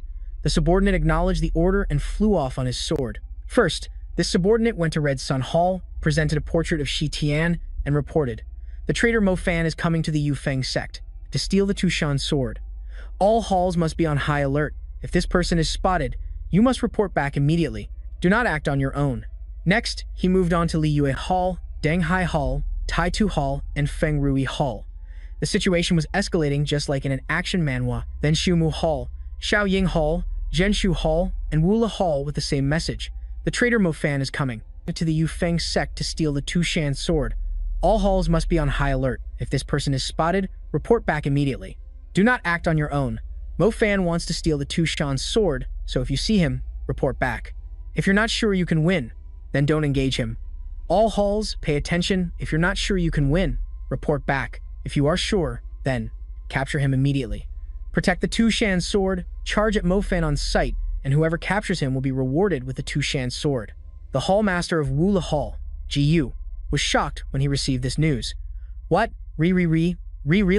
If I catch that brat, the sect master will reward me with the Tushan sword." He thought he'd really hit the jackpot this time. It was like a plot twist from a fantasy manhwa. He then ordered his subordinates to deploy all manpower, and if you see anyone who even looks like him, just capture them first, and we'll sort it out later. The subordinate immediately complied. At the East Fortune Tower in Tui Duong City, a waiter was standing outside, eagerly welcoming guests. "Well, please come again. Welcome." Inside the restaurant, Shi Tian was dumbfounded, marveling at Feng Hua's appetite, which was on a manhwa protagonist level. He had to remind her to slow down. Ruo Ying was also stunned speechless. "Cheers." Feng Hua went frantically shoveling food into her mouth. "I wouldn't even mind choking to death here. Waiter, bring another 6 roasted chickens." The waiter also had to break into a sweat dealing with this customer. "Sir, customer? I'm sorry, but our restaurant is all out of meat. Perhaps you could come back another day." Feng Hua bluntly called him out. "Nonsense. There are at least 20 chickens in the backyard. I can smell them." Shi Tian was amazed when he heard this. "What are you, part ferret?" The waiter explained. "Sir, those chickens are reserved for the masters from Wu Tang. You can't touch them. You must be just passing through and don't understand the situation here. This young city of ours is Wu Tang's territory, and offending them is a classic manhwa mistake you just don't make." Just then, men from Wu Tang burst in. They held up a portrait of Shi Tian and shouted, "All of you open your eyes and look carefully. If anyone sees this person, report it immediately. Help us capture him, and there will be a great reward." The waiter looked at the drawing and thought the person looked very familiar. The owner also hurried out to greet them. "You two sirs must be tired. Please sit down, have some tea, and rest." But Wang Kai refused. "Get lost. Don't stand here staring at me." He suspiciously pointed to the other side, right where Shi Tian's table was. Ruo Ying asked worriedly, "What should we do? Should we leave?" He was very annoyed. "Leave for what? I'm not missing this part of the manhwa. I haven't even filled my stomach yet." The waiter sycophantically led them to inviting the two to sit down. However, the goon arrogantly kicked him away. Scram! Wang Kai's hand landed on Shi Tian's shoulder. "Kid," he ordered, "get up." He stood up, annoyed, then angrily turned around and asked, "What's the matter?" The goon arrogantly shooed him away. "Get out. This great master wants to talk to these two beauties." This was a classic manhwa villain line. After hearing this, Shi Tian's face darkened and he cursed. "Damn it." He gave a faint smile. Next, Shi Tian acted friendly and invited them to take his seat. Wang Kai was very pleased with this cooperative attitude. "Looks like you know your place." The two goons took the initiative to start a conversation. "Beauties, you're not locals. Are you? Where are you headed?" "There are a lot of bad people around here lately. We could provide some one-on-one protection." "Are these horns for some kind of cosplay?" "I really like it." Wang San asked Ruo Ying, "Do you have a place to stay tonight?" "Big Brother's house has a very large bathtub. Want to come see it?" The waiter whispered a reminder to Shi Tian. "Sir, while they haven't recognized you yet, you should run." He refused. Run for what? Watching this good show is more important. As for Feng Hua, she was just eating, completely oblivious to the other guy's lecherous gaze. This whole scene was straight out of a manhwa. The goon said lustfully, "Little sister has a great appetite." Wang Kai's eyes were filled with infatuation. Now that little sister is full, want to get some exercise to help with digestion? Shi Tian on the side was sipping his tea and enjoying the show, thinking, Feng Hua is really calm to be able to endure that. The goon pressed closer to Feng Hua and coaxed, "Come with Big Brother, I'll make you feel like you're in heaven." Big Brother is definitely not a bad person. This whole city of Yang is under my protection. A bowl was thrown straight at his face. "Get lost." This violent outburst from Ruo Ying made him spit out the tea he had just sipped, and the goon's partner also shouted in shock, "Wang Kai." This manhwa was getting more exciting by the minute. Ruo Ying pointed right at the goon's face and yelled, "Get out. Don't think you can just bully women as you please." As for Feng Hua, she found it quite interesting, clearly not bothered at all by this manhwa trope. "What guts? You're scared to death yourself, yet you want to stand up for this venerable one? You've got personality." The two of them shouted angrily, "We gave you a chance and you spit on it. You dare cause trouble in Tui Duong City? Don't even think about escaping. But they were cut short when someone grabbed them both by the collars from behind. Xiu Tian casually tossed them behind him, useless at everything, gluttonous with food, but number one at talking big. Wang Kai glared at him with eyes full of resentment. "You damn stinking brat, do you have any idea who I am? This great one is from Wula Hall." Of course Xiu Tian knows. I'm specifically targeting people from Wula Hall. It was only then that Wang Kai realized, you're the one who killed his master, and fled, murdered 3 hall masters, a disgrace to the human race, the demonic fiend Mo Fan. Wang San had already sent a message back, blurting out, "For a villain straight out of a dark manhwa like you, who stops at no evil, to dare come to Tui Duong City and walk right into a trap, your day of reckoning has come. The communication talisman flew over the rooftop to deliver the news. Seeing Shui Tian still nonchalantly looking up at the bright moon made the two of them even more furious. Wula Hall has sworn to vanquish evil and protect the righteous path, to avenge our fallen brothers. Our hall master will arrive with his men at once. This time, you won't escape even if you sprout wings. Throughout all this, he remained completely calm. Calm. Well then, before he gets here, I suppose I'll have to turn you two into human pigs first. Come now, go to hell with a great villain like me. Hearing his threat, the two turned pale with fear and clung to each other. What are you trying to do? Don't you dare act rashly. The Hallmaster's 10th concubine is my maternal grandmother. Suddenly, Shu Tian sensed danger. An arrow-shaped force shot towards him, and he decisively stomped it down with his foot. The entire arrow was now pinned under his foot before it could do any damage. Seeing the newcomers, he asked, "That was fast. Didn't the Yufeng sect warn you to stay far away from me?" Stay far away from me? The two henchmen were overjoyed at the sight of the reinforcements. Hallmaster Ji Yu was delighted to see him. He was just thinking about what a prize he'd get tonight when he saw the signal as he was heading out. Yang Tian Yu arrow formation, go, go. Countless arrows shot out, flying towards Shui Tian. Traitor Mo Fan, your story of betraying your sect for the demonic path is like something from a tragic manhwa. Now that you've entered the territory of Wula Hall, leave your head behind. A volley of arrows was unleashed. Prepare to die. Tian Yu arrow formation, fire. The electrically charged arrows were about to rain down on Shui Tian. It was a scene straight out of an action manhwa. Flash of power caused the entire room to flash with brilliant light. Ruo Ying cried out in worry, "Mo Fan," but he remained, perfectly fine, completely unharmed. He asked scornfully, "Is this pathetic skill all you have? This level of power wouldn't even be a threat in a beginner manhwa." When he saw this, manifested chi, "Isn't that? Humph. So you do have some skill." Inwardly, the old man thought, as expected of the man worth a 2-shan sword. He's certainly not easy to deal with. Such an overpowered character is always the hero in a manhwa. I'll have to use that technique. Having made his decision, he secretly signaled the two subordinates behind him. Ji Yu's plan was to use a spell to trap him first, while simultaneously creating distance to get outside the formation's range. Sensing his disciples had moved outside, the old man finally spoke up. "Do you know who I am?" He replied, "No. What the hell are you looking at?" Seeing his opponent's face suddenly right in front of his own, the old man was so scared he nearly wet himself. Enraged, "Ji, you threw a palm strike, but Shui Tian deftly twisted away to dodge it." He wondered aloud, "You clearly know that I defeated 3 Hall Masters in a row." A punch landed squarely on the old man's gut. He continued, "With just this little bit of with this level of skill, why did you come here just to die?" Ji Yu felt insulted. "I've roamed undefeated for 40 years, and no one has ever dared to mock me like this. You bastard!" He roared in anger, activating the Grand Array, as his 2 disciples were already in their positions, at the designated spots for the formation, and shouted, "Yes, the Lightning Grand Array has been activated." Ruo Wai realized the danger. It was a trap. Feng Huo reminded her, "Calm down, he definitely has a way out. Here, have a chicken leg." Ji Yu said arrogantly, "Scared your pants off, haven't you?" This Lightning Grand Array channels the spiritual energy of heaven and earth. It's several thousand times more powerful than the heavenly arrow formation. Shu Tian agreed. That's amazing to be able to activate such a large-scale array with just a few chickens. Hearing this, the old man revealed more. Furthermore, the formation will quickly shrink, and the lightning's power will multiply. But the egg-like barrier is as solid as a rock with no escape. Just you wait to be turned into ash. Shi Tian was a bit troubled. "You've said so much. There's something I'm not sure if I should say. How do you get out?" Ji Yu was blinded by rage. His already not-so-bright mind was now gloating. "Just state your last words, and be gone." Outside the Grand Array, his 2 subordinates heard his desperate screams and were moved because to trap the Demon Lord. The Hallmaster didn't hesitate to sacrifice his own life. "Hallmaster, we will definitely carry on your legacy." Electricity coursed relentlessly through Ji Yu's body. Shi Tian knew it. As expected, the lightning is getting stronger.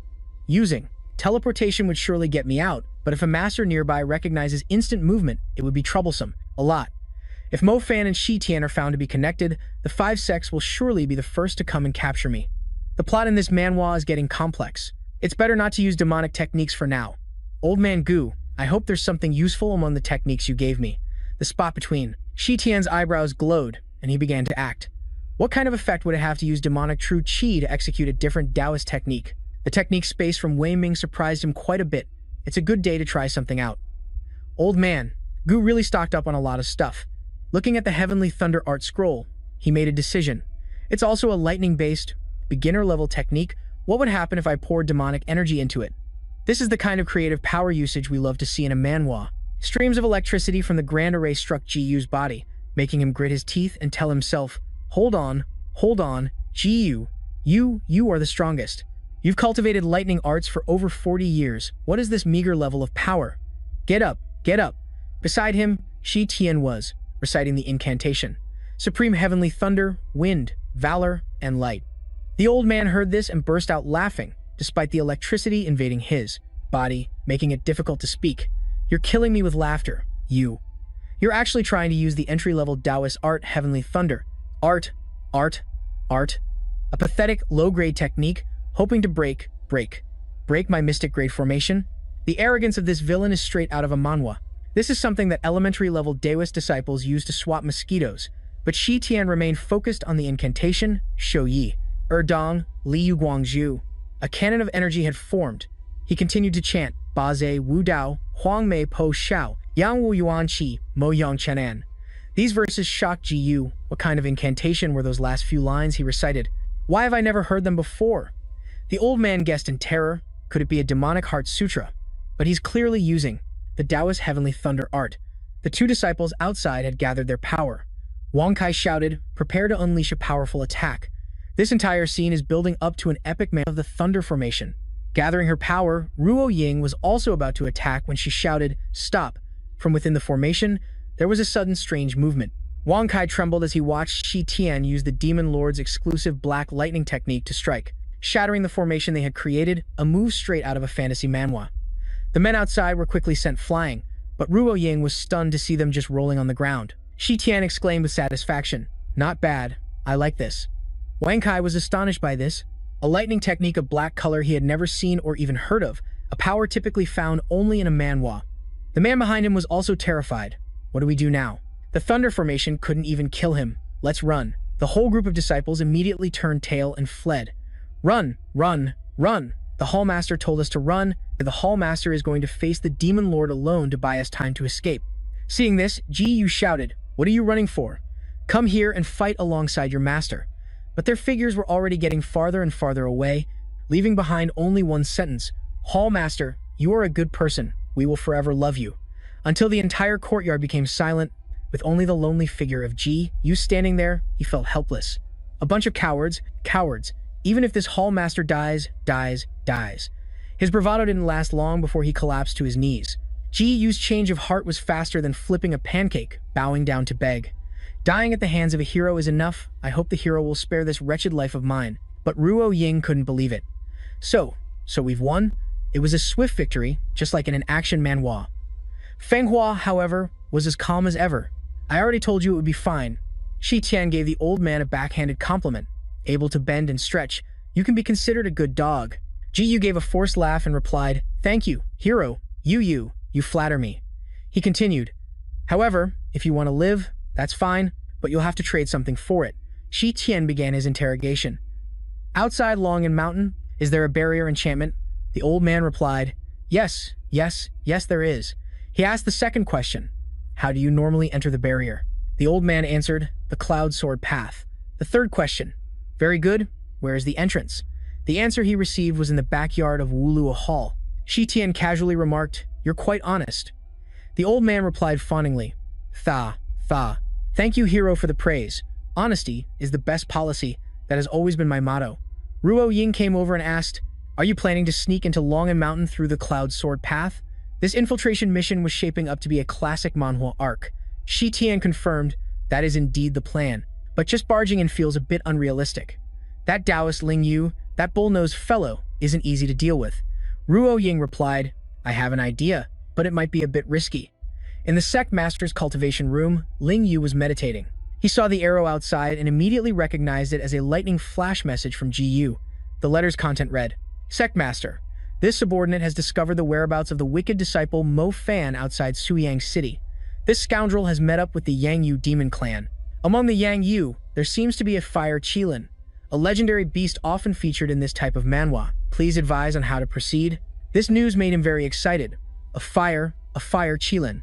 It's the fire Qilin, Shi Tian's mount that I've always coveted, and it has appeared in the territory of my Yufeng sect. Jiamu also came in to report, Sect Master Ling Yu, the new Hall Master of Qingyang Hall, Xiao Ying, has arrived. At this moment, Ling Yu was busy scheming. Before he could get his hands on the fire Qilin, he absolutely couldn't let Jiamu know. Otherwise, he would definitely inform those 4 old devils to cause trouble for him. So he said, "Perfect timing, I have something to take care of. You all just stay on the mountain and rest. Don't wander around." This command made Jiao feel very disgraced. Meanwhile, he flew away on his sword, thinking greedily, "The fire Qilin can only belong to me, Taoist Ling Feng." As for Jiao, he keenly noticed, "Why is this old man so flustered? And he doesn't want me to leave? Did something happen?" He then turned to comfort Qing Yang. "Let's wait for him to return before we talk. You're still young. There will be many opportunities." Qing Yang, however, couldn't take his eyes off the Tushan sword. He reached out his hand to touch the sword. Jiao Mu had appeared behind Qing Yang at some point. He threatened, "Pull your hand back if you don't want to die." Qing Yang snapped out of it. What was I just doing?" Jiao Mu explained, "The Tushan sword contains 1/5 of Zue Tian's previous life's true qi, so naturally, it exerts a powerful attraction on a new demonic cultivator like you, a common danger in this type of manhwa. You should feel lucky that I was the only one who saw this scene. If in the future you still can't control the desires born from the demonic clan's cultivation technique within you, and your mind is bewitched into doing foolish things, then just wait to be chopped into 100 pieces." Qing Yang replied, "Yes, thank you for the reminder, Lord Jiao Mu." Qing Yang would definitely remember, he thought to himself. "That's right, I absolutely cannot let anyone know I'm cultivating the demonic path. This manhwa protagonist has a dangerous secret, but this abundant and immense power, if only I could control it." In the backyard of Wuluo Hall, the shuttle formation, Cloud Sky soared Dao. Ling Wu stepped out of the shuttle formation. Seeing only Ji Yu, he was very surprised. "Why are you the only one here to greet me? Where are the disciples of Wuluo Hall?" Ji Yu, with tears in his eyes, pointed to his mouth. Ling Wu realized immediately. A silent spell? No, that's not right. It's a trap. At the corners of the shuttle formation, 9 evil demon dragons appeared. The 9 dragons locking immortals formation was activated. Ling Wu's entire body was tightly bound by the demon dragons, a truly epic manhwa scene. He was being constricted by the demon dragons and shouted angrily, "Which brat thinks they can trap this sect master with a little trick like this?" Shu Tian appeared. "I finally waited for this day, you old brute." Seeing him arrive, the old man laughed loudly and blasted away the bindings on his body. "Fool! I was deliberately luring you to show yourself." Shui Tian was shocked by this turn of events, a classic manhwa twist. As a force tried to pull him in, he realized it was a magic treasure. Shui Tian yelled in frustration, "Your formation is useless." He broke free so quickly and even managed to put up a protective shield. Feng Hua scolded him, "You foolish boy, didn't I tell you to wait until he was tightly bound, and then we would go to Longin Mountain? Why did you suddenly make a move?" The action in this manhwa is relentless. Shui Tian explained that, "I saw him tied up like that and couldn't help myself." Ling Wu said coldly, "Watch me break this thing of yours." But seeing the force rebound back at him left him stunned. What? Getting hit by the attack made him look at the boy with new eyes.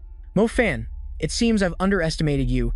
It's no wonder you're the savage brat who killed 3 of my hallmasters in a row, and even came up with such a treacherous scheme to lure me out. How did Wei Ming teach a wicked disciple like you? It's truly a disgrace to his sect." Shu Tian replied calmly, "Teacher Gu is an upright man, unlike someone else, who pretends to be from a righteous and prestigious sect but does things worse than an animal. You do evil and still expect a monument in your honor?" Ruo Ying reminded him, "You, stop wasting words on him. The main business is more urgent." Ling Yu was so furious he was speechless. "You." He and his companions left, but before going, he didn't forget to correct the old man's words, adding a small clarification. "The number of hall masters I've taken down isn't 3, it's 4 now. Stay right there." As he pulled Ruo Oan away, he sincerely thanked her. It was thanks to her plan that they easily solved the biggest problem. Well done. She blushed and thought to herself, "As long as I can be of help, it's fine." Ling Yu, trapped in the formation, was going mad with rage. Damn it, how did they get such a powerful formation? A moment of carelessness, and I fell for their trick of luring the tiger out of the mountain. To think that he, Taoist Ling Yu, who had been cautious his entire life, was played by some wet-behind-the-ears brat today. The plot of this manhwa is getting intense. Ji Yu advised him, "Sect Master, please don't mind what he just said." Ling Yu gritted his teeth and muttered, "He beat 4 people." Ji Yu sensed something was wrong and stammered, "Sect Master, calm, calm, calm." Ling Yu had already placed all the blame on him. "This is all your fault, and you still have the nerve to show your face?" He was punched until his eye was bruised, and he hurriedly pleaded. This subordinate was saying, calm down. Outside the Yufeng sect, despite a sign prohibiting urination from high places, someone was still enjoying himself, peeing far from a high spot, because peeing from a low spot gets it on your shoes. Just then, Shi Tian's group landed beside him. Seeing him, he recognized him immediately. Oh, isn't this an old friend? Meanwhile, Feng Hua was sizing up the courtyard before them. Not bad, it has quite an imposing air. It could serve as a temporary palace for this venerable one in the future. This kind of grandstanding is common in a manhwa. Looking at you's tear-streaked face, he asked in surprise. Looks like you've been a bit hot-tempered lately. Huh? You had been stripped naked and was crying while leading the way for them. He was still trying to beg, Master Mo, can you please spare me? I'll go back home to farm and take care of my elderly mother. I won't fight with you anymore. Shi Tian didn't allow it. Shut up and obediently lead the way for your master. He added a threat. If you don't want your family line to end, don't try any tricks. Once we get what we came for, we'll naturally let you go. This is a classic action manhwa threat. Ruo Oan immediately asked, where are Elder Gu and my father being held? He reported, City Lord Luo Shaoqian, is in the dungeon. But as for Elder Gu, I really don't know. He was brought back by the great hero Jia Mu. Jia Mu's voice transmission came from a distance, calling for Yu. Hearing this voice, Shi Tian became enraged. It's him, that animal. Yu also replied fearfully. Yes. What a coincidence. We were just talking about you, great hero Jia Mu. This dramatic entrance is so typical of a manhwa antagonist. Jia Mu appeared and approached, asking, I told you to go and inform the factions yourself. Have you done it? Yu answered awkwardly. This humble one has been suffering from hemorrhoids lately. I really can't be running around. I hope the great hero Jia Mu will forgive me. Jia Mu looked warily behind Yu. Who's that idiot from? Don't they know to pay respects upon seeing this great hero? Memories flashed through Shi Tian's mind. A Jia Mu who had cried and begged him. My village was destroyed by humans. All my relatives were killed. This flashback adds some deep manhwa lore. I beg you, my lord, to take me in and teach me cultivation techniques so I can avenge my family. When he was given a sword by him, he sincerely swore, thank you, my lord, for bestowing this sword. Jia Mu will definitely work hard on his cultivation. At times, he even thoughtfully cooked for him. Jia Mu knows my lord enjoys Phoenix Emperor kanji. This was made with freshly picked Phoenix Emperor fruits. Please try it. Another time, he was beaten to a pulp but still reported with great pride, Jia Mu went into the human city to buy medicine and herd. This level of devotion and betrayal is a classic manhwa trope. When he saw someone cursing the Lord, he rushed up to fight them, alerting the people of the Chengde sect and was almost killed. At that time, he was very surprised. What? That man swore he wouldn't allow anyone to curse Lord Jiao Mu and swore to protect him to the death. Until the day Jiao Mu stabbed him in the back, I endured humiliation for so long. What I was waiting for was this very moment. Go to hell, you demon lord. Jiao Mu had approached Shi Tian. Damn it, are you pretending not to hear what this great hero is saying? Du hurriedly explained, he. He was brought over from Shaoying Hall. He's new? A new guy? Yes, a new guy. Meeting you for the first time might make him a bit nervous. You are a magnanimous person, please don't hold it against him. Shi Tian also bowed and made way for Jiao Mu. Watching him leave, he suppressed his anger, a scene straight out of a revenge manhwa.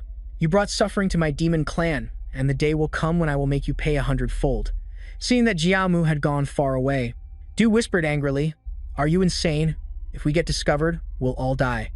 I'm begging you, hurry up and rescue the person and leave, don't drag me into this anymore. He cut him off, cut the crap, and lead the way. In the prison cell, Shao Qian was focused on the Fangxi and Yeek's scroll in his hand. The guard outside being knocked to the ground caught his attention. Recognizing the visitor, he shot up and shouted, Ru Ying.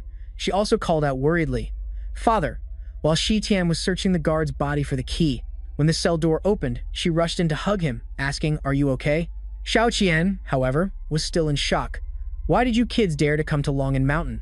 Isn't this just walking right into a trap? That old geezer Ling Yu is looking for you everywhere. Shi Tian assured him, Don't worry, that old man is currently locked up by us in the backyard of Wulua Hall, chatting with a stutterer. He won't be back anytime soon. It's a classic diversion tactic you'd see in a manhwa. Shao Qian grew even more suspicious. Even Ling Yu. Could it be that you're really Tai Tianfu? No, I'm not. You've got the wrong person. He was very annoyed inside. Will you old geezer ever stop? Are you trying to force this lord to sacrifice his own family for righteousness? Trying to silence me by killing me, aren't you? Strange, why did I call him family? Du interrupted the conversation. Can you guys maybe not talk right now? You've already rescued the person, so hurry up and leave. Or I can leave too. Shi Tian didn't allow it, trying to rush me off so quickly. We're not done yet. The Tushan sword is here somewhere. Meanwhile, Jiao Mu had entered the main hall of the Yufeng sect, feeling that the kid from earlier gave him an unsettling feeling. Jiao Mu analyzed internally. At Taiju's funeral, all the disciples of Shaoying Hall were there. Afterward, Qing Yang and Du Du both followed me, so there was no way to recruit new members. How could it be his first time meeting me? This Manhwa plot is getting complicated. Could it be that Du Du was hinting at something then? He immediately gave an order, be on alert. Mo Fan may have infiltrated. Lock down all the sect's exits. The disciples obeyed. Yes, sir. The alarm rang throughout the Yufeng sect. The tension in this Manhwa is escalating. Alert! Mo Fan may have infiltrated. Find him, head to the dungeon. As for our group, they were stealthily hiding by a wall. Feng Hua suggested taking the rescued pair back. The group is too large a target. They'll be fine hiding in the warehouse. Shi Tian asked worriedly, will they be safe? Besides, how did they figure out we got in? This part of the manhwa is full of suspense. Idiot, it took you this long to react. He smacked him hard on the head. What are you spacing out for? Lead the way. He had no choice but to confess. Yes. The sect master's room is right ahead. Shi Tian asked if there were guards at the door. He replied, no. The sect master has never arranged guards for himself. Qing Yang also stepped into the sect master's room, greedily wanting to touch the sword, truly wanting to obtain 1/5 of Shi Tian's true qi. Qing Yang was a bit cautious. The sect master couldn't possibly not have thought about the Tushan's sword being stolen, but why didn't he set up any defenses? Could there be some kind of scheme? Should I risk it and give it a try? Suddenly, a voice sounded from behind him. I'm telling you now, once you get the item, hurry up and leave. It was Yu, who had led Shi Tian inside. He even carefully instructed, oh right, you have to knock me out first to prove that I was forced by you. Shi Tian, annoyed by his rambling, shut his mouth for him. Qing Yang, having caught them red-handed, spoke up, well, this time, even jumping into the yellow river won't wash you clean. Seeing him, Yu's face turned purple with fear, eldest senior brother. Qing Yang also shouted loudly, you traitor, how dare you bring a wicked disciple to barge into the sect master's room, even with 10 mouths. You couldn't clear his name. You've misunderstood, don't be hasty, listen to my excuse first. But he no longer had a chance to argue. A palm strike from Qing Yang made him bleed from all 7 orifices. Qing Yang turned to deal with the other person. And you, wicked disciple Mo Fan, you killed your master before he betrayed the path after. A crime that enrages both gods and men. Your death would not be a pity, and you still dare to sneak into Longyan Mountain to steal the Tushan's sword. Shi Tian calmly replied, you really live up to your title as a righteous gentleman, don't you? So quick to sling mud. I have a question though. What are you doing sneaking around in the sect master's room? I'm afraid you're not the only one interested in the Tushan sword. Feng Hua also mocked him. Tsk, such a fresh-faced pretty boy. Why do you have such a filthy mind? If you want it, just say so. Isn't it tiring to pretend to be so righteous? Shi Tian added, you don't understand. This is the silver tongue of a hypocrite. Qing Yang, having been exposed, angrily released a burst of true qi. Shut up. But Shi Tian only needed one hand to firmly stop the sword qi he launched. Oh ho, manifestation of true qi. You've only just advanced to the golden core stage, but I'm already at the nascent soul stage. This isn't that kind of manhwa where you can beat me. Qing Yang couldn't bear this humiliation. You dare to insult me? Why? Since I was a child, I've worked harder than anyone else. No matter the method, as long as I could get stronger, could climb higher, I was willing to pay any price. Clearly, before, you were nothing. Yet, in just a few short months, you surpassed my years of arduous cultivation. We both cultivate the demonic path, so why can't I catch up to you? It feels like a twisted manhwa plot. You're just a piece of trash. Another movement from behind made him startled. Is the Tushan sword resonating with the desire I'm emitting? The sword is calling its master, just like in a fantasy manhwa. Shi Tian thought to himself, the Tushan sword is calling me. It seems the true qi I released during my last move was sensed by the Tushan sword. Even if I've changed bodies, my soul remains the same. The Tushan sword can still recognize its master. I can rest easy then. The 4 other demonic artifacts can surely be recovered. Qing Yang also boldly reached in, wanting to take the Tushan sword. He shouted with great vigor, no one will ever look down on me again. As his hand was about to touch the sword, it was blocked by a formation. He screamed out in agony. Qing Yang's entire arm was injured, the spreading pain leaving him only able to screaming, my hand. Shi Tian was also alarmed. Wow, this old fox, no wonder, he didn't even post a single guard stationed. Seeing the 2 spirit venerable guardians appear, he had his answer. It turns out a formation was set up long ago, a treasure-protecting formation. Qing Yang quickly jumped out the window to escape, making Shi Tian extremely annoyed. Damn, this kid is fast. Feng Hua, beside him, revealed, these spirit venerable guardians are at least at the peak nascent soul stage. With your current strength, this will be a tough fight. He replied, thanks for the reminder. He knew that fighting 1 against 2 was a tall order. The odds of winning were slim, and a fight of this scale would surely expose him. Jiamu could arrive at any moment. But he had come this far, there was no reason to back down now. Then let's go all out. Jiamu had already ordered 2 disciples to check on the sect master's room. They called out. Outside the Yufeng sect master's room, 2 disciples were walking and chatting. I heard our Yufeng sect's ranking among the 5 sects has dropped to last place. The other replied, we've been used to it for ages. We're the eternal underdogs. We just have to follow the Chengde sect. Just as they reached the sect master's room, they were caught in an explosion that erupted from within. Feng Hua advised. Shi Tian, who was struggling in the fight, retreat. You can't win. The power gap was obvious. It couldn't be bridged by sheer willpower alone, a common trope in many a manhwa. He coldly retorted, cut the sarcasm, while in his heart. He had his own plan. As long as he got that sword, this cat and mouse game would be over. That sword represents 1/5 of my power at my peak. The other disciples had also noticed the commotion. Who is it? Someone has infiltrated the sect master's room. It's Mo Fan. Quick, inform Lord Jiamu. Shi Tian asked Feng Hua for help. Help me hold off the others. She feigned indifference, asking, why should I? He named his price and charged at his opponent. 3 special sauce roasted ducks. The mention of food made Feng Hua agree instantly. He focused his internal energy into a powerful punch against the 2 guardians' barrier. He poured in more energy, cracks began to appear on the shield. Shi Tian roared, break for me. This kind of power struggle is classic manhwa action. The barrier shattered, and the 2 spirit venerable guardians took a ready stance. He immediately dashed towards the Tushan sword. He was almost there.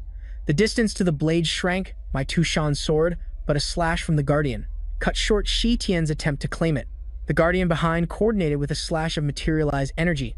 This duo is a tough boss fight in any manhwa, slashing down with deadly force, while Shi Tian fired an arrow of materialized energy that pierced through the guardian's head. But when he saw the guardian's head slowly regenerating, the reincarnated demon lord knew this fight was going to be tough. Infinite regeneration, unbelievable. Am I being forced to risk using that move? Meanwhile, in the backyard of Wula Hall, Ling Yu was panting with exhaustion, unable to break the formation. Ji Yu stammered, trying to calm him. Sect, master. Don't worry, Long Han.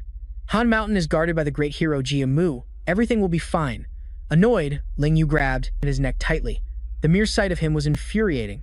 It's all your fault, you useless trash, that I fell into his trap. Use your life to atone for your failure. Ji Yu desperately pleaded.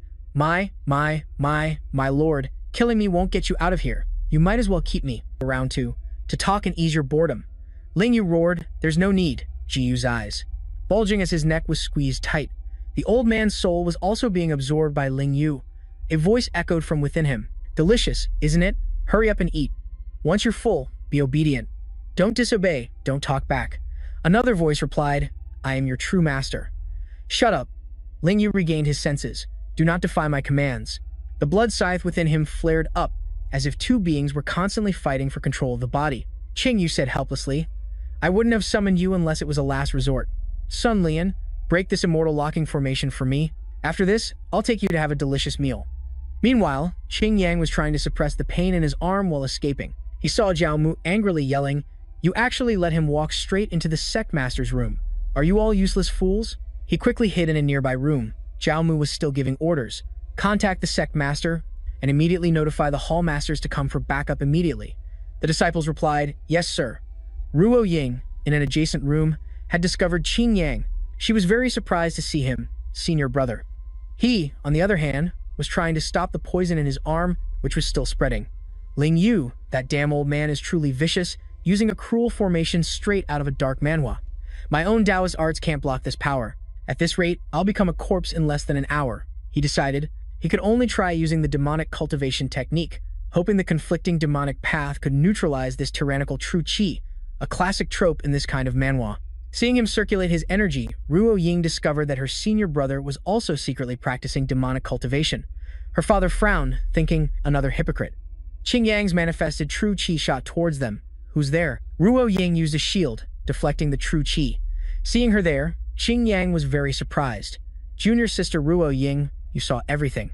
She replied, the senior brother who championed justice and hated evil was indeed a facade. Compared to hypocrites like you, Mo Fan is at least upright and straightforward, and he would never betray his master and sect.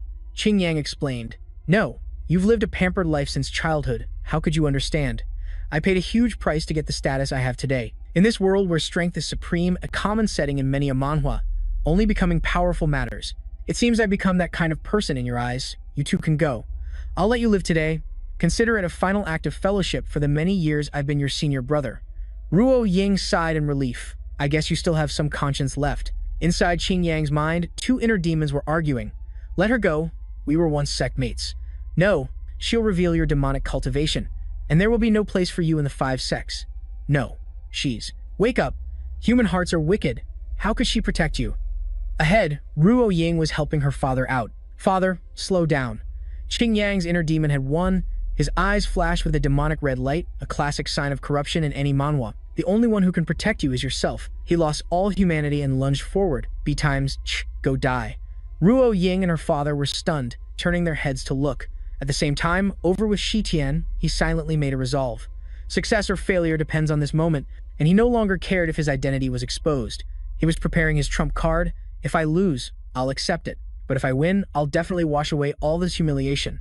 The 10,000 demons, summoned by Shi Tian, shot up into the sky, a spectacular scene fit for a manhwa finale. The Heavenly Thunder Guide also shot down. Feng Hua had to use a barrier to protect herself from the impact. The range is massive. Are you trying to take me down with you? Meanwhile, Shi Tian was helpless as he too was struck by the Heavenly Thunder. Damn it, my true chi was shattered by the lightning strike before it could even take form. He couldn't accept this reality. He couldn't die here. I am. His hand persisted, struggling to grip the sword's hilt. And then he continued. Demon Lord Shi Tian. On Ruo Ying's side, she was in disbelief. Xiao Qian had taken a blade for his daughter. She screamed in panic, Father, while he struggled to say, Don't even dream of touching my daughter. Yinger, use the move I taught you. Ruo Ying unleashed the explosive Thunder Pear Blossom Spike, launching it at him. Qing Yang, you demon. Caught by surprise, he couldn't defend in time, and his entire body became a pincushion for the spikes. The father and daughter used this move to escape, leaving Qing Yang behind screaming in pain. My eyes. Xiao Qian reminded his daughter, We've been exposed. Hurry and regroup with Mo Fan. She anxiously transferred her true chi to heal him. I'll stop the bleeding. Behind them, Qing Yang was seething with rage. Vicious woman, you just wait for me. This whole scene is so intense, just like in a top-tier manhwa. When the two of them arrived, Shi Tian was nowhere to be found. So Ruo Ying asked, Sister Feng Hua, what happened? Where's Mo Fan? Feng Hua replied, To deal with the two spirit venerables, he summoned the Heavenly Thunder Swarm. It's unclear if he's dead or alive. The stakes in this manhwa are always so high. Another bolt of heavenly thunder struck down. Xiao Qian exclaimed in shock, He's drawing lightning to strike himself again. He's insane. Insane? Does he think he's a grand golden immortal or something? Meanwhile, Ruo Ying called out worriedly, Mo Fan, the hand gripping the Tushan's sword, was enveloped by an aura that spread and coiled around his arm. Shi Tian's eyes opened, a flash of determination appearing in an instant. He let out a shout that shook the heavens and earth. Open for me. Shi Tian had successfully reclaimed the Tushan sword. Seeing his new form, Feng Hua was very surprised. Another new look? What kind of demonic aesthetic is this? It's hideous. This dramatic transformation is a classic manhwa trope. Ruo Ying, however, was overjoyed. That's great. You're alive. Xiao Qian, on the other hand, became even more certain. This outfit. And he can wield the Tushan sword. Impressive. It must be him. Jia Mu, hiding in the distance, also found it hard to believe. Impossible. I saw you die with my own eyes. This can't be happening.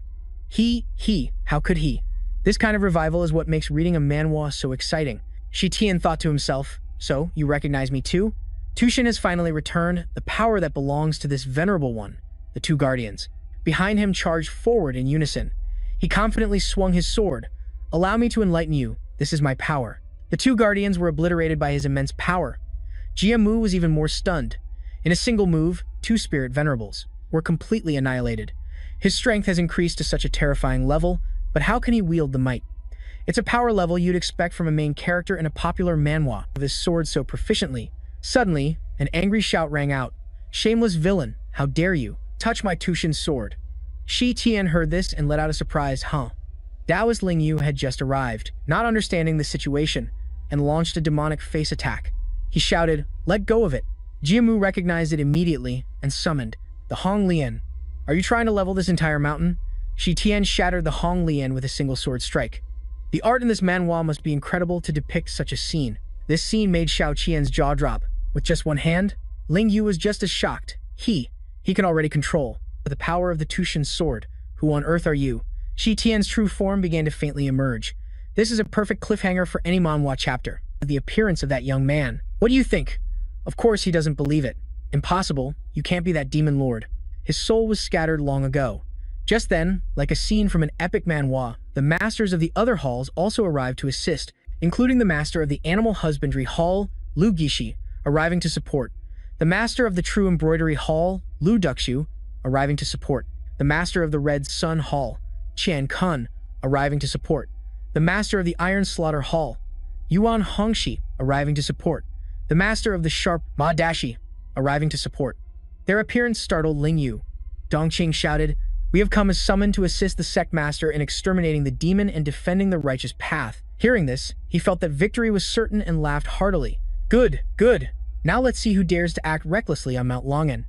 Qing Yang, hiding and observing from afar, let out a sigh of relief, thankful that the demonic arts could heal injuries. If they hadn't shown up, the sect master would surely have owed him a favor later. Seeing Qing Yang step forward, Zhao Mu stopped him.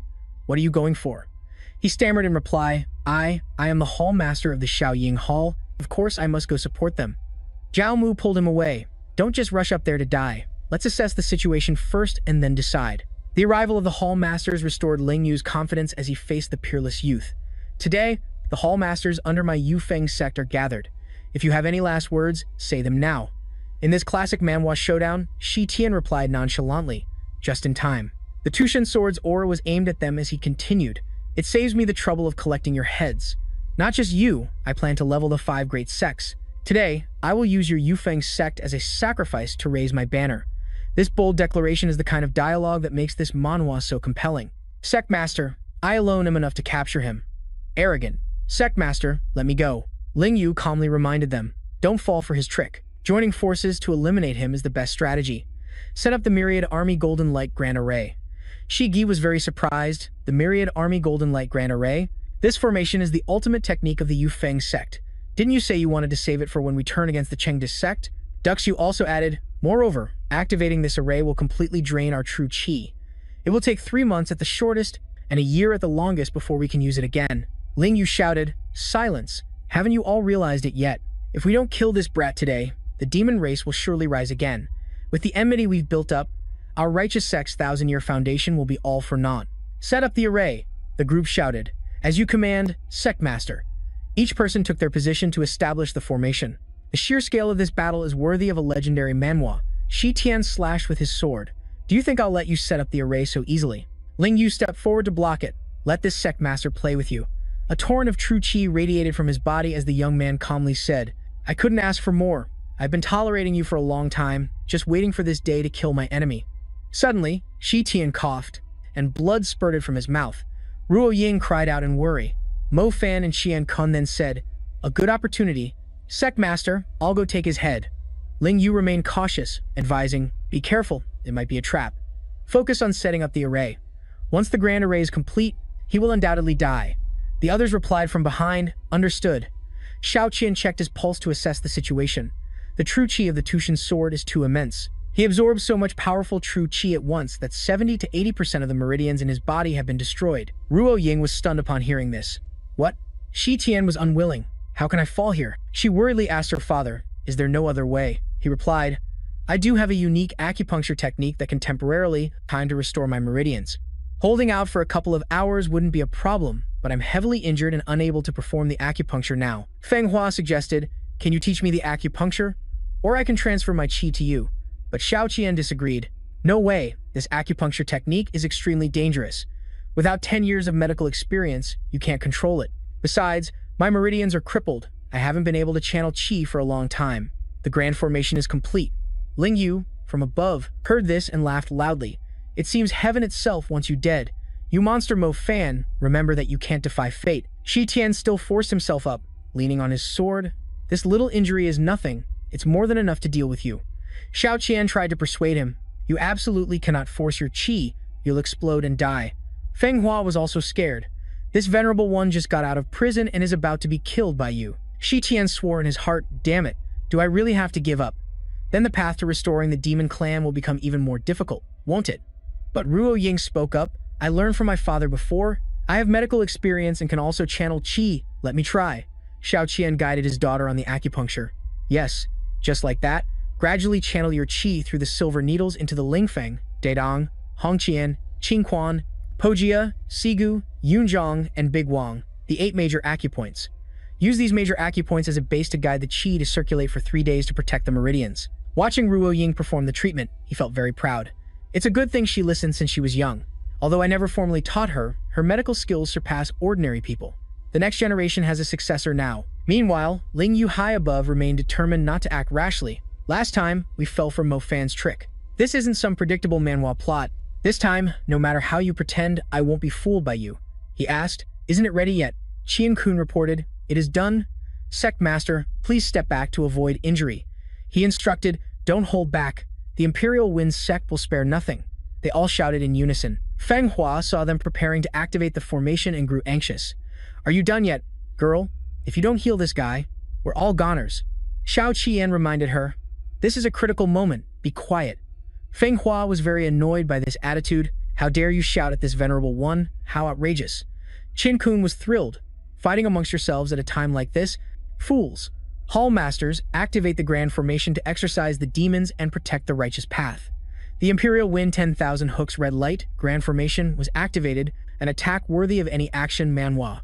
Countless massive fireballs rained down, and Feng Hua deployed a formation to block them, but her dragon power was limited, and she couldn't hold on for much longer. Behind her, Ruo Ying reported, "Meridian restoration complete." Seeing her spit blood, Shi Tian yelled worriedly, "Feng Hua." She reminded him it was too late, the Grand Formation was active, and no one else could withstand it. "It seems this venerable one must make a sacrifice today. Kid, you better remember this favor. Today won't be settled without 100 roasted pig heads." After she spoke, a surge of power erupted, a classic manhwa power-up moment. Qian Kun said disdainfully, "The outcome is set. Today, the whole world will see clearly that this is the consequence for daring to provoke our Imperial Wind sect." A sound made Du Xiu very suspicious. "What's that sound?" It was the roar of a dragon. Feng Hua was carrying Shi Tian, breaking through the formation's encirclement and charging towards them. They were stunned and couldn't believe their eyes. A dragon? Damn it, this is like something out of a fantasy manhwa. They're not even trying to save face anymore. Shi Tian replied coldly, "Do you have any face to talk about when it's 5 against 1? The power from the true dragon swept through, causing the first 2 Hall Masters to perish. Daishi screamed, "The great formation is broken, elders, flee quickly." But he too was smashed in the side by the true dragon's tail. Hongxi and Guishi grew tense, seeing this. Hongxi called out, "Guishi, the Imperial Wind token." He replied, "Understood."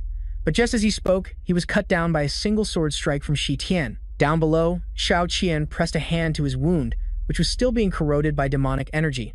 He was astonished, never expecting them to wield the power of the integration stage by combining their strength. The power scaling in this manhwa is incredible. The only variable was how long Mo Fan's body could hold out. Asterisk, cough cough asterisk. Ruo Ying, while healing him, cheered. "Amazing, they defeated 5 elders in an instant," Daishi reported back. "Sect Master, this kid is too heaven-defying. We can't beat him." The Sect Master immediately absorbed his soul. What a bunch of useless trash. In the final moments of his life, Daishi could only manage to say, Sect Master. While he waited for the true power of Taoist Lingwu to finally reveal itself, Hongxi hurriedly begged for his life. Sect Master, spare me." He screamed, "Don't." But he couldn't change his fate of becoming Lingwu's nourishment. This kind of brutal scene is common in a dark fantasy manhwa. Dumu then said to Qing Yang, "Do you see that? If I hadn't stopped you, you would have met the same fate." Shi Tian scorned this act. They were fighting so valiantly just moments ago, and now they've become mere nourishment. It's truly disappointing, isn't it? A voice filled with killing intent rang out. "If they are useless, what right do they have to live? This has always been the creed of our Imperial Wind sect." Shi Tian swung his sword without hesitation. "In that case, in a moment you'll have to commit suicide to uphold your own creed," he thought to himself. Mid-stage integration realm, right now with the Tushan sword. The fight choreography in this manhwa is top tier. I can only barely reach the initial stage. I can't fight him head-on. Sun Lian within his body raged, "You've offended our Imperial Wind sect. Now die." Seeing the gigantic head being summoned, Feng Hua recognized the demonic beast he was controlling. Is a how. It is as ancient as our true dragon clan. Its killing intent is immense. You absolutely must not let your guard down. This manhwa introduces some really cool mythical creatures. Shi Tian understood. The how roared and exhaled a gigantic vortex. Shi Tian didn't know its intention, This is the howl, Feng Hua explained. It wants to swallow us. My current strength is too weak. I can't resist for long. Shi Tian immediately used palm lightning. You want to eat me? Then have a taste of this. A palm strike materialized into a giant hand and shot forward. Go! The palm slammed right into the Hu's gaping maw. Shi Tian uttered the command, explode. The palm lightning shot deep inside the beast's mouth, but nothing happened. Shi Tian felt incredibly embarrassed. That was a classic Manhwa fail moment. Feng Hua was also speechless. Are you trying to bond with it? He flared up in anger. Damn it. How was I supposed to know? Its throat was that deep. Feng Hua was sweating profusely. Think of something fast. We're about to be pulled in. He was also pondering. Attacking from the outside is useless. It has to be from the inside. This strategy is a staple in many action manhwa. Feng Hua added, in that case, I can only give you one more layer of protection. The rest is up to you. He agreed, all right, and immediately darted forward. The true dragon armor covered Shi Tian's entire body, while Feng Hua reverted to her human form and fell. She cursed, damn it, I can't sustain a transformation at this level. Shi Tian shot like an arrow into the gaping mouth of the Hao. You want to eat me? Then I'll go inside and see what you're really made of. What a cliffhanger. I can't wait for the next chapter of this manhwa. Streams of true chi. The surprise attack damaged the outer layer of his armor. He was furious. Damn you, Ling Yu, to think you had this trump card. Even with Feng Hua's protection, I can't hold out for much longer. Ling Yu spoke from below. You've got some skill to make it here unscathed. He raised his sword, saying angrily, You dog, Ling Yu, I'll make you pay in blood for what you've done. He slashed down with his sword, but it was blocked by his blade. The collision of the two forces, like a scene from an epic manhwa, caused the heavens and earth to tremble. Ling Yu praised his opponent. Very good, to think you could enter my crimson blood barrier. But your luck ends here. Just as he finished speaking, he was stunned to see Shi Tian's figure gradually disappear. Shi Tian had used Flash Step to teleport behind him, landing a slash on Ling Yu that made him scream. Art! He knew this was the Flash Step that Shi Tian exclusively created. A step in the blink of an eye, just like in a manhwa. It really is you. Shi Tian closed in on his opponent and replied. That's right. He grabbed Ling Yu's neck tightly. Oh, I am Shi Tian. He struggled to say, asterisk, cough, cough asterisk. Your body had disintegrated, yet you still managed to survive. No wonder the corpse of yours couldn't be refined into a true core demon pill. The Tushan sword has accepted a new master. I should have realized sooner. Shi Tian snorted coldly and said, You're only figuring it out now. You're as dumb as a pig. It's been a long time since Tushan has tasted the fresh blood of an enemy, right? You couldn't wait any longer either, could you? Die. A single sword strike, a brutal moment in this manhwa, slashed across his chest. Shi Tian grimly continued, You should feel honored to become the final offering to the Tushan sword after it has reclaimed its master. Ling Yu accepted the reality. Asterisk, cough, cough asterisk, I truly did underestimate you. For Shi Tian, streams of crimson blood were being absorbed into the wound, causing it to gradually recover. Ling Yu revealed his hand. However, you miscalculated one thing. This is a barrier created by me, and no one can defeat me within this crimson blood barrier. Shi Tian thought that the fatal wound on his chest and leg had completely recovered, and even if Ling Yu was at the integration stage, it shouldn't be this easy. After recovering, Ling Yu laughed loudly. Haha, just now, I was only testing to see if you were the real deal. I am the god of this place, the final boss of this manhwa. Streams of crimson blood, like countless threads, bound his limbs tightly.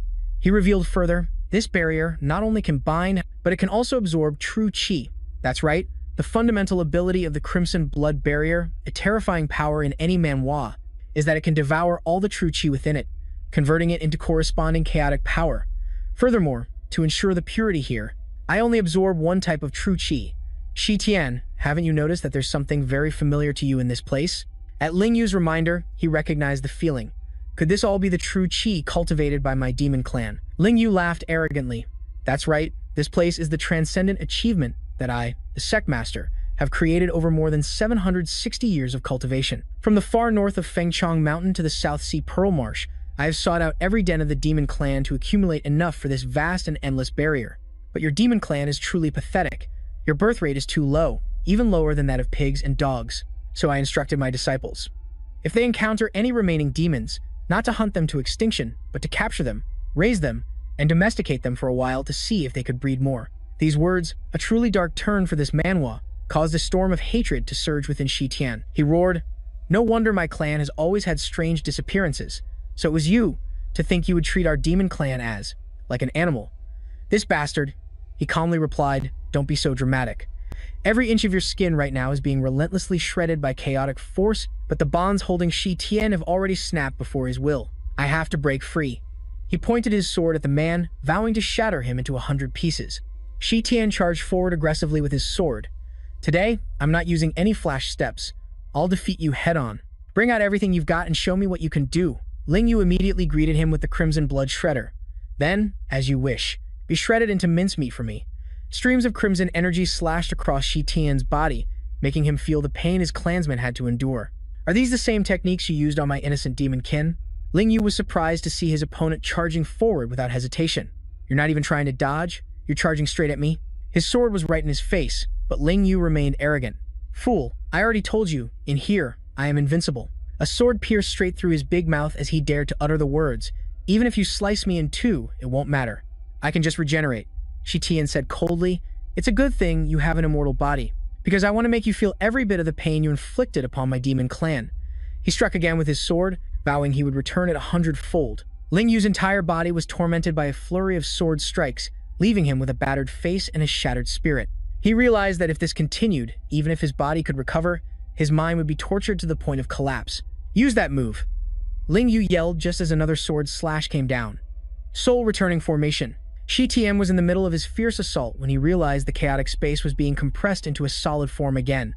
Thanks to this, the man regained his arrogance. The art in this manhwa must be Let's see you try to move now. His body restored, he continued, you've only just recovered a single Tushin sword and you've already managed to push me, the sect master, into such a corner. Shi Tian, you truly are strong, but you're also about to die any second now. Shi Tian watched his opponent warily, while the man laughed smugly. Just wait for all of your true qi to be drained completely dry. Shi Tian offered a kind reminder. Old fiend, did you know this Tushin sword was forged from 9 heavens sacred gold? This is a key plot point in the manhwa. Besides its incredible power, it also has the ability to store true qi. People call it the Nurturing Maiden Sword. He swung the sword, absorbing the true qi from the Crimson Blood formation, and then said, thank you for gifting me the true qi of my thousands upon thousands of demon kin. I won't hold back anymore.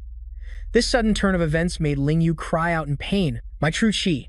A single sword strike, carrying endless resentment, came down, causing the entire space to flash with blinding light. This manhwa is getting intense.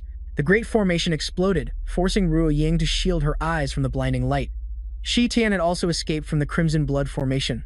He fell to the ground with a thud, struggling to push his aching body upright. He knew the barrier had become unstable and collapsed, right?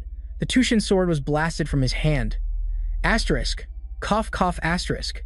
But the Tushin sword also absorbed a fair amount of true qi, didn't it? But I absolutely must not awaken the being inside it. My meridians are at their limit again. If I can't directly wield the Tushin sword, I don't have much of my own true qi left.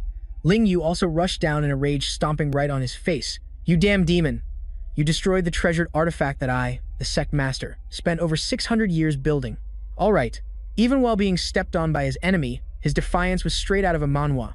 Those are the lives of my demon clan's people. You are not worthy. The man replied grimly, then I'll take your true core demon pill as compensation. I don't believe you can still be lucky enough to escape. Seeing this, a worried Ruo Ying rushed forward. Mo Fan Ling Yu immediately released a burst of true qi and said contemptuously, a nuisance. Shi Tian also shouted, be careful. Ruo Ying was sent flying backward, letting out a cry. She thought to herself, even though I'm seriously injured, he couldn't kill me. It seems Sect Master Ling Yu doesn't have much combat power left either. He stomped on him with more force. Now no one can come and bother me anymore. Your life is mine. Shi Tian secretly gathered true qi in 2 of his fingers. He cursed, damn it, in this kind of manhwa situation, only 2 of my fingertips can move. It seems I'll have to use that move. Shi Tian spoke up. We'll have to see if you have what it takes to take it. Ling Yu furiously beat him down. You want to die that badly? That's too easy for you? This sect master must slowly torture you to avenge Hong Lian. If you want a comfortable death, bark like a dog a few times. Maybe if I'm happy, then I can let you go. From a distance, Qing Yang asked worriedly, the sect master has won. Are we still not going to show ourselves? He replied, wait a little longer. Let's tidy ourselves up a bit and pretend we were knocked out by the earlier explosion. Ling Yu moved on to the next step, raising his hand to perform the demon wind slash. Enough. This master is in no mood to play with you. I will use your demon clan's demon wind slash to send you on your way. A single slash struck his back. To die by a technique of your own demon clan, you must be dying with great resentment. Haha. A single word, break, extinguished his laughter, a truly epic manhwa moment. The two people secretly watching were also stunned. What? A sword pierced through his chest, leaving Ling Yu in disbelief. This is the sword control technique. Even as his body fell, Ling Yu couldn't believe it. How is this possible? Shi Tian slowly sat up, a comeback worthy of the best manhwa protagonist, and asked the defeated general who had fallen face first to the ground beside him. Surprised? Delighted? To die by a technique of your own Taoist sect? You must be dying with great resentment, right? Before he died, he held onto one belief. The four sects will definitely avenge me. Before his body and soul dissipated, Shi Tian assured him, "Don't worry, they will quickly come down to find you." At this victory, Ruo Ying cheered joyfully. "We won. Did we finally win?" Her father replied, "Silly girl, that old dog, Ling Yu, has already turned to dust. How could this be fake?" She was so happy that she rushed forward to hug Shi Tian tightly. "Mo Fan, you're amazing. You defeated a sect master from one of the 5 great sects. That's a feat you'd see in a legendary manhwa." He yelled out in pain. Realizing her mistake, she said guiltily, Sorry, I was too excited. I'll heal you." He replied with a dark expression, "It's useless. The acupuncture technique's effect has worn off. The meridians throughout my body are severed. I have almost no feeling left." Qing Yang seized the opportunity and charged forward. "This is a great chance." He's a spent arrow. "Disciples of the Yu Feng sect, follow me to eliminate the villain and avenge our sect master." In his heart, he was ecstatic. "Mo Fan, in the end, you will only be a stepping stone for me in this brutal manhwa world." His excitement made him ignore Zhao Mu's warning from behind. "Wait!" The entire Yu Feng sect charged forward in unison. "Kill him, avenge the sect master, eliminate the demon and protect the righteous path." Ruo Ying stood ready to fight. "As long as I have breath in my body, no one will touch him." Qing Yang replied, "Junior sister, since things have come to this, and you're still stubbornly deluded, if you insist on going down this path to death and bringing ruin to our sect, then I'll have no choice but to uphold justice by eliminating a relative." Tich Thian glanced irritably at the Du Sun's sword beside him. "Hey, are you done playing dead? Do I have to call you out before you—" Nuok Oan was stunned when she heard him. "What?" The Du Sun's sword was furious and cursed, "Son of a. I was hiding so well, but you just had to expose me." Du Sun Kiem, the sword spirit who refused to reveal its name, angrily piped up. "You've already died once, and now you want to rise from the grave. If you're going to be resurrected, then so be it. But instead of tucking your tail, finding a wife, and having a son, you insist on seeking revenge. Do you think you're the main character in some manhwa? Are you some kind of returning king?" Fan Zhuang and his disciples were dumbfounded. A sword, a talking sword. Is this some kind of manhwa magic trick? Am I seeing things? Zhao Mok knew it, damn. This monstrous entity has indeed been summoned. Tu Kiem also realized it, a sword spirit, a real sword spirit actually exists. I've heard that only weapons that have absorbed the spiritual energy of heaven and earth for 1,000 years can develop a spirit and become sentient. I always thought it was just a legend, the kind of thing you only see in a manhwa. I never expected to see one in my lifetime. But it's not quite the same as what I imagined. The sword spirit immediately cursed back, "You damn old geezer, what are you looking at? Keep staring, and I'll gouge your eyes out." Nuok Owen asked doubtfully, "If he was already awake, why didn't it help you earlier?" Tich Thian replied helplessly, "I never intended to rely on it in the first place. I was more afraid it would wake up after swallowing too much true qi. Its mouth is just too foul." The grumpy sword spirit blurted out, "I saw you were about to die, and I was planning to just wait for you to kick the bucket and then latch onto Lang Vu. I didn't expect you to be so cunning, daring to use me for a despicable sneak attack. You're truly shameless. I despise you." Fan Zhuang immediately commanded, "I think your composure is just a bluff. Sword control, exorcise the demon." In his heart, he thought, "Damn it, he must be pretending. I can't be defeated here." Nuok Owen asked directly the sword spirit, "What should we do now?" It insolently said, "You chirping thing, hurry up and get to the main event. Don't make me angry." Nuok Owen nearly choked on its words. "Thing," the sword spirit brusquely descended upon the group of cultivators below. "Do not call my name." The sword moved with an unstoppable, swirling aura. The shield that Fan Duong created already showed signs of cracking. After completing its mission, the sword spirit returned and arrogantly ordered Tich Thien, "I just saved your life. Aren't you going to kneel down quickly?" He threatened it, "If you cause trouble again, get lost." As for Nuok Oan and her father, they looked like their souls had left their bodies as they witnessed the scene. A single strike from the sword spirit had created a massive crater. Its destructive power was terrifying, like a scene from an epic manhwa. Tich Thien asked curiously, "Where's Fawn Hoa?" Nuok Owen pointed in one direction. "After she went into the wolf's stomach, I think she fell over there." Meanwhile, the sword spirit was trembling with anger as Tich Thien leaned on it. "Hey, you mother! You dare use me as a walking stick!" Lifting it up, Nuok Owen helped her father towards the crater. "Father, are you feeling any better?" He replied, "Much better. Much better. Tich Thien then guessed she's probably in this crater. Seeing Fang Hoa in the form of a baby lying in the crater, he was very surprised. Who is this? Why has Fang Hoa become so small? This whole situation feels like a fantasy manhwa. Tich Thien quickly went down to help her up. Fang Hoa, wake up. The sword spirit reminded him, hey, a powerful stream of true chi is pressing closer. If you want to live, leave now. If you don't, then bury me first. Thanks. He was also surprised, so fast. So they had caught up, but still couldn't find old Gu. Finally, Shi Tian decided to pull Ruo Ying and her father up. Ruo Ying held on tight, following his lead. They immediately flew away on their swords. The sword spirit reminded them to hold on tight. And steady, if you fall, I'm not taking responsibility. Bai Ruhe, a spectator leisurely sitting on a treetop, observed everything and spoke up. Tisk Tesk, what a lively and dramatic show. It's like a scene from a manhwa. Are they heading to the Nine Nether Ghost Spring for treatment? Looking at the group, he exclaimed, oh, you guys are here too? The other hall masters just arrived after the party's over. Fei Guang reported, Fei Guang of the Chengda sect has arrived to provide support. One of the hall masters asked Ruhe, Uncle Master Bai. We received an urgent distress call from the Yufeng sect and came immediately. I didn't expect you to be here as well. Someone else was also curious. What on earth happened? The Yufeng sect looks like it's been reduced to a pile of ruins. Another hall master guessed. Was it a demon clan counterattack? Quick, let's find where Taoist Ling Wu is now. Ru calmly announced, Lord Ling Wu has fallen in battle. Upon hearing this, a hall master replied, no matter who the opponent was that could defeat sect master Ling Wu.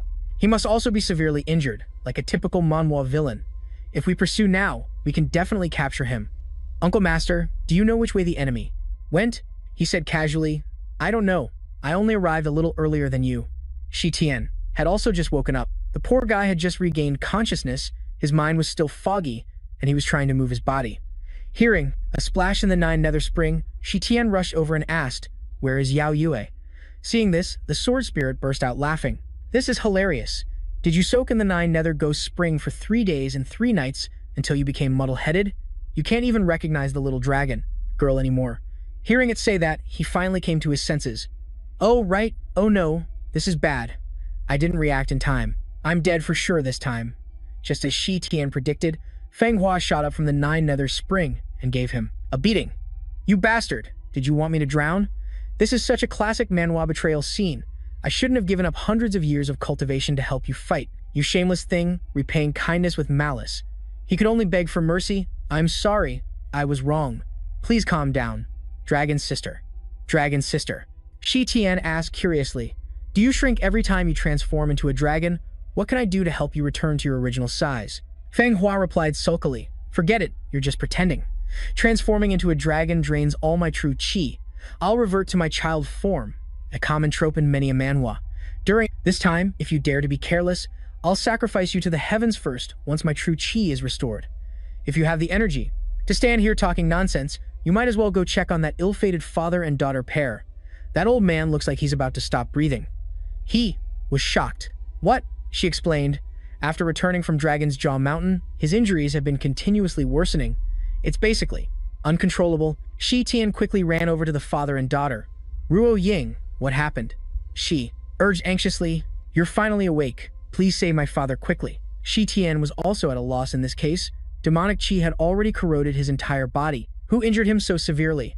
This plot twist is like something from a manhwa. Ruo Ying recounted, Qing Yang, we ran into him while he was using a demon clan technique to heal and to silence us. He guessed with apprehension, Qing Yang, he actually used such a sinister technique. He truly inherited the ways of Wu Tieju. His heart meridians are almost completely corroded. It's a dark situation, straight out of a horror manhwa. I'm afraid, Ruo Ying cried and begged, Shi Tian, you also understand demon clan techniques. Please save my father. Her father advised, Ruo Ying, it's useless. I know my own condition well, don't waste your strength. He took the mortal immortal saintly codex from his robes and said, Ruo, Oan, I don't have much of value to leave you. This book is the culmination of my lifetime's medical experience. I hope it can help you someday. Although I never passed my medical skills on to you, the first time you performed acupuncture, you managed to heal Mo Fan's damaged meridians, which shows your comprehension is a rarity in this world. If you study it with your heart, your future achievements will surely surpass mine.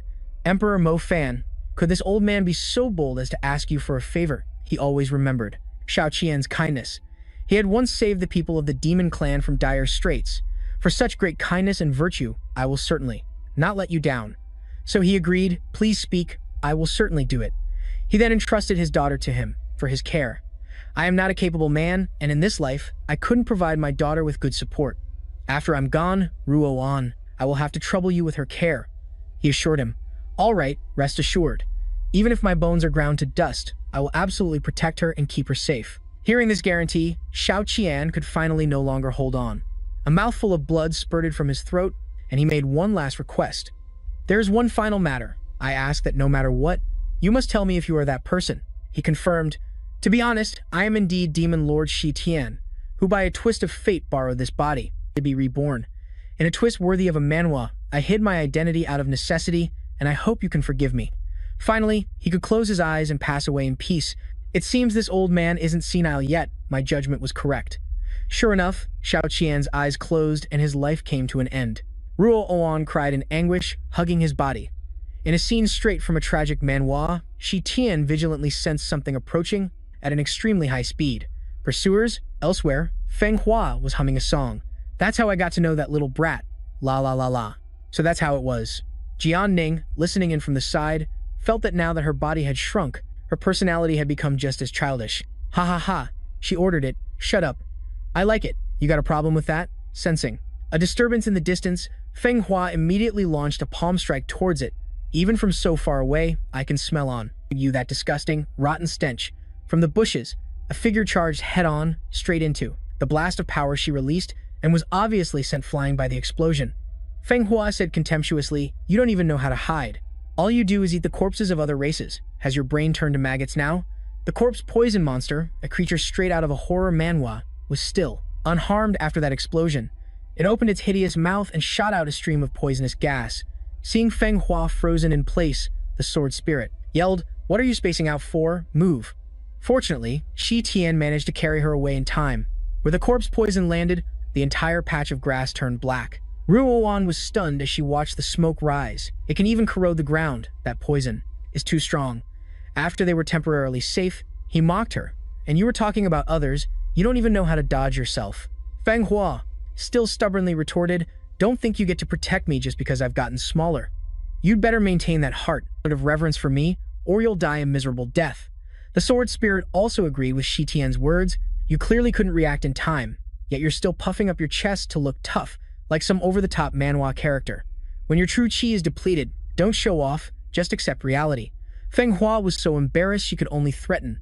Say one more word, or I'll throw you both into a cesspool. She continued her tirade, saying that your corpse ghoul clan invaded our dragon clan's sacred ground, and over 100,000 of our ancestors resting there were devoured completely. This blood feud, like something from a tragic manhwa, can never be forgotten. This venerable one has long sworn an oath to kill every single one I meet, with no room for negotiation. Hearing this, Tian understood. No wonder she acted with such deep-seated hatred towards the corpse ghoul at Mount Fuxi in that time. It turns out her ancestors' corpses were treated as food and eaten, but corpse ghouls inherently feed on rotten flesh to survive, so you could say they were just unlucky to mess with the true dragon clan, who deeply revere their ancestors. Feng Hua Haoshang declared, to avenge our ancestors' shame. Seeing that the chi she released kept missing, Tian had to remind her, young lady, you can't even aim straight. As the corpse ghoul prepared to return to its original hiding spot in the bushes, it was blocked again by Feng Hua's chi. Finally landing a hit, she exhilaratingly exclaimed, not bad, this is the feeling. The more its filthy blood splattered, the more at ease this venerable one's heart became. Tian also sized it up. This corpse ghoul really isn't very intelligent. The corpse ghoul begged her, my kin who offended your ancestors are sincerely sorry, but I have never left this forest, nor have I ever caused harm to anyone. Please spare me, I beg you. Hearing it speak, Feng Hua realized, so you things can talk? I thought corpse ghouls were just wild beasts. Are you trying to argue when you're at death's door? It's too late. Ruo Ying keenly noticed, wait, it's protecting something. Hold your hand for a moment. Tian was also surprised, how do you know? The corpse ghoul hugged its swaddled child, pleading with them once more, I beg you, if you must kill me to avenge your ancestors, so be it, but the child is innocent. Our village was slaughtered by humans, and only the two of us managed to escape, but the boy is gravely injured. Please let him heal in the spring. Ruo Ying then understood it wasn't that it was panicking and blindly got hit by her, but that it was using its body to protect its child. Do you still want to kill it for revenge now? With a sharp tongue but a soft heart, Feng Hua replied loudly, "This venerable one hasn't sunk so low as to pick on a widow and an orphan. It would bring shame to the dragon clan if word got out. Let it go heal." Watching the corpse ghoul, mother and child happily at the healing spring, Tian asked curiously, "As expected, your mind is more perceptive, but a normal person would have been scared senseless upon seeing a corpse ghoul. So why aren't you afraid at all?" Ruo Ying didn't answer the question. She just turned and walked away coldly. "If there's nothing else, I'm going to go bury my father." He was also helpless. After hiding his identity from her for so long, she was clearly angry. This whole situation is like a complicated manhwa plot. This is going to be troublesome. How do I console a girl? I have no experience with this. Ruo Ying had already set up a tombstone for her father, engraved with the words "Tomb of the late father Luo Shaoqin." She stared blankly at the stone before her. Just then, Tian came to comfort her. "About that, please accept my condolences. Everyone dies eventually. Sooner or later, we all have to die." Ruo Ying coldly cut him off. "If you don't know what to say, then shut up." He gave a forced laugh and said, "All right, I'd rather fight 300 rounds with the 5 sects than try to comfort a woman. I really don't know what to do. I'm sorry, I never told you the truth before, because my identity is too sensitive." Ruo Ying remained silent. "It's fine. Back when I found you at the bottom of the cliff, I already felt something was off. The person I found was probably no longer the honest Mo Fan from before, but I never expected you to be the great enemy of our human race, the demon lord Shi Tian, a plot twist worthy of a manhwa." He asked directly, "Now that you know, what are your plans? If you want to leave, I can help you find a town to settle in, and then I'll arrange for Qi Liao to secretly protect you so you can live out your days in peace." Ruo Ying was hurt by his words. Seeing her cry made Shi Tian panic. "Why are you crying? Oh no, Wu Zong. Where are you? Get over here, let's have a fight, so I have an excuse to get out of here." She furiously questioned Shi Tian. "After going through life and death together for so long, do you think I'm some weak character in a manhwa who clings to life and fears death? Or do you just find me troublesome? I admit my strength doesn't compare to you and Feng Hua, but when it comes to medical skills, I'm not weak at all. If you really can't stand the sight of me, just say so, and I'll leave immediately and won't bother you anymore." He hastily denied it.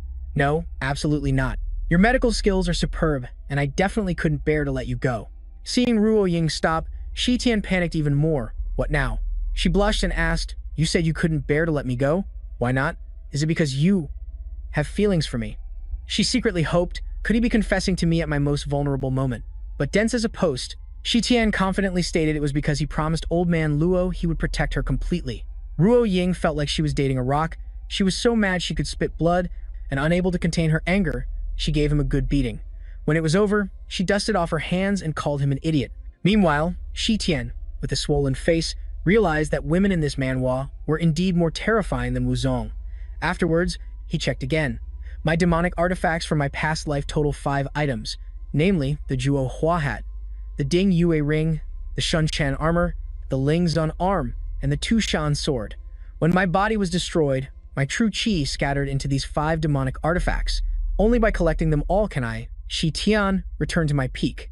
This manhwa is setting up an epic journey. If the Yufeng sect alone has the Tu Shan sword, it's possible the other 4 items are held by the 4 other sects, so I must defeat the remaining 4 sects, not just for my demon kin, but also for the oppressed common people of the human race and other races exploited by the 4 sects." After hearing his story, Feng Hua was annoyed. "Just fight if you have to. Who do you want to deal with next?" Seeing the two of them staring at her, she said, "What are you looking at me for? If you want to eat, go pick it yourself." But Ruo Ying was a little curious. "You knew he was Shi Tian and you weren't surprised at all?" Feng Hua replied, "I figured it out a long time ago. He has a strange demonic quality about him. He's definitely not an ordinary person. Besides, in front of us, the true dragon clan, what is the demon clan?" Shi Tian awkwardly said, "Thank you, Sister Long, for your consideration." The sword spirit looked at Shi Tian with disdain. "This body of yours is so wrecked. It's like it's been run through by 50 big, burly guys. It definitely can't withstand my true qi. Therefore, strengthening your body is the top priority in this action manhwa, which means we must find the Ling Zun arm first." The truth hurts, and he replied, "Although what you said is correct, I still really want to rip your mouth to shreds." Ruo Ying wondered, "So, do you know which sect has the Ling Zun arm?" He was also at a loss. "That's the hardest part. We need to get some good intel. This manhwa is now a quest for information, but But this kind of information has to be obtained. Only high-level insiders would know where to find someone like that in this desolate mountain forest. Feng Hua turned and asked Shiba behind her, "Hey, which sect's territory is this?" Shiba reported, "This is the territory of the Gyuyuan sect, under the jurisdiction of Jiuhua Feng City. Did Shi Tian know of the Gyuyuan sect? When I was the demon lord, the Nine Nether Ghost Spring was still within the sphere of influence of my demon clan. Even if you had 100 times the courage, you wouldn't have dared to set foot in this mountain forest." The sword spirit and Feng Hua heard this and sneered. Only a country bumpkin brags about past glory. A true hero doesn't dwell on former valor. Shi Tian was left speechless. Suddenly, a loud laugh echoed from behind, drawing their attention. "I told you there were fish that slipped through the net. Just as expected, they were hiding here." Shiba saw them and panicked. You really have to hunt us down to the last one. Please spare us and give us a way to live." Hu Dashuai, the son of the lord of Jiuhua Feng City, arrogantly replied, "This young master despises you. Every single one of you is nauseating to look at. You're so ugly. You're not even as good-looking as a pig. The other monsters in the mountains don't like you either. This young master is simply following the will of the people, going through all this trouble to serve everyone." Shiba knew she was no match for them, so she grabbed her child and fled. Hu Dashuai ordered, "Stop them." His retainers acted immediately. "Yes, sir." The fiery flame spear unleashed countless arrows in pursuit of Shiba and her child. Seeing the arrows landing in front of her, Shiba retreated in fear. Shi Tian was surprised to see this. Even a mere retainer knows how to materialize his qi. Feng Hua wasn't too concerned. It was only the mid-stage of the condensation realm, but in a remote place like this, it was indeed quite rare. The whole scene felt like something out of a cultivation manhwa. Hu Dashuai finally noticed them. "Hey, where did this family of three spring from? What are you doing?" Shi Tian put on the appearance of a loving family of three, wrapping his arm around Ruo Ying's waist and cheerfully introducing them. "We're here for a barbecue." He reminded Feng Hua, "Good girl, call him uncle." Then he whispered to her, "Don't make a move yet. Let's see what the deal is with these people." Hu Dashuai stared lecherously at Ruo Ying. To have such a great figure even after having a child. Tisk, tisk. His two retainers understood him perfectly. The young master has taken a liking to this married woman. "Young master, are you still going to kill Shiba? Do you need us to do it for you?" he commanded. "Of course, we're killing her. Don't even think about competing with this young master.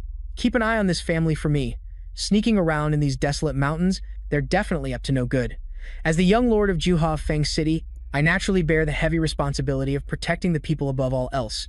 I will personally interrogate them later." Shi Tian now understood their background. They were the classic corrupt officials' kids. Suddenly, I had a bold idea. Feng Hua sternly warned him, "This is the last time this venerable one will warn you. If you dare to joke about my appearance again, I'll make you wish you were dead." It was the kind of chilling threat you would expect in a dark fantasy manhwa. Seeing that Shiba and her child had gotten far away, Hu Dashuai was very displeased. "Didn't I tell you to block her?" "Why did you let her get away?" the retainer explained. "I was afraid of accidentally hurting her." So, he knocked an arrow on the bow his retainer handed him. "Never mind, the short distance is nothing." He released the arrow, and it immediately struck Shiba in the calf. Hu Dashuai shot arrow after arrow, showing off with the flair of a true manhwa antagonist. "See how accurate this young master's aim is?" The retainers cheered him on. "Amazing." It hit again. The young master is truly a divine archer of our time. Even Hao Yi shooting down the suns back in the day was probably just like this. That's all. Please, Hao Yi isn't even worthy of shining the young master's shoes. Seeing Shiba get shot in the back, they started cheering for the guy, to the high heavens. A hit, another hit. I can't believe my eyes. So accurate, it's insane. But Ying saw this and became indignant. These animals, they're clearly using Shiba for sport. I can't just sit back and watch. Shi Tian, who was beside her, stopped her. "Don't be rash. First tell me what you know about the Gyuan sect. What is this Jiuhua Peak City's relationship with the Gyuan sect?" She replied, "The Gyuan sect's territory isn't large, but its sphere of influence is mainly the Dragon Vein land, the Tianao mountain range.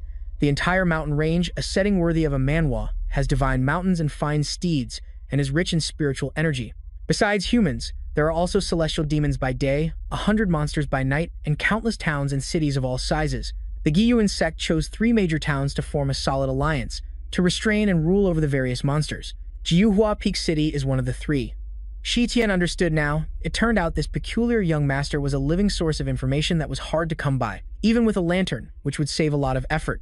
Moreover, the number of Shiba in this area is quite large. Recruiting them as allies would be much better than letting this idiot kill them. The servants guarding them immediately blocked Shi Tian. "Kid, Behave yourself. I advise you not to go looking for trouble. A bang rang out, a sound effect straight from a Manhwa, as the sword's spirit released, its sword chi, lightly grazing their necks. Over with the Shiba, the mother was hit by another arrow. Seeing this, the child Shiba burst into tears. Wah, mommy. Hudai got annoyed. So noisy, you're ruining my enjoyment of shooting arrows. His final arrow. It was aimed at the child, but before it could do any harm, the arrow was caught by a hand. Hudai saw this, and his jaw dropped. What? In a classic manhwa protagonist move, Shi Tian casually twirled the arrow and announced, "Pardon me, but the Shiba mother and child are now under my protection." Seeing him appear, Hu Dai furiously turned to his servants and yelled, "What kind of job are you doing? I'll kill you all." Feng Ba helpfully pointed out to him. Their heads have already rolled into the lake. Hearing this, Hu Dai exploded with rage and screamed, "You dare touch this young master's people. If I don't show you what's what, you won't know what it means to blot out the sky with one hand. Go!" The remaining servants moved at once. "Yes, sir." Shi Tian didn't even deign to look at them. "A bunch of shrimp soldiers and crab generals, I don't even need to handle this myself," a classic line from an overpowered manhwa character. The sword spirit swept through the servant, clearing out his opponents for him. Watching his comrades get killed in an instant by something unidentifiable, the surviving servant felt hopeless. Hu Dai was also trembling, pointing as he exclaimed, "What? What is that thing?" The sword spirit irritably cursed at him. "Look at your country bumpkin face, like you've never seen the city before." Hu Dai grew even more terrified. "A talking sword? It's a spirit." The hot-tempered sword spirit dove straight for Hu Dai. "Spirit my foot, I'm about to turn you into mincemeat first," but the sword spirit was blocked by their shield. This made Shi Tian quite surprised. They had actually repelled Chi-Chi's attack. The servant reassured him, "Young master, do not panic. Once the Gu-Yuan mountain merging formation is deployed, it's as unbreakable as diamond, untouchable by gods or ghosts. This is the great protective formation of the Gu-Yuan sect, unbreakable as diamond, untouchable by gods or ghosts." He thought confidently. This time, the young master would surely remember his merit. Hu Dai took the opportunity to puff out his chest. "Did you hear that?" However, his moment of arrogance was over, as a massive wave of sword energy slashed through like a hurricane. A climactic moment in this as the wind swept the servant away. Chi-Chi kept only Hu Dai to make an example of him, sneering contemptuously before the final blow. "Indestructible diamond body? I haven't even released 1/10 of my true chi. How is he already done for?" Tian Shi, standing nearby, regretfully scolded it. "You're quite generous, aren't you? All that true chi is something I'll need in the future. If you use it all up, what am I supposed to do?" Chi-Chi rationalized its extravagant spending. "Your body can't handle it anyway. Hoarding it is worse than letting me have some fun for once. Look at how stingy you are. I'll gather it back for you." Tian Shi cursed it out. "Like hell you will. If you waste it like that again, I'll seal you away. At least then I won't have to listen to you babble from morning till night." Chi-Chi deliberately provoked him. "Na, boo-boo." Seeing Tian Shi walk towards him, Hu Dai was terrified. He stammered out, "You, what do you want to do?" As Tian Shi got closer, the man began to threaten him. "Let me tell you, my father is the city lord of 9 Flowers, Peak City, an honored guest of the Gu-Yuan Sect's master. If you dare touch a single hair on my head, I will." In a classic manhwa move, Tian Shi didn't care who his father was. A single punch distorted the man's face and made him spit up his guts. Hu Dai was sent flying into a tree before falling face first to the ground. Tian Shi coldly asked, "I touched you. Now what?" Afterwards, Hu Dai was tied tightly to the tree. This time, he knew the meaning of fear and answered, "The Guiguan sect obtained Ling Zun's arm. I also heard my father talk about it." Tian Shi asked, "Where is it kept?" The man exclaimed in shock, "Are you planning to steal Ling Zun's arm? This sounds like a plot from a wild manhwa. Are you insane?" Tian Shi gave Hu Dai a choice. "Do you want the other side of your face to get a fist too?" The man obediently confessed, "It's probably inside the Guiyuan sect's triple gate. Otherwise, my father wouldn't be so concerned about it." "The secure core stone of 9 Flowers Peak City." Tian Shi repeated the word dubiously. "A core stone," the man explained. "The core stones are linked by the teeming dragon vein. Under the center of each city, there's a core stone that gathers the spiritual energy from a 100-mile radius around it. This energy is channeled through the dragon vein to the core stone at the Gu-Yuan Sect's mountain gate. The Gu-Yuan Sect's core stone is inside the triple gate, and no one can open it except the Gu-Yuan Sect master. Unless the core stones of all 3 teeming cities are completely destroyed, the triple gate will lose its power source and open automatically. This complex security system is typical for a high-stakes manhwa." Tian Shi asked again, "How do you destroy the core stone of 9 Flowers Peak City?" Seeing him raise his fist, the man panicked. "I really don't know about that. Hero, the secret passage to the core stone is top secret. Only my father knows. Why don't you two just fight it out? Shaba, who was soaking in the 9 hells, spoke up. Besides the city lord, I know one other person who knows where the secret passage is. Tian Shi asked, who is it? The answer he received was, the patriarch of my Shiba clan. He's currently locked up on death row in the city, and he's scheduled to be executed in 3 days. The group immediately headed to the prison, a common setting in many action manhwa. Feng Hua took on the mission of luring the enemy. She exuded her charm and enticed them. Come over here. The ghouls were hopelessly infatuated at the sight of her, a classic manhwa trope. Feng Hua gracefully lured them, come over here, and catch me. The whole pack immediately chased after her. Their noises echoed out, making the 2 guards outside curious. What are those ghouls screeching about? Did something happen? The other one replied, what could possibly happen? They're probably just going crazy again. Feng Hua had lured the ghouls upwards and jumped over the cave entrance. The entrance closed, and they were trapped in the formation that had been set up above. When the gatekeeper noticed it was quiet again, he went up, saying, they're all quiet now. They're just a bunch of beasts, no need to pay them any mind. On Feng Hua's side, she looked contemptuously at the crowd trapped within the sound-isolating barrier, wondering why they weren't off looking at their own demonic faces instead of daring to covet my beauty. Xue Tian now understood the situation. Everyone said the IQ of face demons wasn't high, and just like in any action, manhwa, they get all worked up the moment they see a girl. Have they never seen a woman before? Feng Hua arrogantly replied, you fail to see the sorrow that lies beneath my magnificent aura. At the first underground level, Xue Tian had already rushed to seal both ends of the passage, not caring about any sorrow, and focused on the main task. Seeing this, Feng Hua scowled and said, man, watch your attitude. After everything was done, they both went to where Xue Tian guessed the clan leader was being held. It seemed that on the first level, all the prisoners were human. The demon prisoners were concentrated on the lower levels. Feng Hua got a chance to broaden her horizons. This manhwa certainly has many types of demons. After hearing her, Xue Tian paid attention to each cage and felt the same way. Glancing at the second creature, whose shape was even more bizarre than the first, he thought, their forms are a bit strange. Stopping at an empty cell, Xue Tian sighed, so tiring, and we still haven't found the Shiba leader. Feng Hua suggested, could it be that we're too late? A voice came from behind them. Are you looking for the leader of the Shiba? I know where he is. Ru, he made a request, but you have to get me out of here first. The two of them observed him as if visiting a zoo. The world is vast, full of novelties. A demon with an appearance so human is truly a staple in the fantasy manhwa genre. That's right, this nose, these eyes. What kind of demon are you? Ru, he explained, I'm a real person, you guys. Feng Hua asked cautiously, then what did you do to them to be imprisoned with demons? Ru, he calmly replied, I just stole some money from the city lord's treasury. Xue Tian decided to break the cell door. Getting you out is fine, but I can't guarantee your safety after we leave. Ru, he said politely, thank you. He commanded, step back to avoid getting hurt. Xue Tian released his sword spirit. The sword spirit just lightly made a few basic slashes, and the prison bars were severed. Seeing this, Ru, his eyes lit up as he praised, a fine sword, what's its name? He replied coldly, none of your business.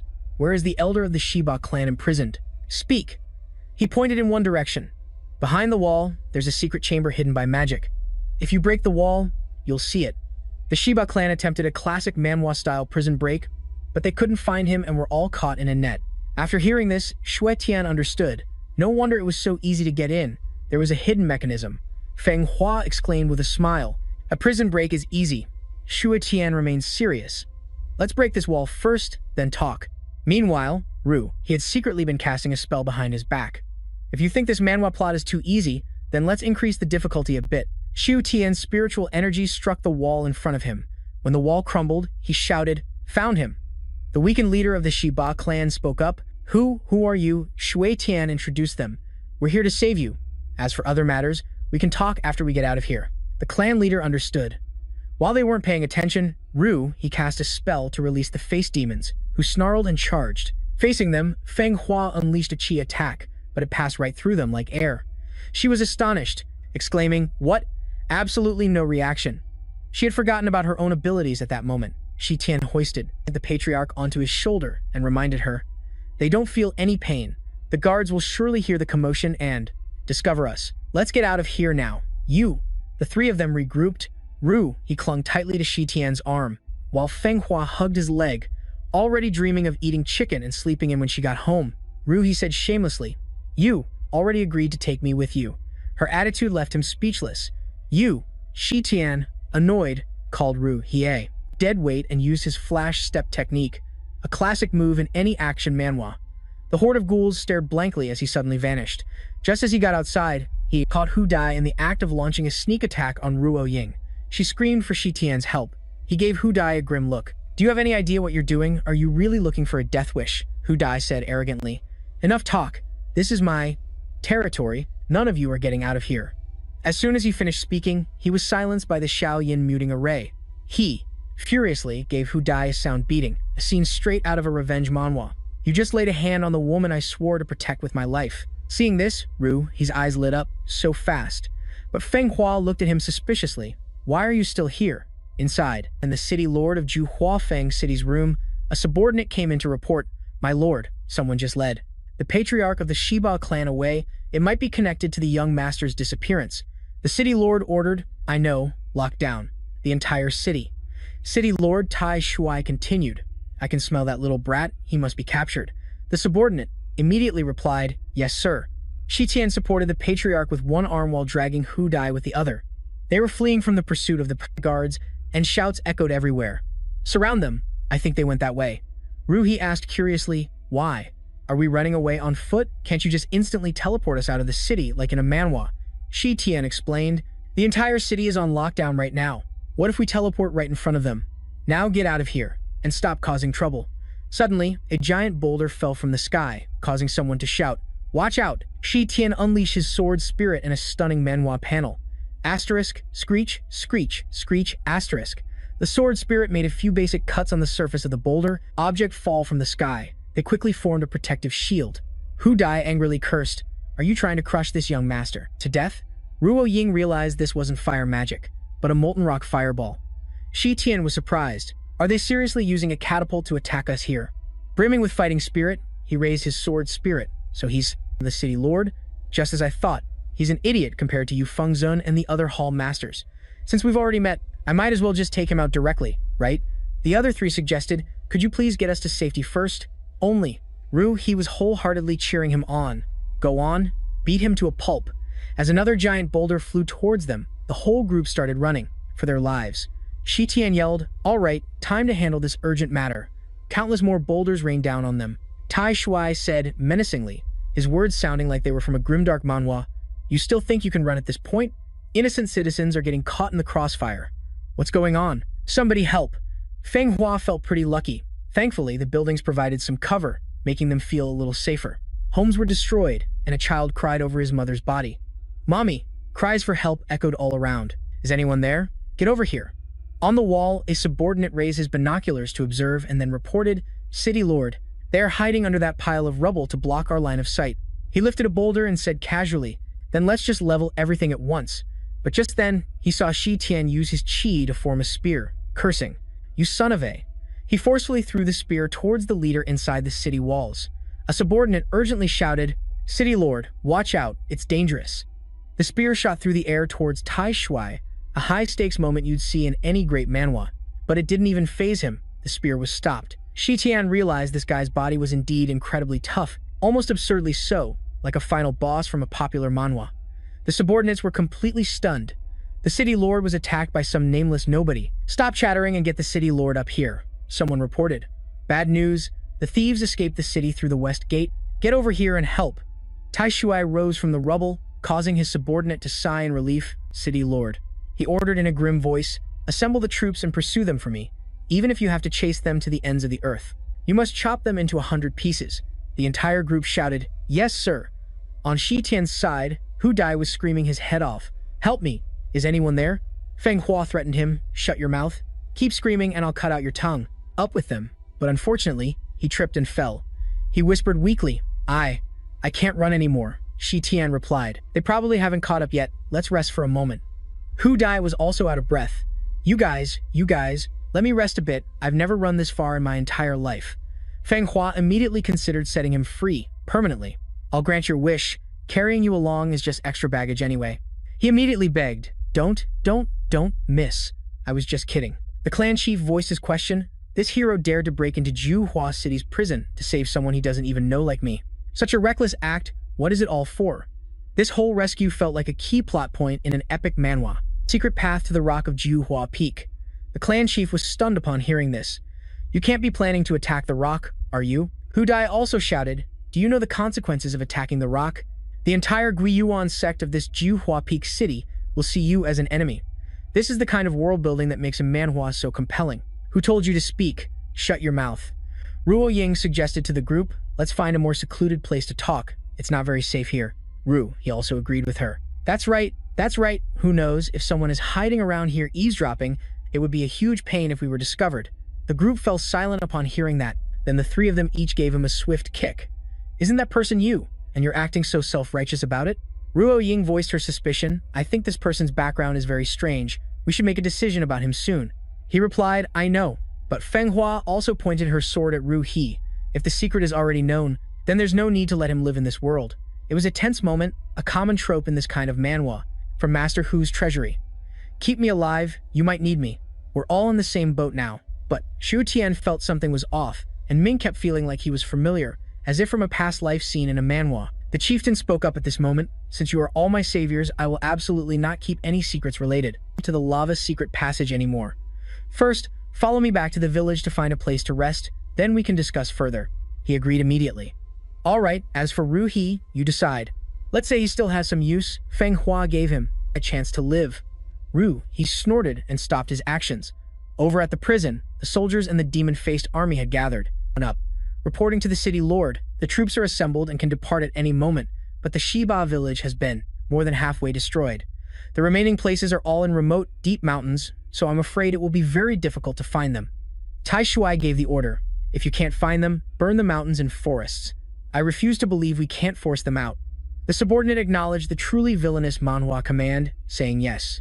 Once, and another person stepped forward to report, My lord, city lord, there is someone outside seeking an audience, saying that Sheng Dezun has arrived. He refused to see them. This is the territory of the Gui Yuan sect. Tell them to go back to wherever they came from. A voice then rang out. As an ally of the five sects, why does City Lord Hu treat a friend this way?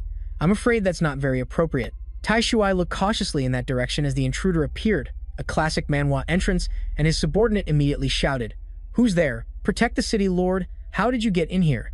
But Tai Shuai had already spoken. I was wondering who it was. So it's the glory-seeking dog who betrays his master? What are you doing in my Jiu Huafeng city?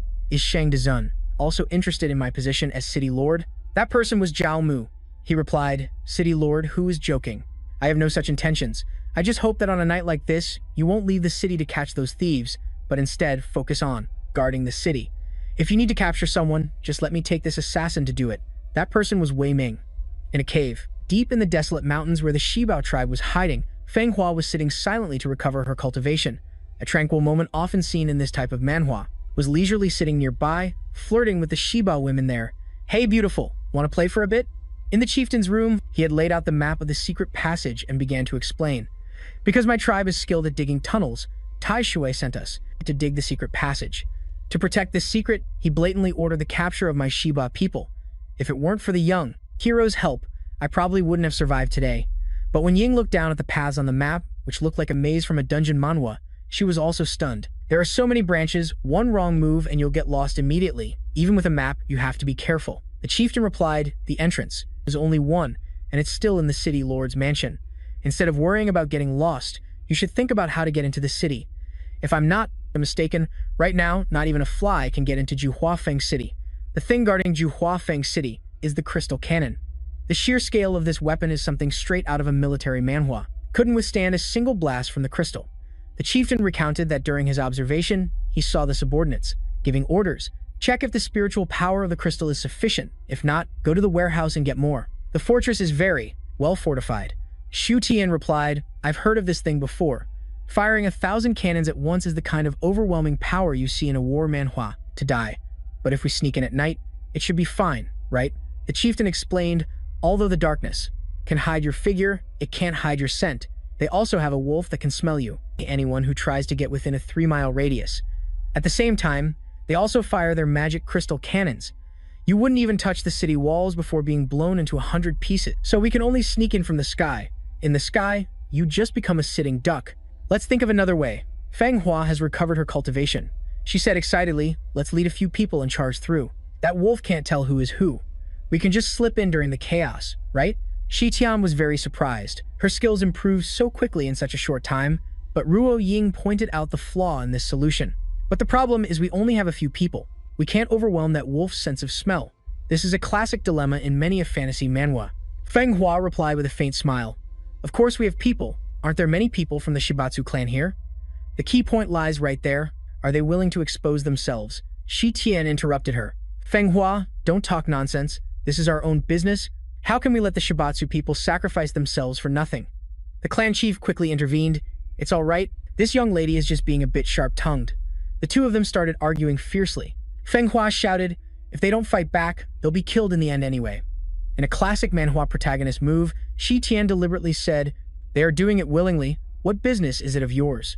What if the Shibatsu clan is naturally weak and can't fight back? The clan chief explained, young hero, there's something you may not know. It's not that we lack courage, but suddenly another Shibatsu ran in to report. Clan chief, sir, look what the person you brought back has done. He was dragged back by Damen and explained, brother, calm down, I just took a wrong turn. The clan chief asked, Daman, what happened? He angrily recounted, this guy was hiding behind the bathhouse door, peeping at the women bathing. Shi Tian's face darkened as he looked at you won't even spare the Shibatsu. Brother, you have some wild tastes. He forced a smile and explained, I just thought their bodies were quite beautiful. Hearing this, Daman flew into a rage, lifting he high into the air. You still dare to say that without any shame. I have no choice but to smash your head in. The clan chief hurriedly stopped him. Daman, stop, he is my savior. Wait, I don't think it was him. He screamed for help. Help me. Just as his head was about to hit the ground, Shi Tian's foot caught it and pulled him up. Shi Tian tried to snatch the man from Damen's hands. I still have a use for this scumbag. You can't kill him. He said with emotion. Thanks for caring about me, but Damen wasn't having any of it. So the women were all seen by him, and we're just supposed to endure it? Shi Tian coldly provoked him. Strange, isn't the Shibatsu clan a bunch of cowards? The people from 9 Phoenix City hunted and killed you like that, and you didn't even dare to fart. This is just someone peeping at the women bathing. You should be happy. Daman's pride was wounded, and he shouted, I am the #1 warrior of the Shibatsu clan. Who are you to insult me like this? I must duel you. The clan chief tried to persuade him, Daman, don't be disrespectful. This man is my savior. Feng Hua also advised the chief. It was so hard to stir up this much courage. Don't stop him. It's a good time for them to witness a little of the Shibatsu clan's fighting strength. When the two of them arrived at the dueling area, the Shibatsu clan began to buzz with discussion. Look, Daman is about to fight a human. The tension in this manhwa scene is palpable as Shi Tian continued with his plan of provocation. Remember your promise. If you lose, you have to kneel and kowtow to me 3 times. Then you must obediently offer up your wife to that kid over there. These words made Damen so angry his muscles tensed. He agreed, fine, but you can't even dream of beating me. My wife's beautiful face will not be defiled by you filthy humans. Damen's wife was very moved upon hearing these words. When Nuhak saw her face clearly, he froze. The light in the room wasn't very good, so he couldn't see her features clearly. This manhwa is full of surprises. But why do I get the feeling she's not wiping away tears, but wiping away drool? Damen declared, I won't be unfair. I'll let you use a weapon to fight me. Shi Tian raised one finger and said, this finger is my weapon. Damen thought he had misheard. What? Nuhak cheered for him. Damen, get him. You can do it. You have to protect your beautiful love. Feng Hua also spoke up. You idiot who plays like that. While Ruo Ying asked unhappily, whose side are you on anyway? Damen's iron mace came crashing down with the speed of the wind. He roared imposingly. You dare look down on me. This fight scene is getting intense, just like in a top-tier manhwa. I'll smash you into meat patties. Shi Tian nimbly jumped back, taunting Damen. Let's see if you have what it takes. The chief was also very worried. We're doomed. My lord, this Damen has gone crazy. Ruo Ying spoke up. Damen's strength is probably only around the foundation establishment stage, right? Shi Tian can definitely handle him. This is he revealed, although Damen's cultivation isn't high, the power within his body is quite formidable. A full force strike from him can even reduce Tai Shuai's power by half. Ruo Ying screamed in shock. What? Hearing this, Shi Tian was very pleased. He had indeed not misjudged. This Damen and Tai Shuai both possessed a type of close combat power, which was a perfect opportunity for him to train his muscles and bones. Qi manifestation, demonic energy surge was unleashed, he decided. If he could only reduce Tai Shuai's power by half, then he would start by using 30% of his true Qi to test the waters. Damen had already swung his iron mace and charged forward. Die! That iron mace shattered upon impact with Shi Tian. The chief was scared out of his wits. stammering, the iron mace shattered. New Hack also held his head and lamented, "It's over." Ruo Ying let out a sigh of relief. "You scared me to death." Damon was still full of fighting spirit as he threw a punch. "Even without a weapon, I can still." But he had just gotten to that point when he fell silent, seeing that the boy's finger had bent back, then flicked, making Damon feel like his head was about to explode. This manhwa sure knows how to build suspense. The hero of the Shiba clan fell face first to the ground. Only then did the chief dare to believe. Did he really just use a fingertip to defeat our strongest warrior? This scene is straight out of an action manhwa. Feng Hua kindly reminded him, "While there's still time, you should go make some food to nourish your lower back." Damon was in too much pain to speak. The boy walked over and reminded him, "The joke has gone a bit too far. Now, fulfill your promise." Kneeling and kowtowing, Damon followed his orders, completely convinced, I lost. "Speak, I will obey you." The boy suddenly said, Is that so? I've changed my mind. You don't need to give your wife to that guy anymore." The plot of this manhwa is full of twists. Hearing this, New Hack gave him a thumbs up. "You'll always be my idol." The boy commanded Damon, "Go kill her." These words stunned Feng Hua. "What?" Damon stammered back, Kill my wife?" The chief also spoke up. "Young hero, for my sake, please let this matter go. Damon knows he was wrong. Please be lenient." Shi Tian coldly, "This manhwa leaves us on a cliffhanger." He asked coldly, "Stop joking. Did you really show up? I only asked for your help to scout out Yan Shi's secret path. Now that you have no more use, you're as good as dead." The clan leader guessed. "Don't tell me you intend to?" He shouted, "That's right. Today I will slaughter all of you filthy corpse fiends." Seeing this intense display, Feng Hua charged forward. "Kid, you've finally seen the light." This master was getting impatient. He menacingly grabbed Da Man by the hair and interrogated him. "Weren't you so high and mighty just now? Now you don't even dare to look at me. Is that it?" He was thrown towards his wife. "Do it. Kill her." Da Man begged tearfully, "I beg you, please spare my wife." He put on a ferocious expression, stomped hard on Damon's head, and yelled, "What are you crying for? Don't even have the guts to kill a woman? You coward." He continued to hurl insults at them. "You corpse fiends are all cowards. So many of you, yet you don't dare to fight back when your people are oppressed, just waiting for me to come and knock some sense into you. How can you even show your faces in this world? The corpse fiend clan is trash. You'd be better off dead." A female corpse fiend spoke up resentfully. We just want to live in peace. Why must you people keep oppressing us?" He replied, "Because in this world, the weak don't deserve to live." A classic line you'd find in any action manhwa. The men of the clan stood up in unison. We are not weak. You can kill us, but you cannot humiliate us." The Corpse Fiend clan has an incredibly glorious history. The clan leader was no longer cowardly. He yelled, "Kid, you think we have no backbone, is that it? Then we will prove it to you." That's right, the Corpse Fiend clan will never be slaves. The blood that flows in our veins must not go extinct. Attack Ju Feng, He City, to wash away the shame of the Corpse Fiend clan, to avenge our people. The entire clan shouted in unison, "Attack Ju Feng, He City, to wash away the shame of the Corpse Fiend clan, to avenge our people."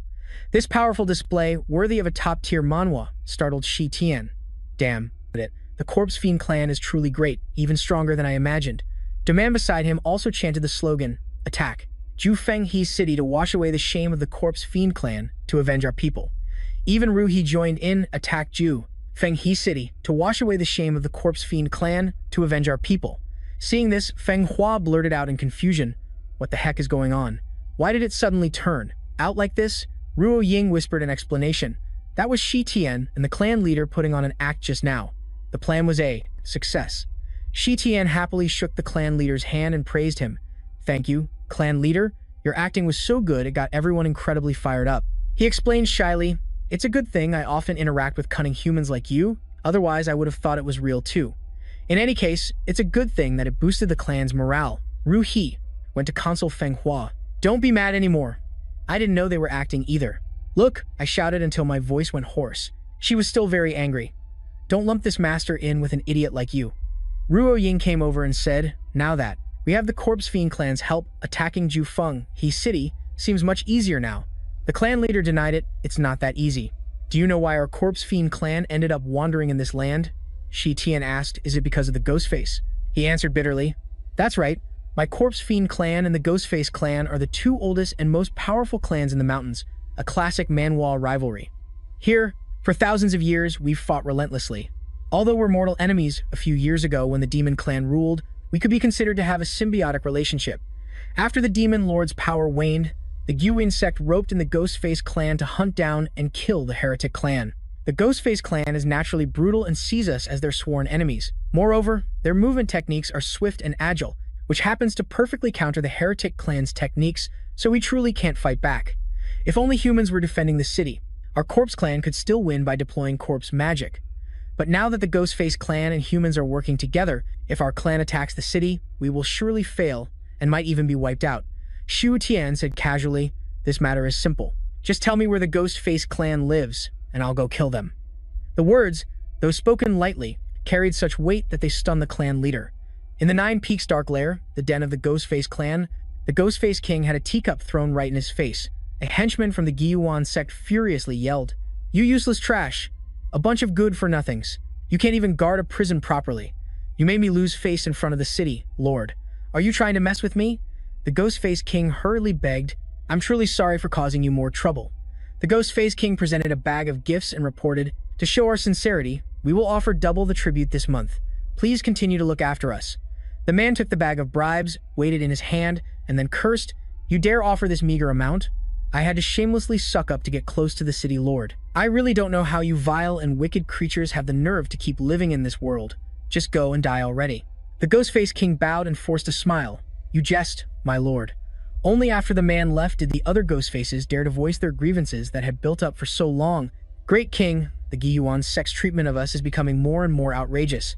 What should we do now?" The helpless Ghostface king replied, "We are weak and outnumbered. For now, we can only endure." As he let his subordinate pour water to wipe the shoe print off his face, he said, "Letting the Corpse Clan leader escape is actually a good thing. As long as the Corpse Clan leader isn't eliminated, the city of Nine Peaks Flower won't dare to discard us. As long as the Corpse Clan causes trouble, they will still have to rely on us." Seeing the two Ghostfaces finish their task, he immediately scolded them. "Is that it?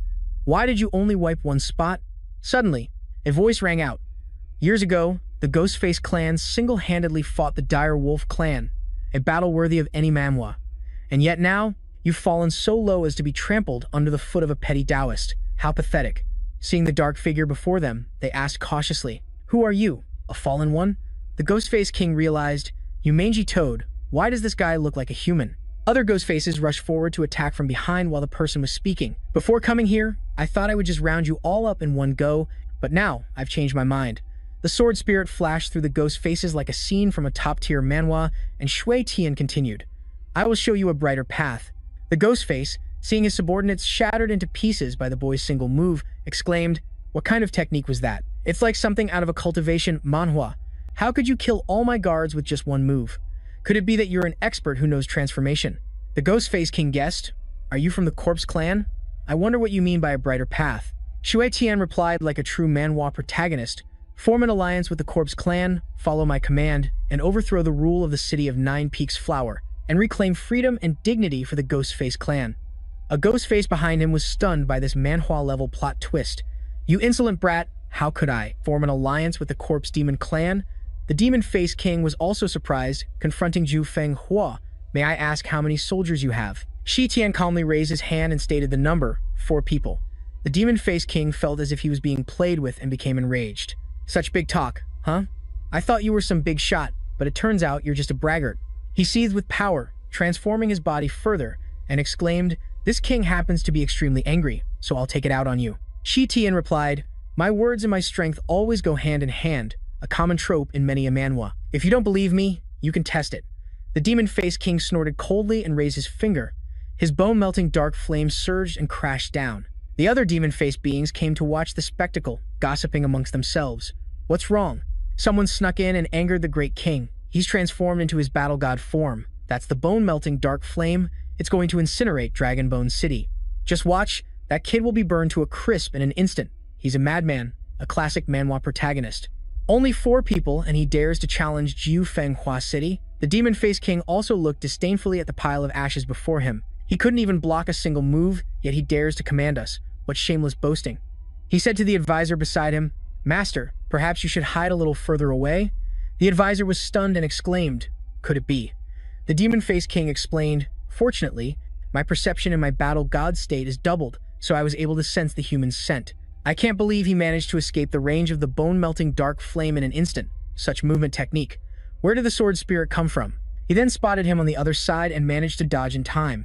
He released a soul-devouring ghost and shouted, "Found you! This kind of epic battle is why I read Manhwa." Shi Tian's hands were trapped by the soul-devouring ghost. The demon-faced king said smugly, "No matter how profound your techniques are, once you're caught by my soul-devouring ghost, you can't move." Now, for another shot of the bone-melting dark flame to send you to hell. Shi Tian calmly replied, "The move is indeed very dangerous. It's just a pity." The demon-faced king roared with power, pointing a finger to the sky to summon his attack. Less talk, bone-melting dark flame, but the sword spirit had already ruthlessly pierced through him. Shi Tian asked with a smile, "Did you run out of true qi to attack?" The scenes in this manhwa are so intense. Looking down at the sword embedded in his body, he asked, "Is this sword devouring my true qi?" The sword spirit joyfully feasted on the demon-faced king's true qi, thinking, "Delicious." He heard Chi-Chi's voice and panicked. A sword spirit, this sword has cultivated. After absorbing enough true qi, the sword spirit coldly zipped away. I didn't expect the true qi of a demon face to taste so much like pork, but a change of pace is fine now and then. Shi Tian used another taunt, a classic Manhwa tactic. "Did you really think I'd be foolish enough to attack your soul with a sword? No wonder you're so oppressed by Tai Shui that you don't dare to fight back. What utter foolishness. The demon-faced king would rather die than suffer this humiliation. You can kill me, but you cannot insult me. Since I have lost, there's nothing more to say. Do it, but you are not to touch my people. They are innocent." Shi Tian repeated, "I'll ask you one last time. Will you agree to submit to me?" He remained incredibly stubborn. "Kid, I admit you have some skill, but you should know the consequences of opposing Jufeng Hua City. This kind of cliffhanger is typical for a manhwa. Even if we win, behind Jufeng Hua City is the Gui Yuan sect, and behind them. This manhwa just keeps escalating the stakes. The Gui Yuan sect still has 4 other Grand Masters, and even the demon lord Shi Tian was killed by the 5 sects.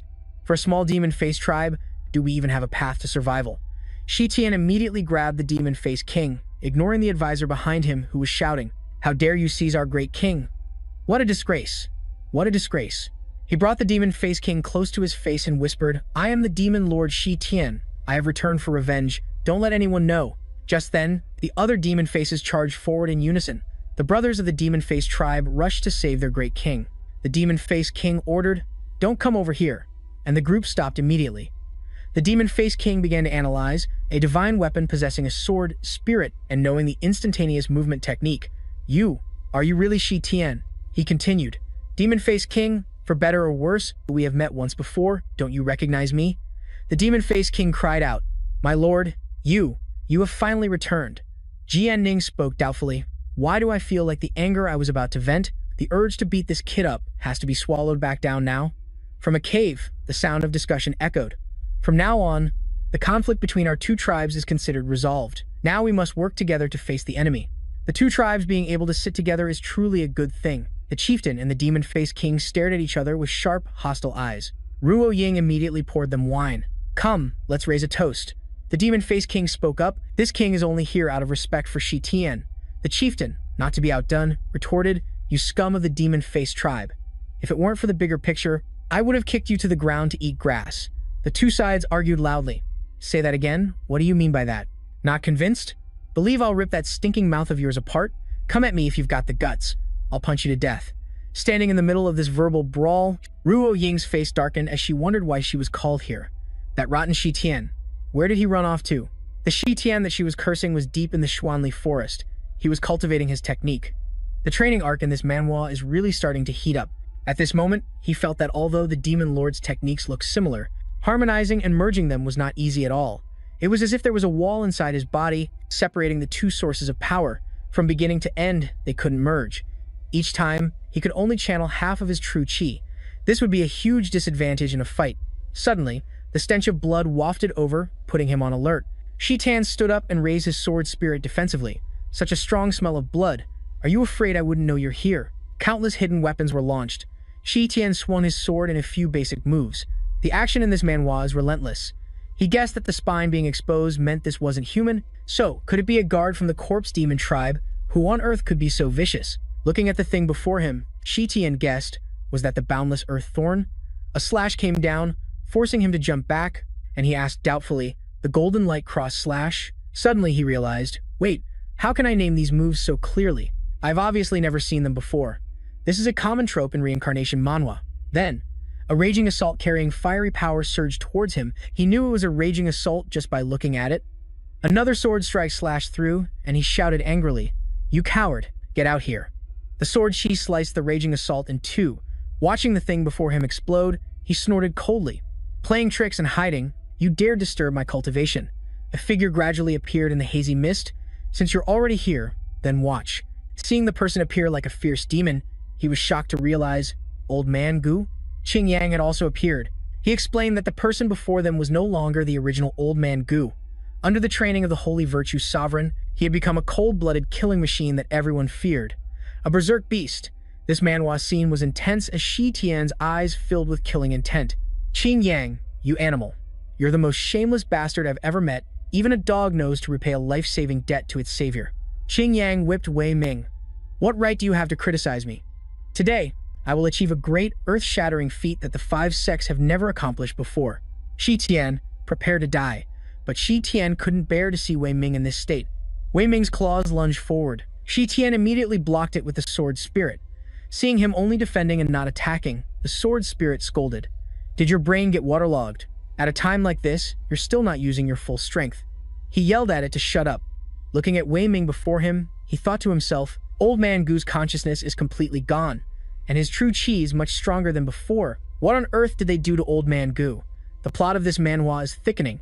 Qing Yang can command him, so that whip in his hand must be very important. He used his true chi to create a wave of energy, knocking Wei Ming back. Seeing the person in front of him had vanished, Qing Yang let out a gasp of surprise. Shi Tian's grim voice echoed in his ear.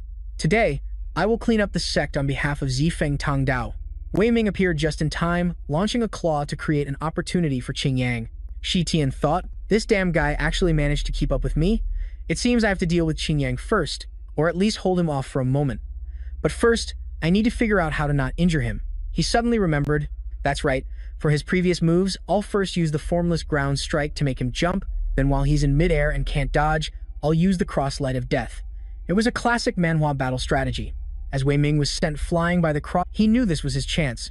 Qing Yang realized they were using identical techniques. He spoke with jealousy. "Wei Ming, you animal, you actually pass on everything you learned to a demon." Suddenly, he noticed, where's the Tushan sword in his hand? The Tushan sword he was wondering about had suddenly pierced right through him. Qing Yang cried out in pained disbelief. A truly shocking manhwa panel. Shi Tian seized the opportunity to give him a kick, a piece of trash like he wants to take my life. He snatched the whip from Qing Yang's hand. Just as Wei Ming charged forward, he shouted, "Stop." His footsteps halted completely. Shi Tian was pleased. That's more like it. He was in the middle of saying he should submit first when a claw swiped past him. Shi Tian couldn't believe it. How can he still attack me without someone controlling him? Suddenly, Wei Ming let out a cold laugh, and the figure of the Holy Virtue Sovereign appeared behind him. Shi Tian, long time no see. This manhwa's main villain finally revealed himself.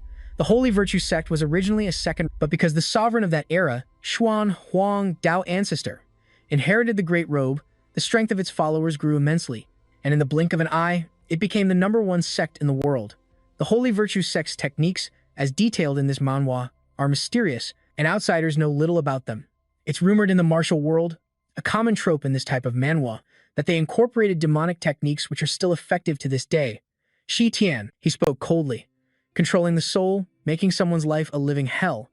A technique so sinister, it's like something out of a dark manhwa, and cruel. It has truly broadened my horizons. Qingde replied, "I never thought the combined forces of the 5 sects would be drawn out by you, but this is fine too." A terrifying power, straight out of a battle manhwa, erupted from Wei Ming's entire body as the old man spoke. He continued, "Your true demon pill can only belong to me." Shui Tian realized Qingde's scheme. He was trying to force out his true qi. Not only would it consume many golden pills, but his body would also explode from the strain. Just as he predicted, Wei Ming unleashed a massive torrent of true qi. The Xuanzhen technique shot from Wei Ming's mouth like a raging waterfall. Shui Tian dodged nimbly, but he knew if this continued, it would be a tragic ending for this manhwa chapter, and everyone would die. His hand immediately clamped down on the old man's head, forcing his mouth shut. Shu Tian strained to put Wei Ming in a chokehold. "Stop struggling. You'll pass out from lack of air soon, and I'll figure out how to save you then." With his throat constricted, Wei Ming struggled to breathe. Suddenly, he spun around and grabbed Shu Tian in a tight embrace. No matter how hard he tried, he couldn't break free. Qingde gloated, "Shui Tian, I never imagined you'd be this naive. Xu Tian was now hanging onto Wei Ming's back, his hands still locked around the man's neck, thinking to himself, I'm screwed. I've dug my own grave. Qingde gave him one last chance. Hand over your true demon pill now. A massive surge of energy, a classic Manhwa power-up, was about to strike, leaving Xu Tian stunned. The demonic qi in Wei Ming's body erupted outwards as he let out a grunt, then he fell into a coma. After the energy dissipated, Xu Tian was still suspicious. What was that? Why didn't that energy harm me? His plan thwarted, Qingde roared in anger. Who could possibly sever the connection between me and him? Could it be that brat of Yuan Zun's? Impossible. How would he dare to oppose me? Or perhaps besides Xu Tian is another master? Meanwhile, Xu Tian followed the lingering traces and found their source. Found it. It came from here. Seeing the remnants on the ground, he thought regretfully. Looks like I was a step too late. They're already gone. Just who is secretly helping me, and how can they counter the technique of that old Xuan Huang geezer? The plot of this manhwa is getting complex. As he cautiously turned, he saw Qing Yang, who had just woken up, preparing to take Wei Ming away. You useless old fool. Xu Tian sent his spirit sword flying and said, After all this, you think you can just retreat safely? My dear senior brother? That's pretty naive of you. Qing Yang's voice was grim. Kill me. You better think this through. If I die, he won't survive either. To erase his mind, Jia Mu has been feeding him poison, and by now it's become extremely severe. If he doesn't get the antidote within 1 hour, he will die. This cruel twist, common in a thriller manhwa, left Xu Tian at a loss for words. What kind of monstrous plot is this? You animal, Qing Yang threatened. You're a smart guy. If you have any brains, you'll let me go now. Otherwise, he had barely finished his sentence when the spirit sword flashed past his wrist. Xu Tian said coldly, losing a hand and a foot should still be enough for you to get back to the city. Qing Yang swore furiously. Xu Tian, you just wait. The day will come when I make you repay this blood debt 100 times over. A vow worthy of any manhwa villain. He watched as Qing Yang limped away carrying Wei Ming and called out, Give a message to Tai Shuai and Jia Mu. Tell them to wash their necks and wait. I'll be there to collect in 3 days. Old man Gu. Ru. He watched this scene and thought to himself, so brutal. If the conversation goes wrong, they just chop off legs and arms. He vigilantly turned his head to stare at the newcomer. The sword spirit curiously asked, What do we do now? Should we go find that mysterious master? He replied, No need. Let's focus on the main task first. Gather the team and prepare to attack the city. The plot of this manhwa was moving quickly. In Marshal Tai's room, Qing Yang had been helped out. Jiao Mu instructed him, Rest up and heal well. When we get back, I'll ask the Dao ancestor to mend your tendons and bones. Meanwhile, Marshal Tai was furious, leaving my forces in the city while your people run off to capture him without a word. You really have no respect for me at all. Jiao Mu reminded him, City Lord Hugh, calm down. We only did it because we were afraid of tipping off our enemy. The mission is urgent. We must strengthen our defenses to avoid being caught off guard by that scoundrel in 3 days. Marshal Tai was angered by these words. He became enraged. Attack the city? Attack my ass. My 9-flower peak city is not made of paper, he roared like a classic manhwa villain. If he dares to come, I'll make sure he dies without a proper burial. Meanwhile, Jiao Mu was suspicious. Why would he tell Qing Yang that he would attack the city in 3 days? Is it a delaying tactic, or is he deliberately trying to mislead us? Or is he confident enough to defeat 9-flower peak city? I figured it out. He wants us to focus all our energy on the 3rd day, and then he'll launch a surprise attack now. What a cunning plan, straight out of a tactical manhwa. That's why he asked City Lord Hugh to order all the guards into position. That scoundrel is about to launch a sneak attack. Marshal Tai exclaimed in confusion. What? The order was given, get ready. The moment you hear the signal, charge out immediately. Dead or alive, whoever captures that scoundrel will be rewarded with 20,000 taels of gold. Marshal Tai stood on the watchtower, observing the guards all in ambush. But are you sure they will come today? Jiao Mu affirmed. There's no mistake. We could be fighting at any moment, so everyone must stay sharp and absolutely not let down your guard. He was ready. Come on, this old man is getting impatient. I must avenge my son. The next day, they waited and waited, but no one came. A tired Marshal Tai muttered, Why haven't they come yet? By the 3rd day, the city lord's eyes had dark circles like a panda. He crushed the binoculars in his hand, his mind frayed from severe sleep deprivation, and screamed, Tai Tian, you lying bastard, why haven't you shown up yet? Meanwhile, the lying bastard he was cursing out was leisurely eating a delicious roasted chicken leg, a true manhwa protagonist power move. He immediately agreed. All right, on the 3rd day, he shouted with great vigor. I said 3 days, and 3 days it is. The time has come. Attack the city. Take 9-flower city, overthrow Marshal Tai. A handsome man always keeps his word. By this 3rd day, The soldiers on the walls had grown weary. An arrow flew out and sent a sleep-deprived soldier to the afterlife. The rain of arrows was like a scene from an action manhwa, causing them to panic. The enemy is attacking. How did they get so close? The wolves must have been asleep, so they didn't detect any movement from them. Brothers, it's the Shiba clan. From above, Marshal Tai impatiently yelled, "You bunch of fools have finally arrived. I was getting sick of waiting for you." He then immediately commanded, "Magic crystal cannons, fire." The Shiba army below also gave the order, "Advance, advance." From a tree, clan leader Zhu also directed, "Prepare the smoke." The coordinated attack was straight out of a war manhwa. Another group of Shiba members were assigned to blow air to spread the black smoke. The soldiers on the walls grew curious as they saw black smoke everywhere, asked, "What are they doing blowing all that smoke? What kind of trick is this?" The clan chief asked his comrades behind him, "Is this distance good enough?" The Demon Face King replied, "It's been good for a while now." He commanded, "Brothers of the Demon Face clan, do not lose to these gray-skinned monsters." The soldiers on the wall panicked when they saw the Demon Face army charging, a scene straight out of a horror manhwa. "What is that? Demon Faces? The Demon Face clan has betrayed us." Their power swept through, scattering the soldiers. Seeing this, Tai Soai cursed. "Damn it, then why are those Demon Face mongrels fighting alongside the Corpse Devil clan? Where the hell did Jiao Mu go?" A soldier immediately replied, "He disappeared a while ago." Hearing this news, he grew even more furious. "A bunch of useless fools. Pull yourselves together. They're just a bunch of mountain and river monsters, the kind you see in any action manhwa. Today, we'll slaughter them all." At another part of the wall, a group of 4 soldiers were discussing, "The east side is really heating up. I heard the Demon Face and Corpse Devil clans have teamed up." "Huh? Don't those 2 clans have a deep-seated hatred for each other? Who could possibly have the power to make them cooperate like this?" Overall, the situation doesn't look too optimistic. Otherwise, they wouldn't have moved a bunch of soldiers from here over there.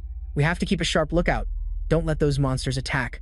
Taking advantage of their distraction, Shi Tian's group successfully snuck past, like protagonists in a stealth manhwa. He praised them. "Good job. Infiltration successful." Feng Hua replied, "I guess so." He reminded Ru He behind him, "Pick up the pace and lead the way. We have to destroy the magma core before they find out." Ru, he held the map and pointed the way for them. This way, this way." Stopping at a certain spot, he looked bewildered. "Wait, that's not right. We're lost. The map clearly shows a path, so why does it end right here? This feels like a classic manhwa trope. That old man didn't trick us, did he?" Shi Tian smacked Ru He on the head. "Open your damn eyes and look properly. You're holding it upside down." He realized it too. "Ah, crap. You're right." Shi Tian glared at Ru He with a dark expression. "You can't even read a map. Looks like you're not familiar with this place at all. You're definitely not a local. I already felt that you were hiding something. I'll have to use some tricks to force the truth out of you." He tried to explain, "How could I not be familiar with it? I can tell with one glance, the entrance is right." Suddenly, Ru He let out a shout, while Shi Tian was ready to make a move, his stance like a warrior from a martial arts manhwa. "What now? What trick are you trying to pull?" He reported, "The entrance to the secret passage is in Tai Soai's Lord's Manor." The group moved again towards the Lord's Manor. Shi Tian exclaimed with regret, "If I had known the entrance was in his house, I would have brought him along." Ruo Ying replied, "The Corpse Devil clan probably fed him to Hu De Soai, bones and all." The emptiness of the place raised suspicion in Shi Tian's mind, and yet there are no guards. If this place leads to the entrance of the magma core's secret passage, he should have at least posted guards. This is too strange, a classic trap set up in a manhwa. Ru He continued walking straight ahead. "If I'm not mistaken, the entrance to the secret passage is." He stopped in front of a room and said, "In this room." With just a light push, the door opened. "Huh, it's not locked. I was about to break it down. I can't believe those guys forgot to lock it." Feng Hua sensed something was off, and Ruo Ying agreed, "This is too weird. Even an idiot would know something is wrong." Ru, he smiled brightly and asked, "So, you guys don't doubt my identity anymore, right?" Feng Hua replied, "Don't mention him. This fool has no value to exploit anyway." Meanwhile, Shi Tian waited, his patience a defining trait for any manhwa protagonist. "I want to see what he's really made of." A few drops of water fell, surprising him. "Is it raining?" It turned out to be the drool of a demonic beast. Ru, he was so scared his eyes were about to pop out, screaming, "Mommy!" This scene was straight out of a horror manhwa. Ruo Ying looked around worriedly. He would attract unwanted attention like this. Meanwhile, Shi Tian had already pointed his sword forward, so scared that his hair was standing on end. What a useless guy. Ru, he went into a state of playing dead, while Shi Tian had his answer. Why Henry didn't have any guards? It turns out he has a magical beast. The magical beast had spotted him and was preparing to attack. Seeing the magical beast's appearance clearly, Shi Tian immediately turned back. Seeing him return, Feng Hua asked suspiciously, "A single magical beast scared you that much?" Ruo Ying was also worried. "What's wrong?" he asked her. "Is this the beastly pig mentioned in the legends? I'm not too sure." Feng Hua, help me take a look. Feng Hua observed it closely and realized white fur under its forehead, ear fur pointing to the sky, a chain on its chest. We're near Mount Chanao. The spiritual energy of Mount Chanao is incredible. A rare beast from thousands of years ago is now a watchdog. This is the kind of twist you'd find in a popular manhwa. That Grand Marshal really knows how to use heavenly treasures, doesn't he? Ruo Ying didn't know its origins, so she asked, "Is this pig that powerful?" He explained, "Although its physical strength is immense, its combat power is quite average, but its blood is a bizarre poison. A single drop of blood is enough to corrode a city wall that's 100 meters thick. It's a good thing I didn't chase after it, otherwise the Tushin sword would have become useless." Jian Ning hurriedly urged, "Then hurry up and put me away." They were very worried. What should they do now? It's blocking the door, and if we can't kill this thing, we won't be able to enter the secret passage. Shi Tian already had a plan. We just need to kill it before it bleeds. Ruo Ying asked doubtfully, "Is that possible?" Feng Hua added, "This pig's strength is terrifying. It's unusually ferocious. One bite can sever your meridians. Don't be reckless. This isn't some power fantasy manhwa." Standing before the pig demon, Shi Tian took the initiative to greet it. "Hello, little piggy." He raised his fist and reassured his companions. "Don't worry, I'll make it work." The small Shi Tian prepared to punch it straight in the stomach, and he immediately took action. "Feel this hard, black blade." Seeing the pig demon stick out its tongue and die, he exclaimed, "Good." The control was just right. The technique was very stable. No blood was shed. This kind of perfect execution is what makes a manhwa protagonist so cool. They entered the room and said, "It must be behind this wall." Ruhi hugged his leg and begged, "Brave hero, you are my guardian angel. Don't leave me." Shi Tian heartlessly pushed him away. "Get lost. I have no interest in you." Meanwhile, Feng Hua was estimating the door in front of them. This is forged from refined steel. It must weigh at least 500 kilograms. Ruo Ying was a bit worried.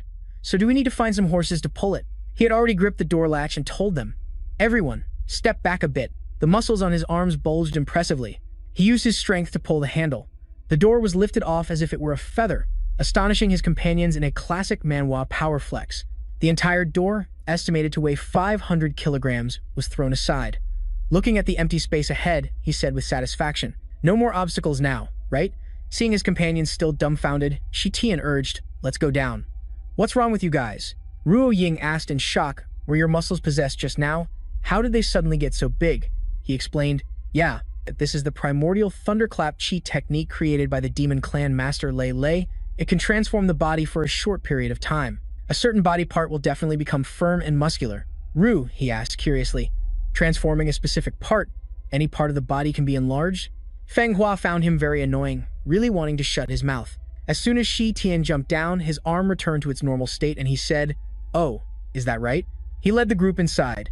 It seems Tai Shui overestimated that strange beast, not even bothering to station guards along the entire path for protection, so it's better to be cautious. Seeing the red light at the end of the tunnel, he knew they had arrived. Ruo Ying was also stunned and exclaimed, "So, the so-called core is actually this." Looking at the mountain's heart before her, she regained her composure and continued, "It's this big? You can even hear it beating. Is this the heart of the Tianao mountain range? The scale of this world is incredible for a manhwa." Shi Tian immediately flew towards the mountain's core. Even a mountain can gain sentience. No wonder the spiritual energy here nourishes all things so well. He swung his sword down again. "I'm sorry. After this venerable one gets his revenge, I will definitely return to atone for this sin."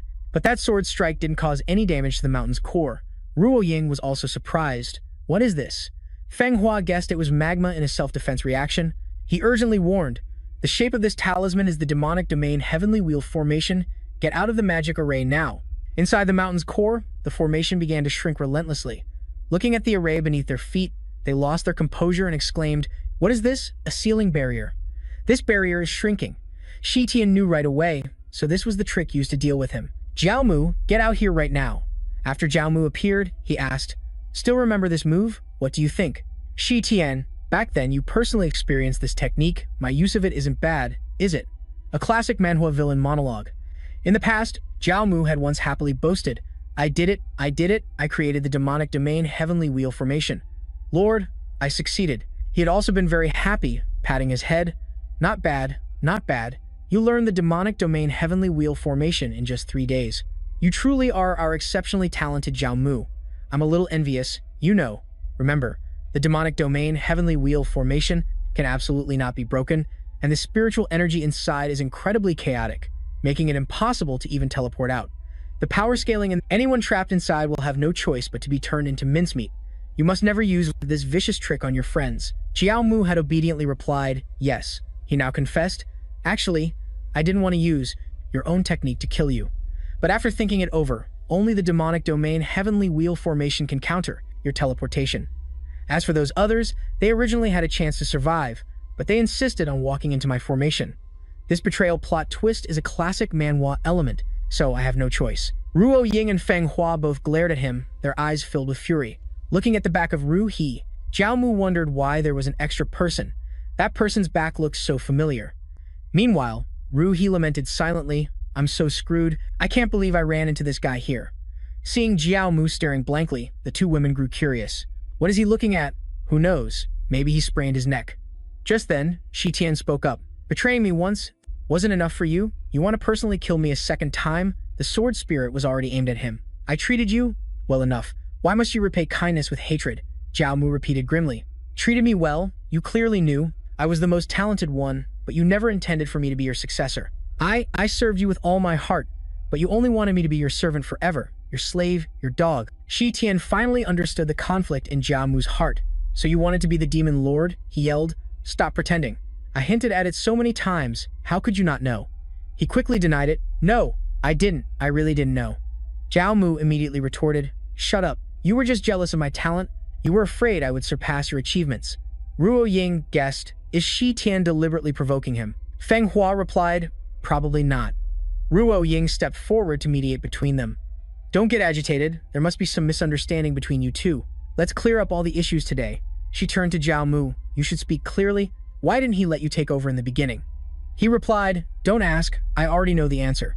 I'm sure you're going to say you knew long ago that my methods were corrupt or something, right? Such empty cliches are really. Shi Tian cut him off immediately. Are you kidding me? We're the demon clan, not the 5 sects. Why would I think about whether your methods are corrupt or not? In this Manhwa world, it's because you were too weak, you simply couldn't deal with the 5 sects, so I never considered letting you inherit my position. This insult, a classic Manhwa trope, made Zhao Mu's blood boil again. Isn't it because you refused to teach me the techniques? My own talent was enough to make you openly jealous, and if I had been taught, how could I have not fought against the 5 sects, those damned old geezers? Shi Tian was surprised and asked, don't tell me you actually believe that. I was just bluffing back then. Let's talk about the Heavenly Wheel Demon Domain Array. Back then, it took me less than an incense stick's time to learn the technique, while you took 3 whole days and 3 nights. It gave me a headache. How can you be so old and still so overconfident? These words had a devastating impact, like an arrow piercing Zhao Mu's chest. Feng Hua said helplessly, well, I thought they were going to clear up their misunderstanding, but the truth turned out to be even crueler. Zhao Mu had reached his limit, his rage reminiscent of a Manhwa villain's final stand. He roared, damn you, damn you, damn you. You're about to die and you still want to humiliate me, Shi Tian. I won't fall for your tricks, just die for me. He channeled his true chi into the mountain range. Inside, Shi Tian was tense as the barrier shrank smaller and smaller. I need to find a way out of here fast. Let's risk it all, teleport. But as soon as he jumped up, he was blocked by the shield. Damn it. Seeing him fall to the ground, Ruo Ying shouted worriedly, Shi Tian. Zhao Mu laughed loudly. Did you get water in your brain when you were reborn? This isn't a power fantasy manhwa where you can just teleport out. The Heavenly Wheel Demon Domain Array can disrupt all spiritual energy movement, and you still want to teleport. Are you an idiot? He replied, you're right. Right now in my body, my true chi is in chaos, like a tangled mess. Ruo Ying asked with concern, then what do we do? He raised the spirit sword. I'll have to rely on this. Ruo Ying didn't understand his intention. Chi. Meanwhile, Zhao Mu laughed loudly. Are you stupid? Using the Tushan sword is useless. This manhwa's logic is cruel. The Heavenly Wheel Demon Domain Array grows stronger against stronger attacks, unless its energy is 10,000 times stronger than— Do you believe my array can crush your sword? Shi Tian cut him off. Who said I was going to attack the barrier? My target is the bedrock. Ruo Ying was doubtful. The bedrock? And Zhao Mu was secretly drawing on his face to remove his makeup. Shi Tian explained to them. That's right. The lava contains a massive amount of spiritual energy from the heavens and earth. Once it's broken, the spiritual energy within will erupt outwards in an instant and can destroy the barrier. This is our only chance, a classic dilemma in any manhwa. But Ruo Ying pointed out the plan's weakness. So if we're inside, won't we get hurt even more severely? It seems Xue Tian is well aware of this. Although the explosion can break the barrier, I will quickly use instant teleportation. Otherwise, we will indeed be gravely injured. The only problem is that I can only take one person with me, which means 2 out of the 3 of you will have to stay behind and will most likely die. But Ruo Ying offered to stay. My strength is the weakest, so let me. Feng Hua didn't allow it. You're a doctor, we can't let anything happen to you. You go with him, I'll try my best to hold on here and then you can come back and save me and this idiot. He was stunned at being suddenly insulted. Xue Tian also agreed. Feng Hua has a point. We must protect Ruo Ying's safety for everyone to have a chance to survive. She was still hesitant, but Feng Hua cut in. What are you hesitating for? This venerable one has spoken. Are you still going to refuse? She finally agreed. All right, let's begin then. Ru He, being left behind, pleaded, Don't leave me, hero. I still have an elderly mother who is 80 years old and a 3-year-old child. Feng Hua consoled him. Stop crying like an old woman. This venerable one has the protection of a true dragon. You won't die. As for Jiamu, he couldn't believe it. This plot twist was wilder than any manhwa. Are you serious? Xue Tian provoked him. If you're scared of dying, then you better run. I don't want you getting stuck here, since I have to be the one to personally kill you later. Jiamu left with a final word and hastily departed. Damn it, Xue Tian, you just wait. I will definitely be back. The sword spirit had also appeared, piercing straight into the mountain range, and an explosion erupted like a scene from an action manhwa. Xue Tian instantly teleported Ruo Ying outside, shouting, Come out. After escaping, she looked back inside worriedly, calling for Feng Hua. He stopped Ruo Ying. Don't go. The cave has collapsed. She was still worried. Then what about Feng Hua and the others? At this moment, he revealed the truth. We tricked you. Feng Hua knew that once the explosion happened, the 2 of them would have no chance of survival. She said that just so you would come out with me. Tears streamed down her face uncontrollably, a truly heartbreaking manhwa moment as she exclaimed, What? Feng Hua. Just then, a familiar voice rang out, making them both overjoyed. Stop shouting. You'll shout a living person to death. He had saved them both. Feng Hua praised him. Well done, you idiot. Hiding your skills and you even know instant teleportation, just like a hidden OP character in a manhwa. Xue Tian was surprised to hear that, in instant teleportation, he didn't know how to explain. He stammered, I don't know how I know it either. Maybe I just learned it from seeing Boss Xue Tian use it so often, a skill worthy of a manhwa protagonist. I'm very smart, you know. I can do calculations from 1 to 10 without using my fingers. Xue Tian didn't want to hear any more of Ru. He's nonsense, and his sword shot past him. He looked at him with a wary gaze. Nonsense. Instant teleportation is a top secret of the demon clan. Only successive demon lords can learn it. That's some serious manhwa lore. Who on earth did you learn it from? Hearing this, he knew he had slipped up again. Is that so? So only demon lords can learn this move? Really? Doesn't that mean I've hit the jackpot? Feng Hua stepped in to stop them. Calm down. Let's go. For better or worse, he saved my life. We're still in the city now. Let's get out of here first and talk later. Just then, an angry shout echoed out. You destroyed my rock and you still want to leave? Tai Sui exposed their plot. You had those freaks lure me out of the city, while you snuck in here to destroy my rock. What a disgrace, an absolute disgrace. Xue Tian quickly launched his sword spirit, ordering, anyone not involved, get out now. Tai Sui used his golden bell shield to block his sword strike. The ground beneath their feet trembled, making them anxious. Feng Hua shouted, the golden bell shield is too strong. It can block the Tu Shan sword head-on, just like in a manhwa. We can't fight with Qi. It'll make the cave collapse. Ruo Ying also said urgently, the cave is about to collapse. Tai Sui confidently flew his sword spirit. I don't even need to use Qi. He immediately closed in for a melee fight with Xue Tian. He warned his companions, get back. The pressure from the man forced him to dig his heels in and struggle to hold on. Tai Sui pushed down with more force. Kid, you want to match strength with me? You're about to be crushed into meat paste. Xue Tian didn't panic at all and looked at him. Don't speak too soon, you stupid pig. A surge of true Qi, worthy of a top-tier manhwa protagonist, erupted from around Xue Tian. Seeing his opponent counterattack, Tai Sui couldn't believe it. How is this possible? This is the body hardening technique, He recognized it immediately. The body hardening technique? I love the body hardening technique the most. I must learn it and then use it. Feng Hua warned from the side, if you dare say another word, I'll cut your tongue out. Seeing Tai Sui get pushed back, he cheered. The big-headed pig is scared now.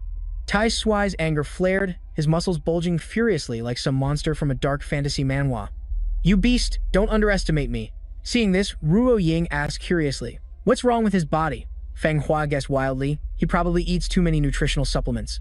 Even though he's a pervert, he's no different from a wild beast. Tai Sui then roared, die!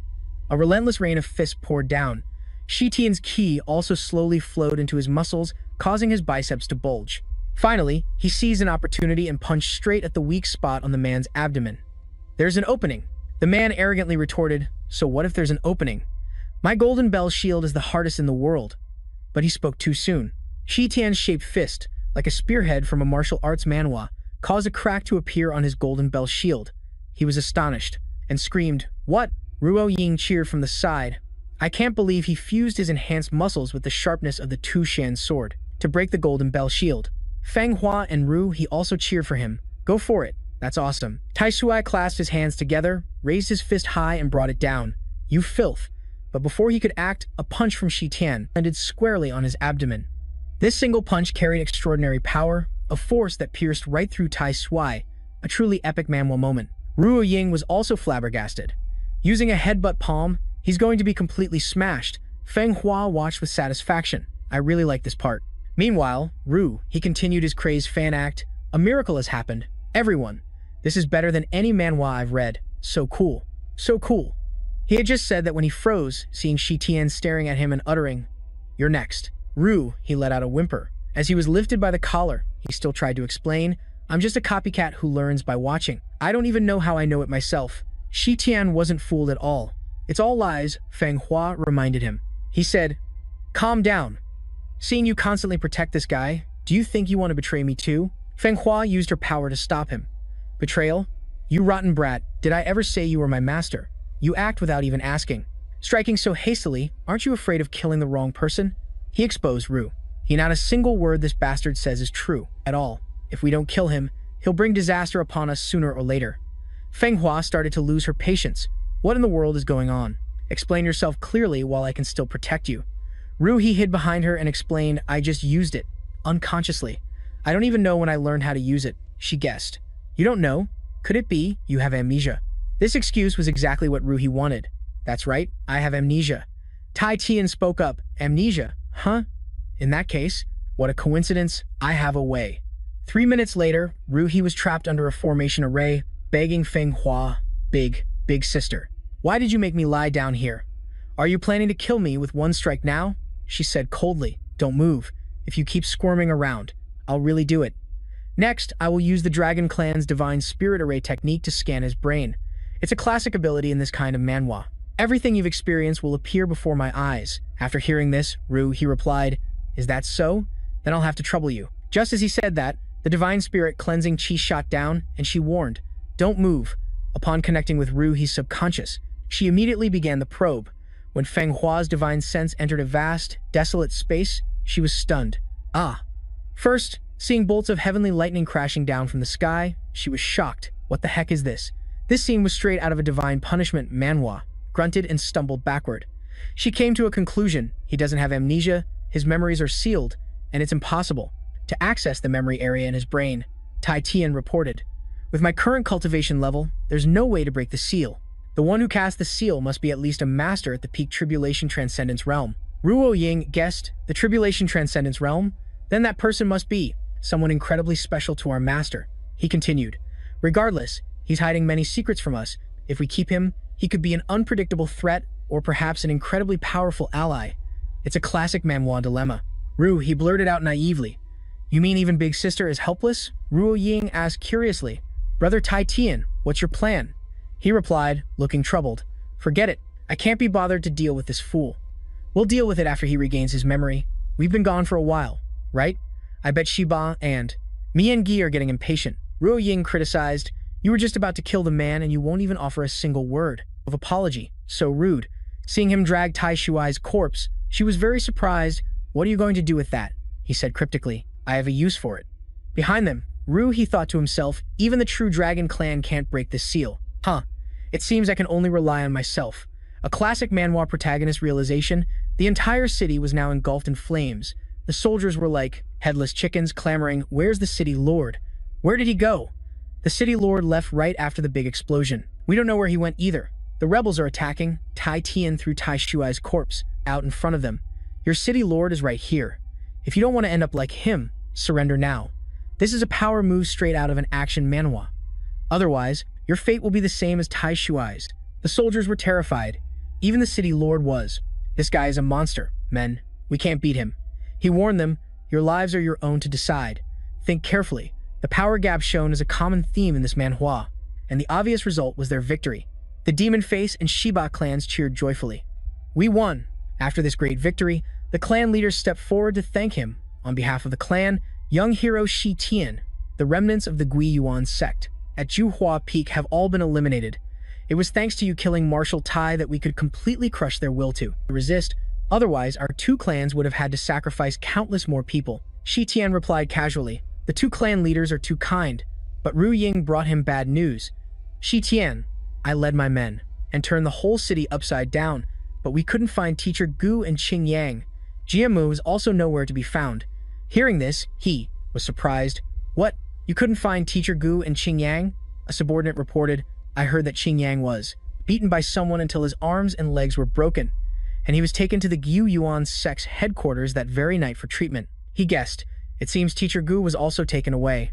Ru Ying added, Jiamu is also missing. He probably took advantage of the chaos to slip away. Feng Hua asked for his opinion. What should we do now? The foundation rock of Jiuhua Peak City has been destroyed, so the Gui Yuan sect will definitely not ignore this. There are 2 more cities, and that will be the real fierce battle. Ru, he immediately agreed.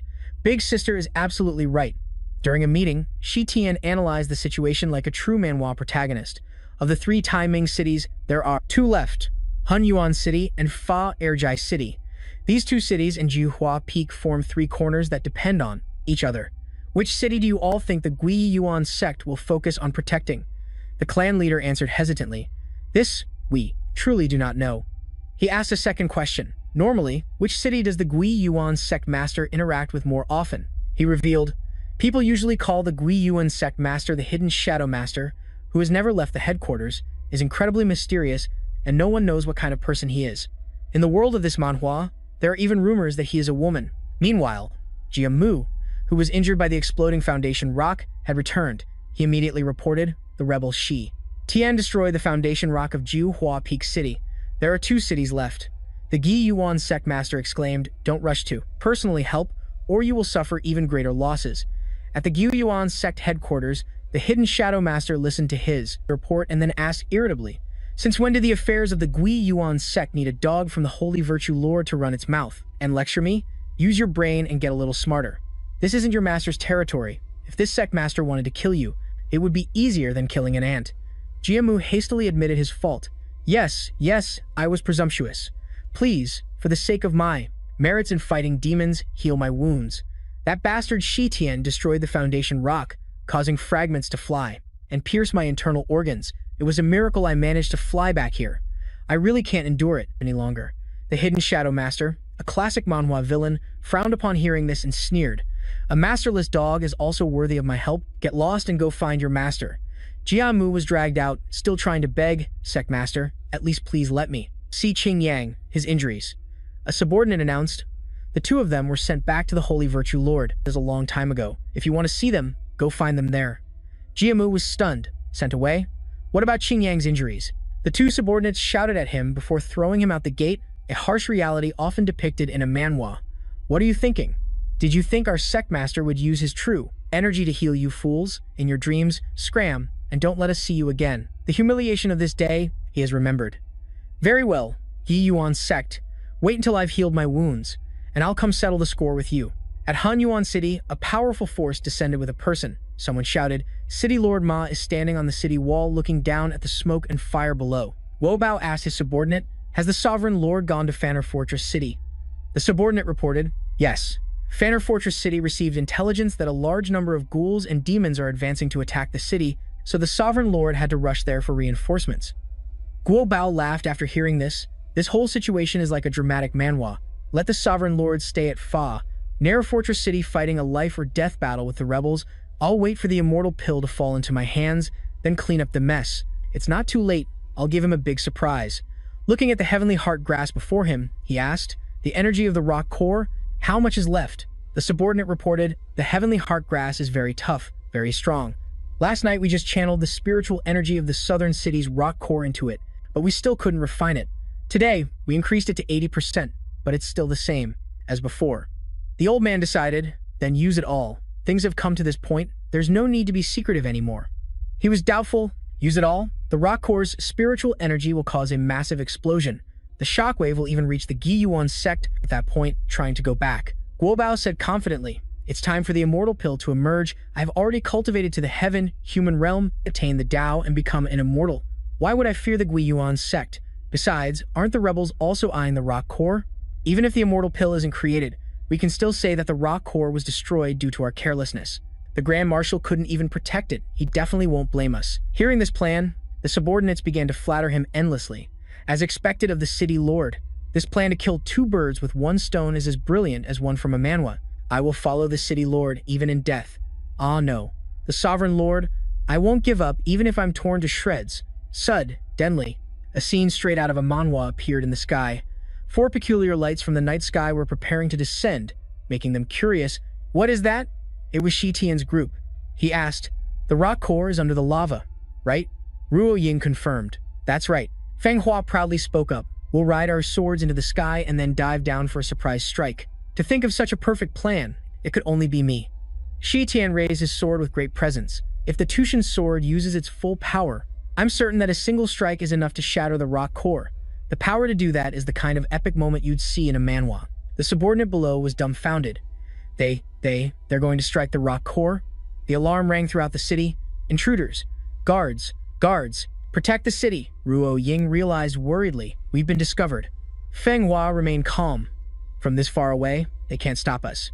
Guobao grabbed a man by the collar and dragged him out. "Didn't you say you wouldn't give up even if you're torn to shreds? Well, it's your time to shine." The man was stunned as the old man transferred true energy into him. "What the F?" Guobao increased the power flowing into him. His entire body swelled up like a monster from a horror manhwa.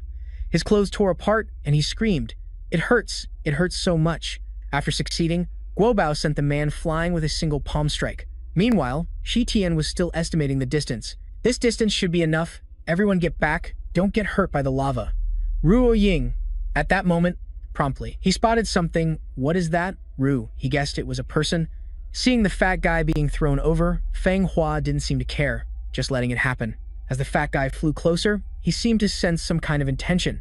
He slashed out with his sword. Shi Tian warned those behind him, "Get back." The fat guy's entire body exploded. Following the explosion, countless arrows shot out. Shi Tian cursed, "Damn it, using a subordinate's body as a living bomb to stop us is a classic manhwa villain move." He cried out in worry. "Those two have fainted." Shi Tian hurriedly chased after Ruo Ying and Feng Hua. Both girls were unconscious, falling into the lava pit below. In a classic manhwa rescue scene, Shi Tian dived down after them. Ruo Ying, Feng Hua, he finally managed to catch them both. His falling speed also stopped.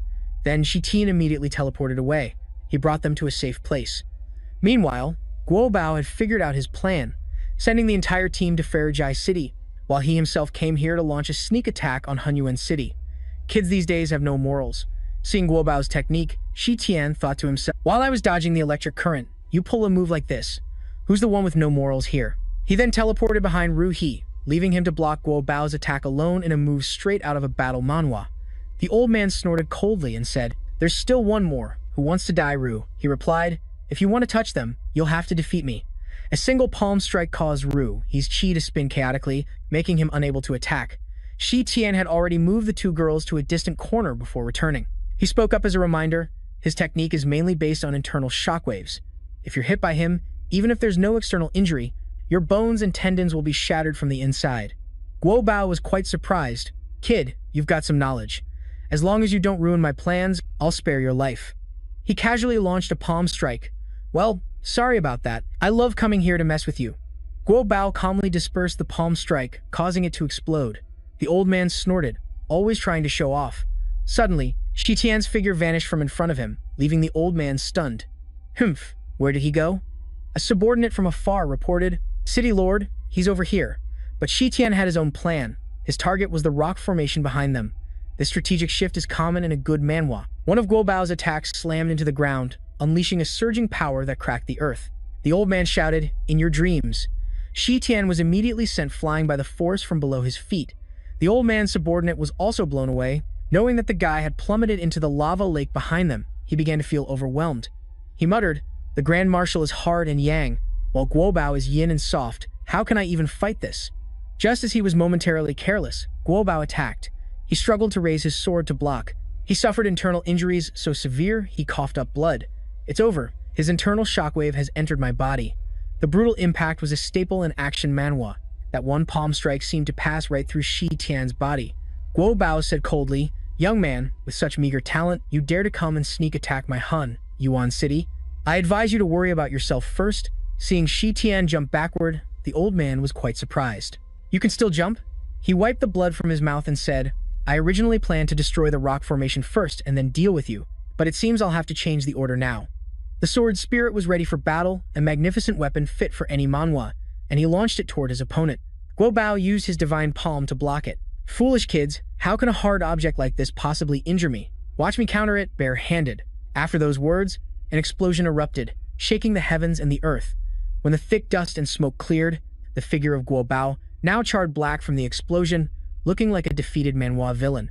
He calmly revealed, "If you wanted to use softness to overcome hardness, then I will use explosives to overcome your insidious softness." The old man prepared to counterattack, to defeat a scoundrel like you. "I have painstakingly worked for so many years for the chance to refine this immortal elixir. The ultimate goal was for the elixir to grant me more power, not for you to just destroy it like this." He charged forward with the fury of a manhwa protagonist. "Don't anyone dare try to stop me. Anyone who blocks my path will die." Ru He, watching from a distance, spoke up, "So that means as long as the immortal elixir is refined, the rock will be ours to deal with." Right, the battle over there was reaching its climax, and their forces were about to collide with each other. At this moment, at the City Lord's Manor in Hunyuan City, a banner was hung before the gate, a warm welcome to the young Mo fan, visiting Hunyuan City to inspect and guide our work. In a twist worthy of a manhwa, Shi Tian and Guobao had now become drinking buddies. The old man was a bit tipsy, like a great river meeting the Dragon King's temple. "We were family, but didn't even recognize each other. Younger brother, if you had said something sooner, how could we brothers have ended up trying to kill each other like that?" Shi Tian replied with a bright smile, "Old brother, you're absolutely right. It was my mistake." Ruo Ying asked curiously, "Why are those two calling each other brothers now?" Feng Hua was only concerned with eating. "This whole act is like something out of a dramatic manhwa. Let's just ignore them and eat." Shi Tian raised his cup again. "Old brother, you are truly blessed by a lucky star to think you could find the rare treasure, the heaven's heart grass. Now, with this immortal elixir in hand, it's truly a joyous occasion." The old man recounted, "Refining this immortal elixir is no easy task. Even pouring all the rock's energy into it doesn't guarantee success. It's such a waste of effort. Moreover, your big brother here is worried that if the rock's energy weakens, it will make the sovereign suspicious. Younger brother, can you quickly go to Fanerjai City and stop that old scoundrel Yin Ying? Once your big brother successfully refines the immortal elixir, I will immediately come to your aid. With you and I joining forces, surely no one will be able to defeat us." He assured him, "Old brother, rest assured. Your business is my business. Your little brother will go at once. As long as you succeed this time, brother, your little brother wouldn't hesitate even if it meant being torn to pieces." After that grand declaration, the two of them were so moved they were on the verge of tears. At another table, he was busy stuffing his face, while Feng Hua was so full she felt sick. Shi Tian and Guobao became sworn brothers that night. Guobao saw him off. "Have a safe journey, little brother." He left cheerfully. "Got it, old brother." After seeing them leave, Guobao's expression immediately changed. He commanded, "No need to worry anymore. Release all the rock's energy at once and refine the elixir quickly." His subordinate was still worried. "My lord, if the energy is too strong, it will shatter the rock, and the sovereign will find out." The old man replied sinisterly, "We don't need to be afraid anymore. I have a fool drawing the sovereign's attention for me now. Once I get the immortal elixir, I'll send those two on their way to the afterlife," a classic manhwa villain move. After they had gone some distance, Ruo Ying saw him resting at the base of a tree and asked, "Why are you sleeping? Aren't we going anymore?" He replied, "What's the rush? I'll sleep for an hour, then we'll sneak back into Hunyuan City to get ready for a good show, just like in an action manhwa." In Fanerjai City, as night fell, a subordinate entered the city lord's manor to report, "Your Excellency, the sovereign, the ghost-faced corpse fiends, who were about 30 miles from the city, have suddenly vanished. The city lord is leading men out to search for them." Yin Ying uttered, I see." Suddenly, he noticed something unusual. a plot development straight from a manhwa. Sound. He immediately chased after the source of the disturbance, ignoring his subordinate who was shouting, "Sect Master." Looking at the hole in the roof, they still tried to call out, "Lord Sect Master." In Seoul Origin City, at the Lava Rock's location, the heaven's heartgrass began to stir. Seeing the result before him, Guobao joyfully exclaimed, "Success! It's a success!" He drew the immortal pill towards himself, and the pill shot towards him with the force of his pull. The disciples of Seoul Origin City knelt and congratulated him. "Congratulations, City Lord! The immortal pill is complete. You can finally ascend and attain the Tao. We have waited so long for this day." Shi Tian's group used an invisibility formation to observe the situation, a classic move in any action manhwa. Ruo Ying asked curiously, "He's already made the immortal pill, so where's the good show you were talking about? I don't see it yet." He replied, "The lava rock was just drained dry. They must be flying over here right now." Feng Hua immediately understood. "You want to watch the Sect Master and the City Lord fight until they're both seriously injured. Don't forget, once Guobao takes that pill, the Gi Yuan Sect Master might not be his match. The stakes in this manhwa are getting higher. I say we should take this chance to snatch the immortal pill now." Ru Hima massaged Feng Hua's calves and chimed in, That's right. But Shi Tian just smiled, pointed in a direction, and said, "Too late. Everyone, look over there." They saw a point of light flashing in the distance, and the subordinates quickly announced, "The Sect Master is here, City Lord," and the Sect Master has found out. The old man calmly put the immortal pill in his mouth. That fool is truly useless, but arriving now is already too late. Yin Ying had already detected him, and at first thought some wretch was destroying his lava rock, a crucial resource in this manhwa's world. So, it's one of my own people? Countless arrows formed from his true chi shot out. All of Guobao's subordinates screamed, "Help us, City Lord." Only then did Feng Hua confirm that the rumors were true. Dressed so formally, his features were hard to make out. Ruo Ying commented, "That's a pretty cool move." Guobao said coldly, "I was originally going to let you live a few more days, but I didn't expect you to come seeking your own demise. Since that's the case, this immortal will see you off." Yin Ying found this utterly ridiculous. "Immortal? Have you lost your mind?" he roared, then unleashed a powerful attack at Yin Ying. "Insolence! How dare you speak to an immortal that way?" Yin Ying raised his hand to block the palm strike, but was ultimately still sent flying into the cliff face behind him. Feng Hua exclaimed, "I told you we shouldn't have waited for him to take the immortal pill. Now he's even harder to deal with." Ruo Ying was also stunned. Just a casual lift of his hand, and the power is already that immense. Shi Tian realized his cultivation had indeed increased significantly, a common power-up in this type of manhwa. But the sky had split open with a beam of light. Thunder rumbled, and a dazzling light shone down from the rift, illuminating the dark night. Guobao thought the immortals were coming to receive him. Shi Tian was in disbelief. He's becoming an immortal just like that? Without even a heavenly tribulation, Feng Hua angrily smacked him from behind. "Do you regret it now?" However, he remained calm. "Don't worry, his immortal pill has a fatal flaw. Becoming an immortal? Not so fast. Besides, whether he can actually become one depends on whether his sect master agrees." Just as he predicted, Yin Ying spoke up, "You fool! Did you destroy my lava rock just to see that 7-colored rainbow?"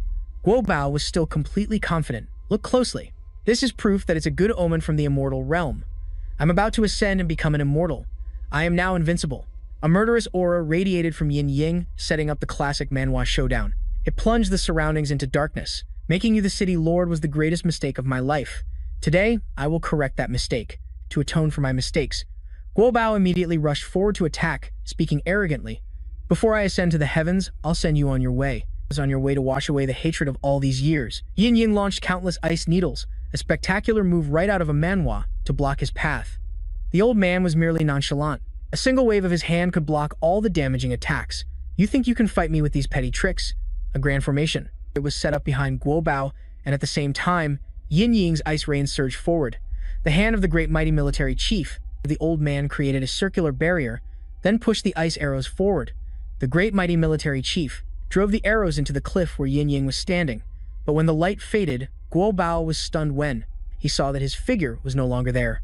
The old man angrily goaded him. "As a sect master, do you only know how to hide? Do you dare to face me head-on?"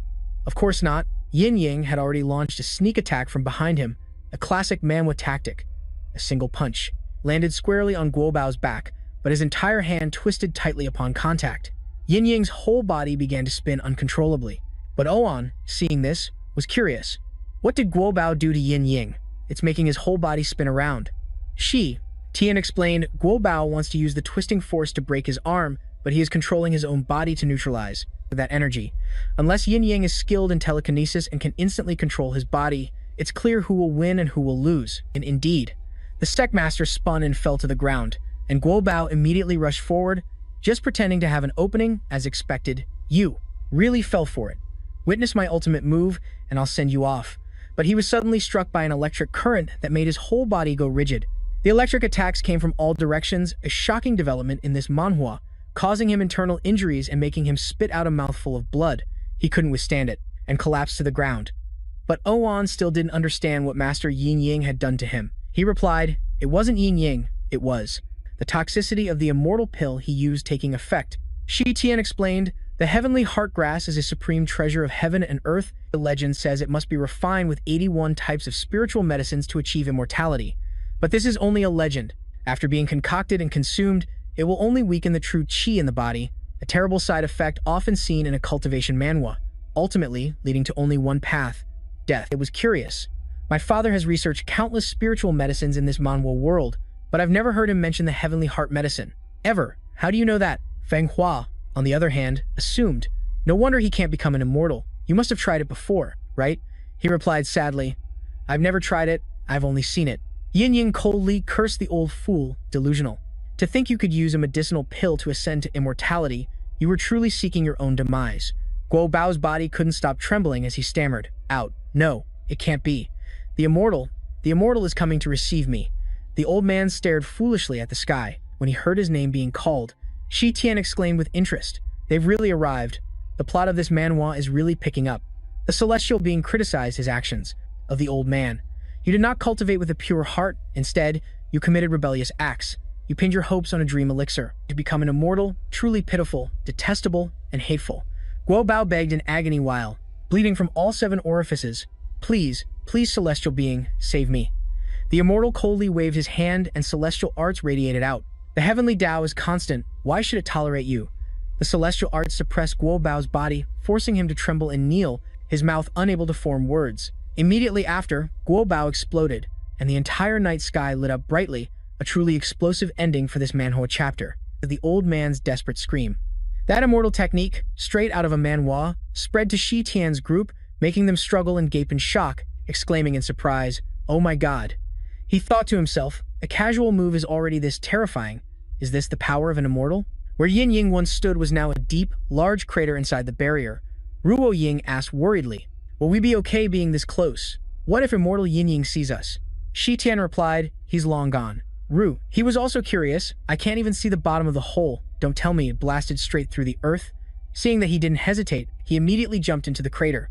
Ruo Ying called after him, where are you going? Shi Tian's target was the restored Heaven's Heart grass, because he knew its most miraculous trait was its ability to regenerate and combine. Looking at the perfectly restored Heaven's Heart grass, he said happily, after waiting so long, besides scouting out that old Yin Yang, my goal was to pick this Heaven's Heart grass. He jumped back up and announced to the group, let's go. Now only Fanerjai City is left. Ruo Ying looked up and asked, isn't it extremely poisonous? It has no effect on cultivators, so why do you still need the Heaven's Heart grass? Shi Tian explained, just because Guo Bao doesn't know how to refine it doesn't mean I don't. Hearing this, He immediately hugged his leg and begged, Master, oh great master, I beg you for an immortal pill. My heart, my body, will all be yours. He annoyedly pushed him away. Get the hell away from me. In the end, Shi Tian had to flee from Ru's frantic pursuit. Come on, whatever position you want, I know them all. He deeply regretted it. I should have killed you with 1/ long ago. Ruo Ying saw someone else still standing motionless and called out, Feng Hua, let's go. Hatred stirred in Feng Hua's heart. You despicable people, you caused this venerable one to suffer in the mountains for so many years. There will come a day when this venerable one reaches the immortal realm and I will chop you all into 1,000 pieces. Southwest, over 30 miles from Fanerjai City, the chieftain had reached a conclusion after studying the map. The Gyuan sect scouts are now just over 2 miles away. The Ghost-Faced King said urgently, we must have the young ones retreat immediately. Just then, Shi Tian's group returned. He called out, we're back. The chieftain saw him and greeted him happily. Young hero Shi Tian, it's only been 1 day and you've already returned. He asked them, is the foundation rock of Hunyuan City destroyed yet? What's the situation over here? The Ghost-Faced King replied, yes, now only Fanerjai City is left. After the Gu Yuan sect heard we attacked Fan Jai City, they immediately sent people here to defend it, and are currently pursuing us outside the city. Our young warriors and their scouts have had a few skirmishes, and although there were casualties, our main force is intact. There is also another piece of important news. According to our intelligence, in a plot twist worthy of a manhwa, immortal Yin Ying suddenly left Fan Jai City last night, and when he returned this afternoon, he seemed to be heavily injured and has gone back to the Gyuan sect headquarters. He repeated doubtfully, "He left?" Ruo Ying surmised he was probably affected by that heavenly thunder Dao. This made him very happy. In that case, Fan Jai City only has its city lord left. This is a rare opportunity, the kind of opening a manhwa protagonist dreams of. The chieftain revealed, the city lord of Fan Jai City is named Lady Guang Yao. Her strength is said to be average, so she should be easy to deal with. Shi Tian decided, if that's the case, let's take this chance while Yin Ying is away and seize Fan Jai City quickly. The entire ghost-faced army was ready. Fall back, lead the main army away from Fan Jai Fortress, and create an opportunity for us to enter. Dong Qing replied, yes sir. Night fell. At the fortress lord's manor in Fan Jai, the patrolling soldiers were gossiping amongst themselves. I heard our brothers outside the fortress have been busy all day, but they haven't even seen a shadow of the rebel army. So stupid. Shi Tian, hiding from a distance, observed and then assigned tasks to his team members. According to intel, the bedrock of Fan Jai Fortress has a protective formation seal, and only Lady Yao has the key.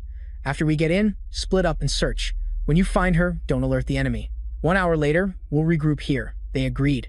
The four of them then scaled the wall and slipped inside. He carefully instructed, Feng Hua, you're with me. Don't go beyond the agreed-upon distance. She replied irritably, stop nagging this venerable one. And inside the fortress, Shi Tian and Feng Hua immediately headed towards the target.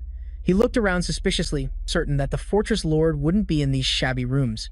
Looking at the large courtyard ahead, he thought it had to be at least over there. Immediately after, Shi Tian leaped into that courtyard. He carefully observed the situation inside. No one was there. Outside, he heard the voices of guards. We'll check later. Hurry up and get dressed. The other guard reminded him, if the fortress lord sees you improperly dressed later, you'll be in for it.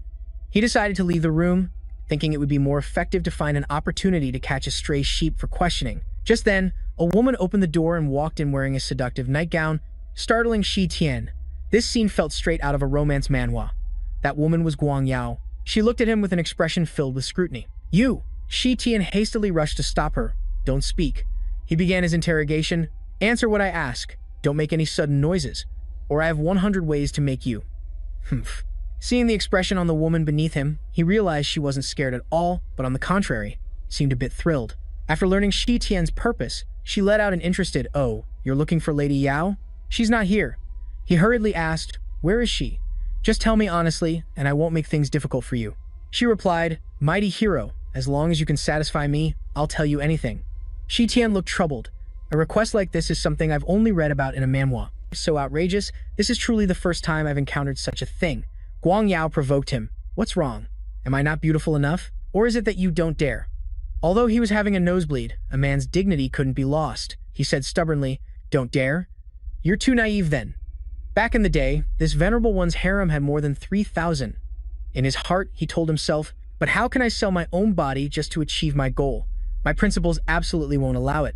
Looking as if he was sacrificing himself for the greater good, he decided, fine, the bigger picture is what's important. For our dear readers of this manhwa, I'll sacrifice my handsome face this one time. Shi Tian stepped forward and lifted Guang Yao's chin. If you go back on your word later, I'll make you suffer a fate worse than death. She replied, a fate worse than death? I'm so looking forward to it.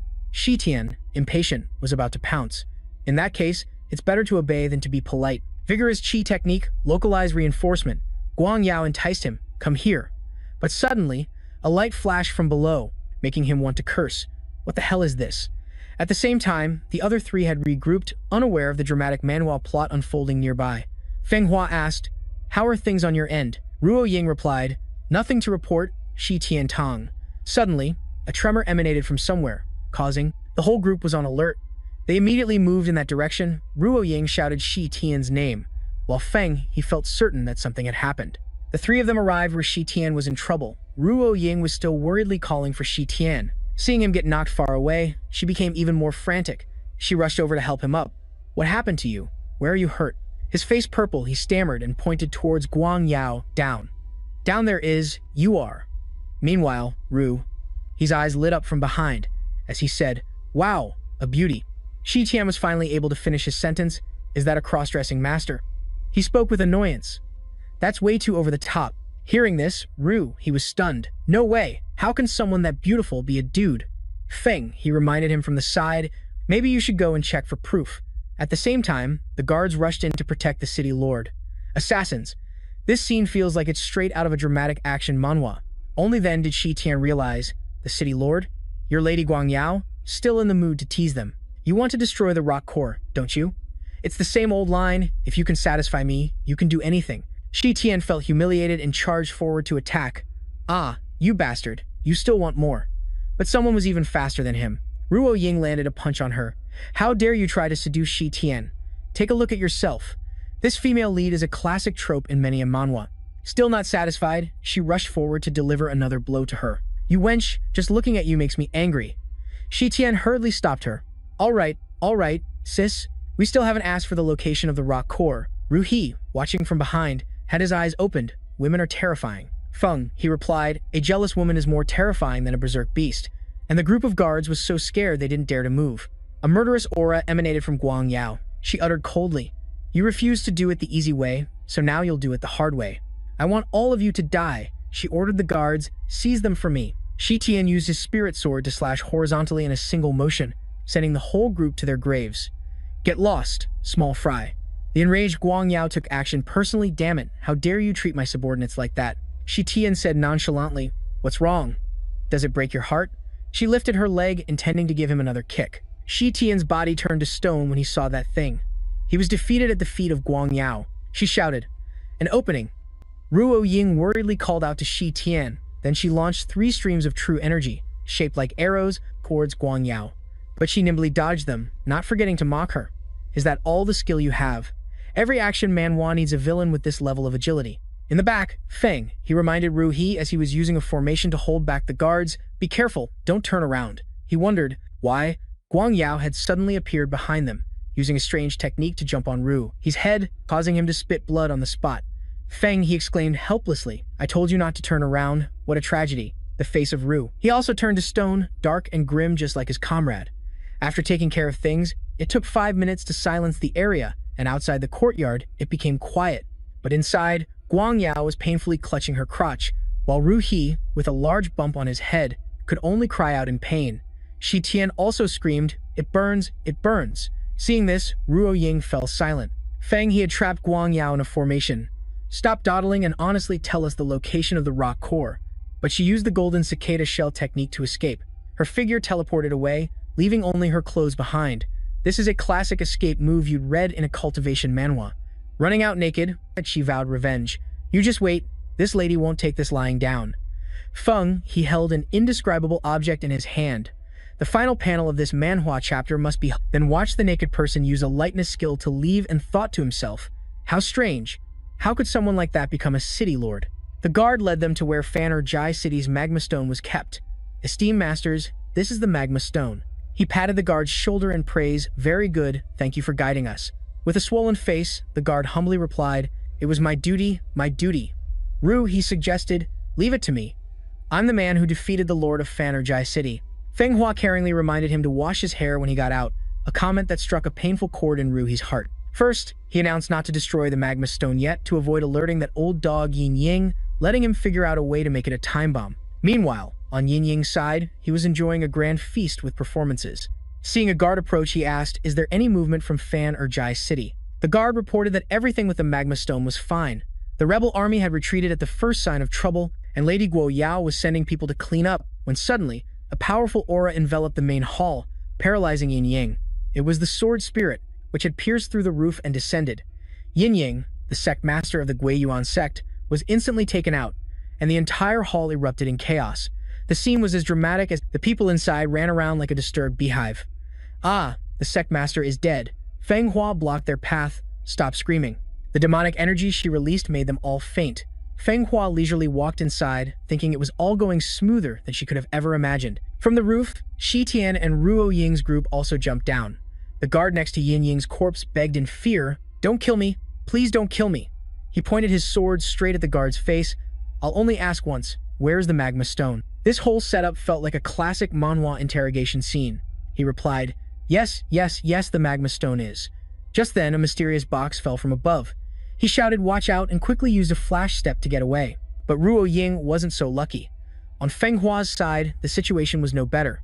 She struck the wall of the box with her true energy, which bastard launched a sneak attack from behind. Ru, he was also startled. What's going on? Suddenly, a laugh echoed out. It was Guo Yao. She said grimly, such fast reflexes, and yet I still couldn't catch you. He replied, because I didn't believe things could go this smoothly. I had already anticipated a follow-up move. This kind of foresight is common for a manhwa protagonist. Ru He, however, was shocked. It's you, the cross-dressing big shot. Let's not fight anymore. Even your sect master is dead. What's the point of risking it all? Shi Tian reminded him, don't be a fool. This person is the true sect master of the Gui Yuan sect, the real Yin Yang. The plot twist was worthy of a top-tier manhwa. The whole group shouted, what? Ru, he pointed at her and asked, she's the sect master. Impossible.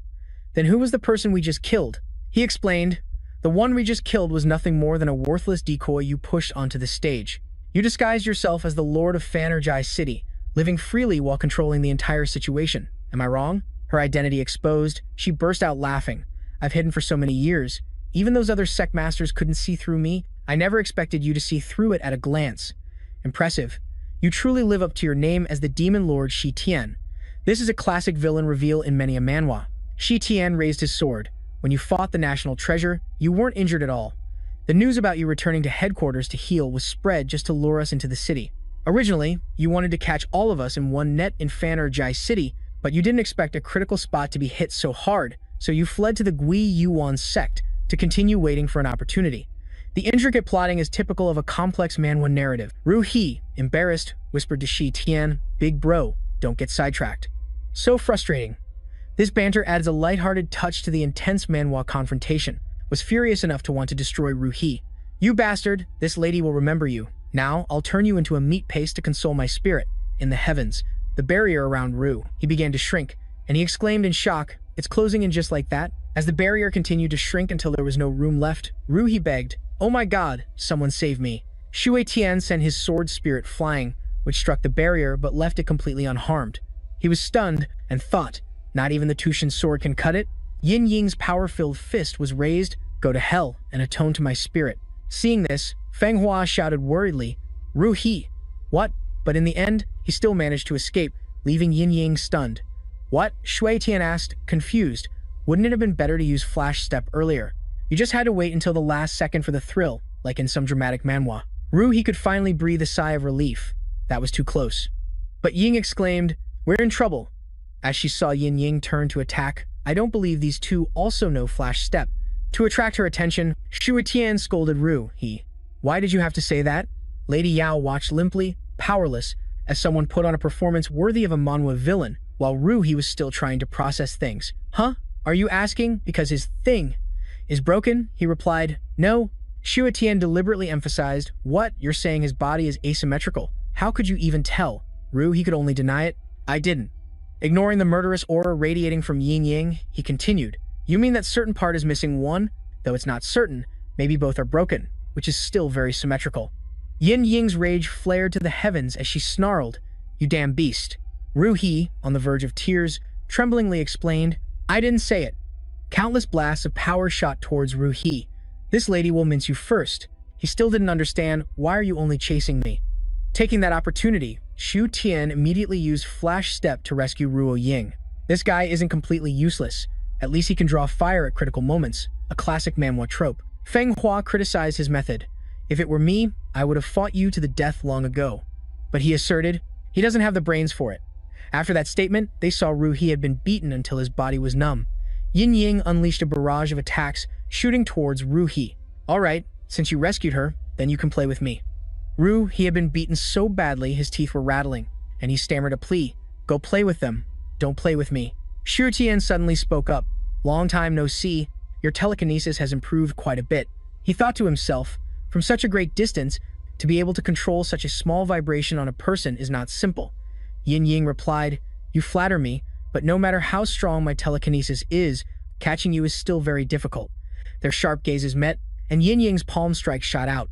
At that moment, he used Flash Step to appear behind his opponent. Good chance, but the sword's spirit was bent when it struck her back. Xue Tian stared blankly at his sword, which was now bent like a willow leaf. It was an unbelievable manhwa scene. They began to press him from both sides. Yin Ying said smugly, "You're dead for sure." Realizing he had fallen into a trap, Xue Tian cursed.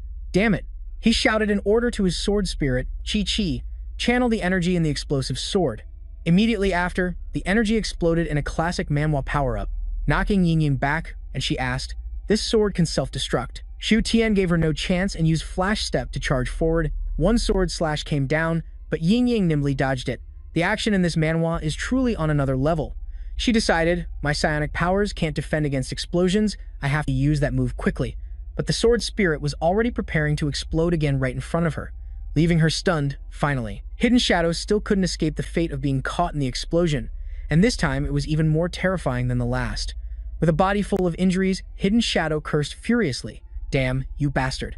Inside the creative barrier, Ruhi asked joyfully, "Did we win?" Feng Hua replied coolly, "How could it be that easy?" Standing amidst the rubble, Hidden Shadow cursed at him. "You bastard. Go ahead and blow it up again, I'll go all out with you. My makeup is all smudged." Seeing her tone was still so arrogant, he grew tense internally. This is tough. The stored true energy of the Tushin sword is already half depleted.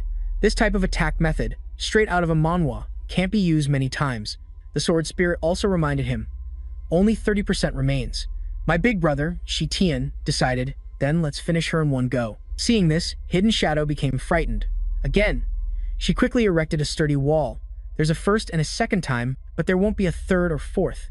He said scornfully, "You think you can block the Tushin sword just by infusing a little true energy?" Watching the sword pierce through the wall, she could only feel helpless. Again, "You want to blow me up again?"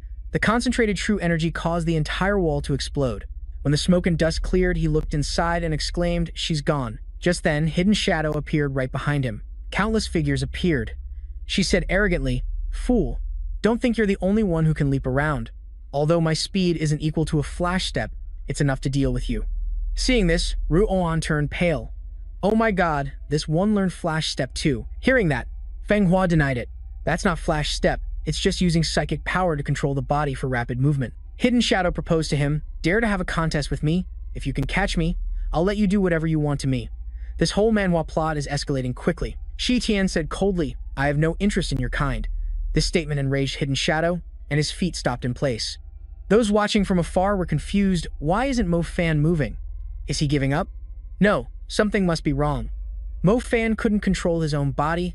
He tensed up as he realized he was feeling increasing pressure from all sides. Invisible threads grazed past Xi Tian's face.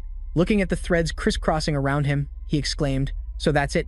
Your jumping around earlier was actually to set up these true energy threads. The strategy in this manhwa is quite detailed." Her grand plan successful, Hidden Shadow laughed triumphantly. "It's too late to figure it out now.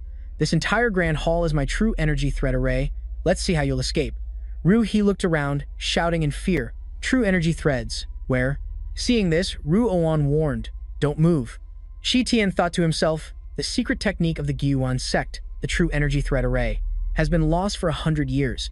To confirm whether she had mastered it, I even specifically watched her fight with Guo Bao. I didn't expect her cunning to be so deep, refusing to use this move until the very end. Her character is like a classic manhwa villain. Hidden Shadow spoke with amusement. "Curious why you can't use Flash Step. Look at your feet." A formation had activated beneath his feet, and she asked, "Like it?" "It's a little trick I learned from Jiao Mu. The power systems in this manhwa are getting complex." "It's over, Xi Tian.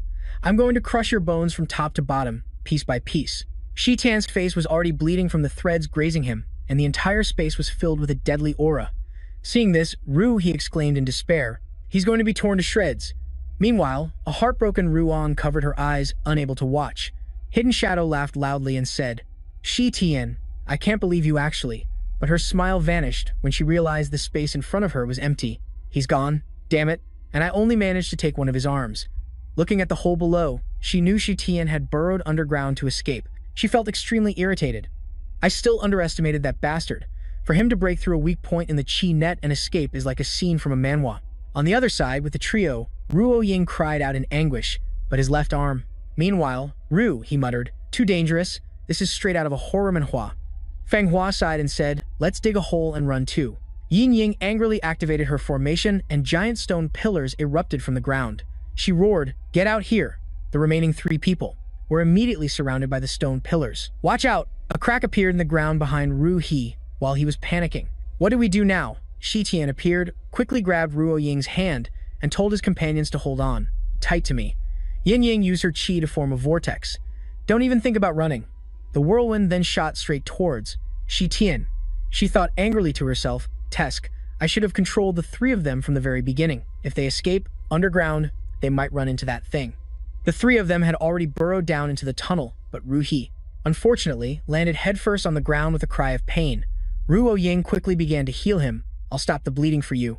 He reminded them, we can't stay here long, we have to move immediately. This Manhwa plot is getting intense.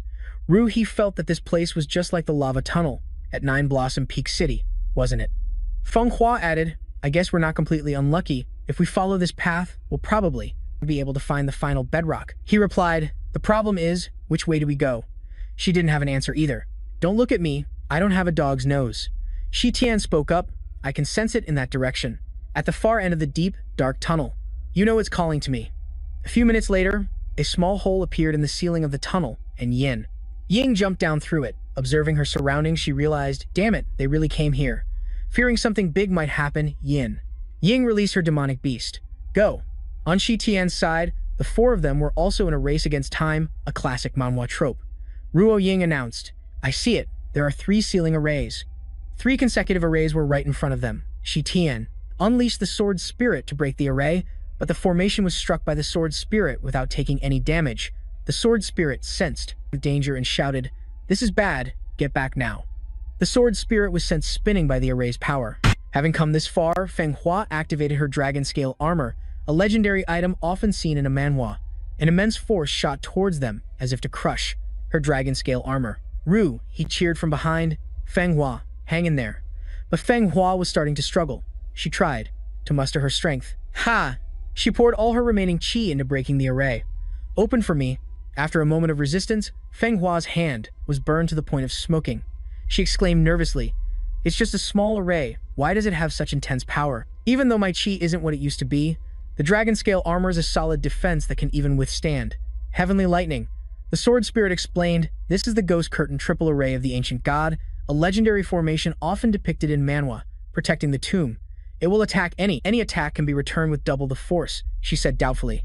But the ancient god clan went extinct long ago, and their secret formations were lost with them. Why would it suddenly appear at the Gui Yuan sect? Thixtian guessed, I'm afraid she must have found the tomb of the ancient god clan and even stole the formation, so it's likely only she can disable the mechanisms here. Just then, he sensed danger from behind. Shi Tian warned the group that something was coming. Ru, he said fearfully. You're not scaring me. The 3 demon beasts that Yin Yang had released had caught up. When Ru, he saw them, he was scared out of his wits, and screamed, what a big black puppy. Shi Tian cursed, puppy, my foot. These are hell-black spirit hounds. He immediately released the sword spirit. Although its attacks were incredibly swift, if it got bitten, its true chi would be completely drained. It moved to block them. Their movements were extremely agile, making it difficult for the sword spirit to land a hit. It got furious and chased after them. Stand still for me. One of the spirit hounds was struck hard by the sword spirit. The entire tunnel echoed with the howls of the pack.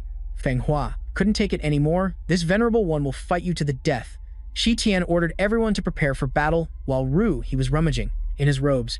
Where's that leftover pork knuckle I was eating yesterday? As the spirit hounds snarled and lunged, a stone wall suddenly crashed down. It was the earth wall flying ridge. Ruo Ying breathed a sigh of relief. Good thing I didn't forget the incantation. Shi Tian asked in surprise, did you learn this move at school? She shyly recounted, did you just sleep through all your classes? This is just an entry-level defense spell. When old teacher Gu first demonstrated it, he moved an entire mountain, like a scene from a fantasy manhwa. The sword spirit exclaimed happily, I told you so. Why would the demon lord bring a nuisance along? This time you were a huge help. Is this really an entry-level spell? This girl is really... Before it could finish, the sword spirit screamed. Ah, it warned in fear. The human demon is here. Hurry. Yin Yang had caught up, and she pulled the sword spirit towards herself and asked, my poor dears, were you scared by the demon miasma triple formation? Every manhwa seems to have a villain like her. The sword spirit angrily replied, damn it, if my true chi wasn't depleted, how could I have been caught by you? She remained very calm. Don't be hasty, we have plenty of time, let's play slowly. Shi Tian already had a plan. There's no way back, I can only think of one way. Ruo Ying, success or failure depends entirely on you, she said worriedly. This earth wall can only deal with the Black Spirit Hounds. It can't stop her at all. He denied it. I don't need you to stop her. I need you to kill her. Yin Ying shattered the wall Ruo Ying had erected, so it was over. Shi Tian stood behind Ruo Ying and instructed her on casting the spell. Do it now. Ruo Ying took action, gathering her strength to create a formation at her feet, her heart filled with determination. I can't just hide behind him forever. I want to be useful too, like a true Manhwa heroine. Yin Ying asked suspiciously, what is this? The ground in front of her split into layers like a staircase, but she casually shattered the spell with a flick of her finger. She scoffed. What's the point of using low-level earth magic to stall for time? The shattering rock and earth rained down, causing Ruhi to scream, I'm about to be buried alive. He struggled alone in a pit. Oh my god, why is there already a pit dug here? Meanwhile, Shi Tian and Feng Hua were struggling against the power of the miasma triple formation. This Manhwa is getting intense. He reminded the person behind him, Ru. He is safe now. The two combined their true chi to materialize an arrow, shooting it straight at the center of the formation. Go! The concentrated true chi struck the very center, then pierced through the first protective layer. As soon as the true chi penetrated inside, it was met with a resisting force. The miasma triple formation amplified the power of that true chi and then struck back, bounced back. The three of them immediately jumped into the pit that Ruoying had created earlier, while Yin Ying was trapped inside the earth wall prison. She cursed, damn it, my vision is completely blocked. What the hell are they planning? The power of the triple barrier array rebounded towards her, weakening the earth wave, and Yin Ying was immediately sent flying in a spectacular Manhwa fashion. Ru He, hiding in the pit, was stunned, speechless, watching that wave of power sweep by. That force shot straight through the tunnel and into the sky. After the aftershock passed, the three of them peeked out. Feng Hua asked curiously, did we get her? When the dust settled, Yin Ying shakily stood up, her body covered in injuries, and she couldn't help but curse, You bastards, you dare to use the moment my vision was obscured, borrowing the power of the ghostly triple barrier array to amplify a sneak attack, while you hide in a hole. Ruoying was also surprised. She's still alive after that. Meanwhile, Shi Tian began to condense his true energy, looking at the triple barrier array like a true Manhwa protagonist behind them. Then let's do it one more time. Yin Ying angrily retorted, in your dreams. The incantation was shouted, dispel array. She thought to herself, if I take another hit like that, I'll definitely die. Shi Tian immediately rushed towards the array, not forgetting to reply to her. Thanks. Only then did Yin Ying realize the danger. She had fallen into a trap. She immediately chased after him. Stop! But Shi Tian was already dashing forward, to the spot where the three arrays had just been broken by Yin Ying. I can feel it. It's right ahead. He shouted, on my command, awaken in your original position. Ling Zun's arm, at the end of the tunnel, flashed with a mysterious light as if it was waiting for Shi Tian. Inside that glow, an arm was encased. The very artifact this Manhwa has been building up to had appeared right before their eyes. Yin Ying furiously screamed, don't even think about it. Threads shot out as she yelled, Ling Zun's arm is mine. The threads converged to surround the arm, but Shi Tian's true energy caused the threads to snap. Yin Ying screamed in disbelief. What? The arm was pulled towards Shi Tian, and then perfectly attached to his real arm. Seeing this, He sighed in relief. Finally, a success. Amazing. Jian Ning, hiding nearby, also cheered. We won. In a classic Manhwa power-up, he felt the strength in his body and joyfully thought, it's finally back. Yin Ying was still not convinced. She began to gather her power, just a cripple. That massive power shot straight towards Shi Tian. She growled, you really think you're the Demon Lord? This Manhwa's protagonist, Shi Tian, remained very calm. The pupils in his eyes had turned a mystical red, and with just his bare hands, Shi Tian pulled off a move straight from a Manhwa and deflected that power right back at her. Yin Ying could only watch helplessly as the spot where she stood exploded, its shockwave shaking the entire tunnel. Shi Tian provoked his opponent. While you're still alive, you better bring out any trump cards you have left. Although the explosion had torn her clothes to shreds, leaving only a loincloth, she was still defiant. Bastard, getting cocky, are we? Threads shot out from Yin Ying's fingertips as she screamed, in this narrow cave, let's see how you're going to dodge this. A torrent of true energy threads rushed towards Shi Tian. Feng Hua and Ruoying saw this and shouted in unison, danger, there's no escape. But in a shocking Manhwa twist, the threads were drawn in by Shi Tian's arm. He calmly controlled the situation, while Yin Ying, misunderstanding, pulled the threads back and laughed triumphantly. Scared stiff, are you? Too precious to use that arm, watch me slice you into pieces. But the coiled threads on Shi Tian's side remained motionless, which left her stunned. How can this be? My invincible chi threads can't even leave a single scratch. He coldly yanked the thread, pulling an An along with it. He shouted, "Get over here. I have something I've always wanted to tell you." And An was utterly terrified, praying in midair.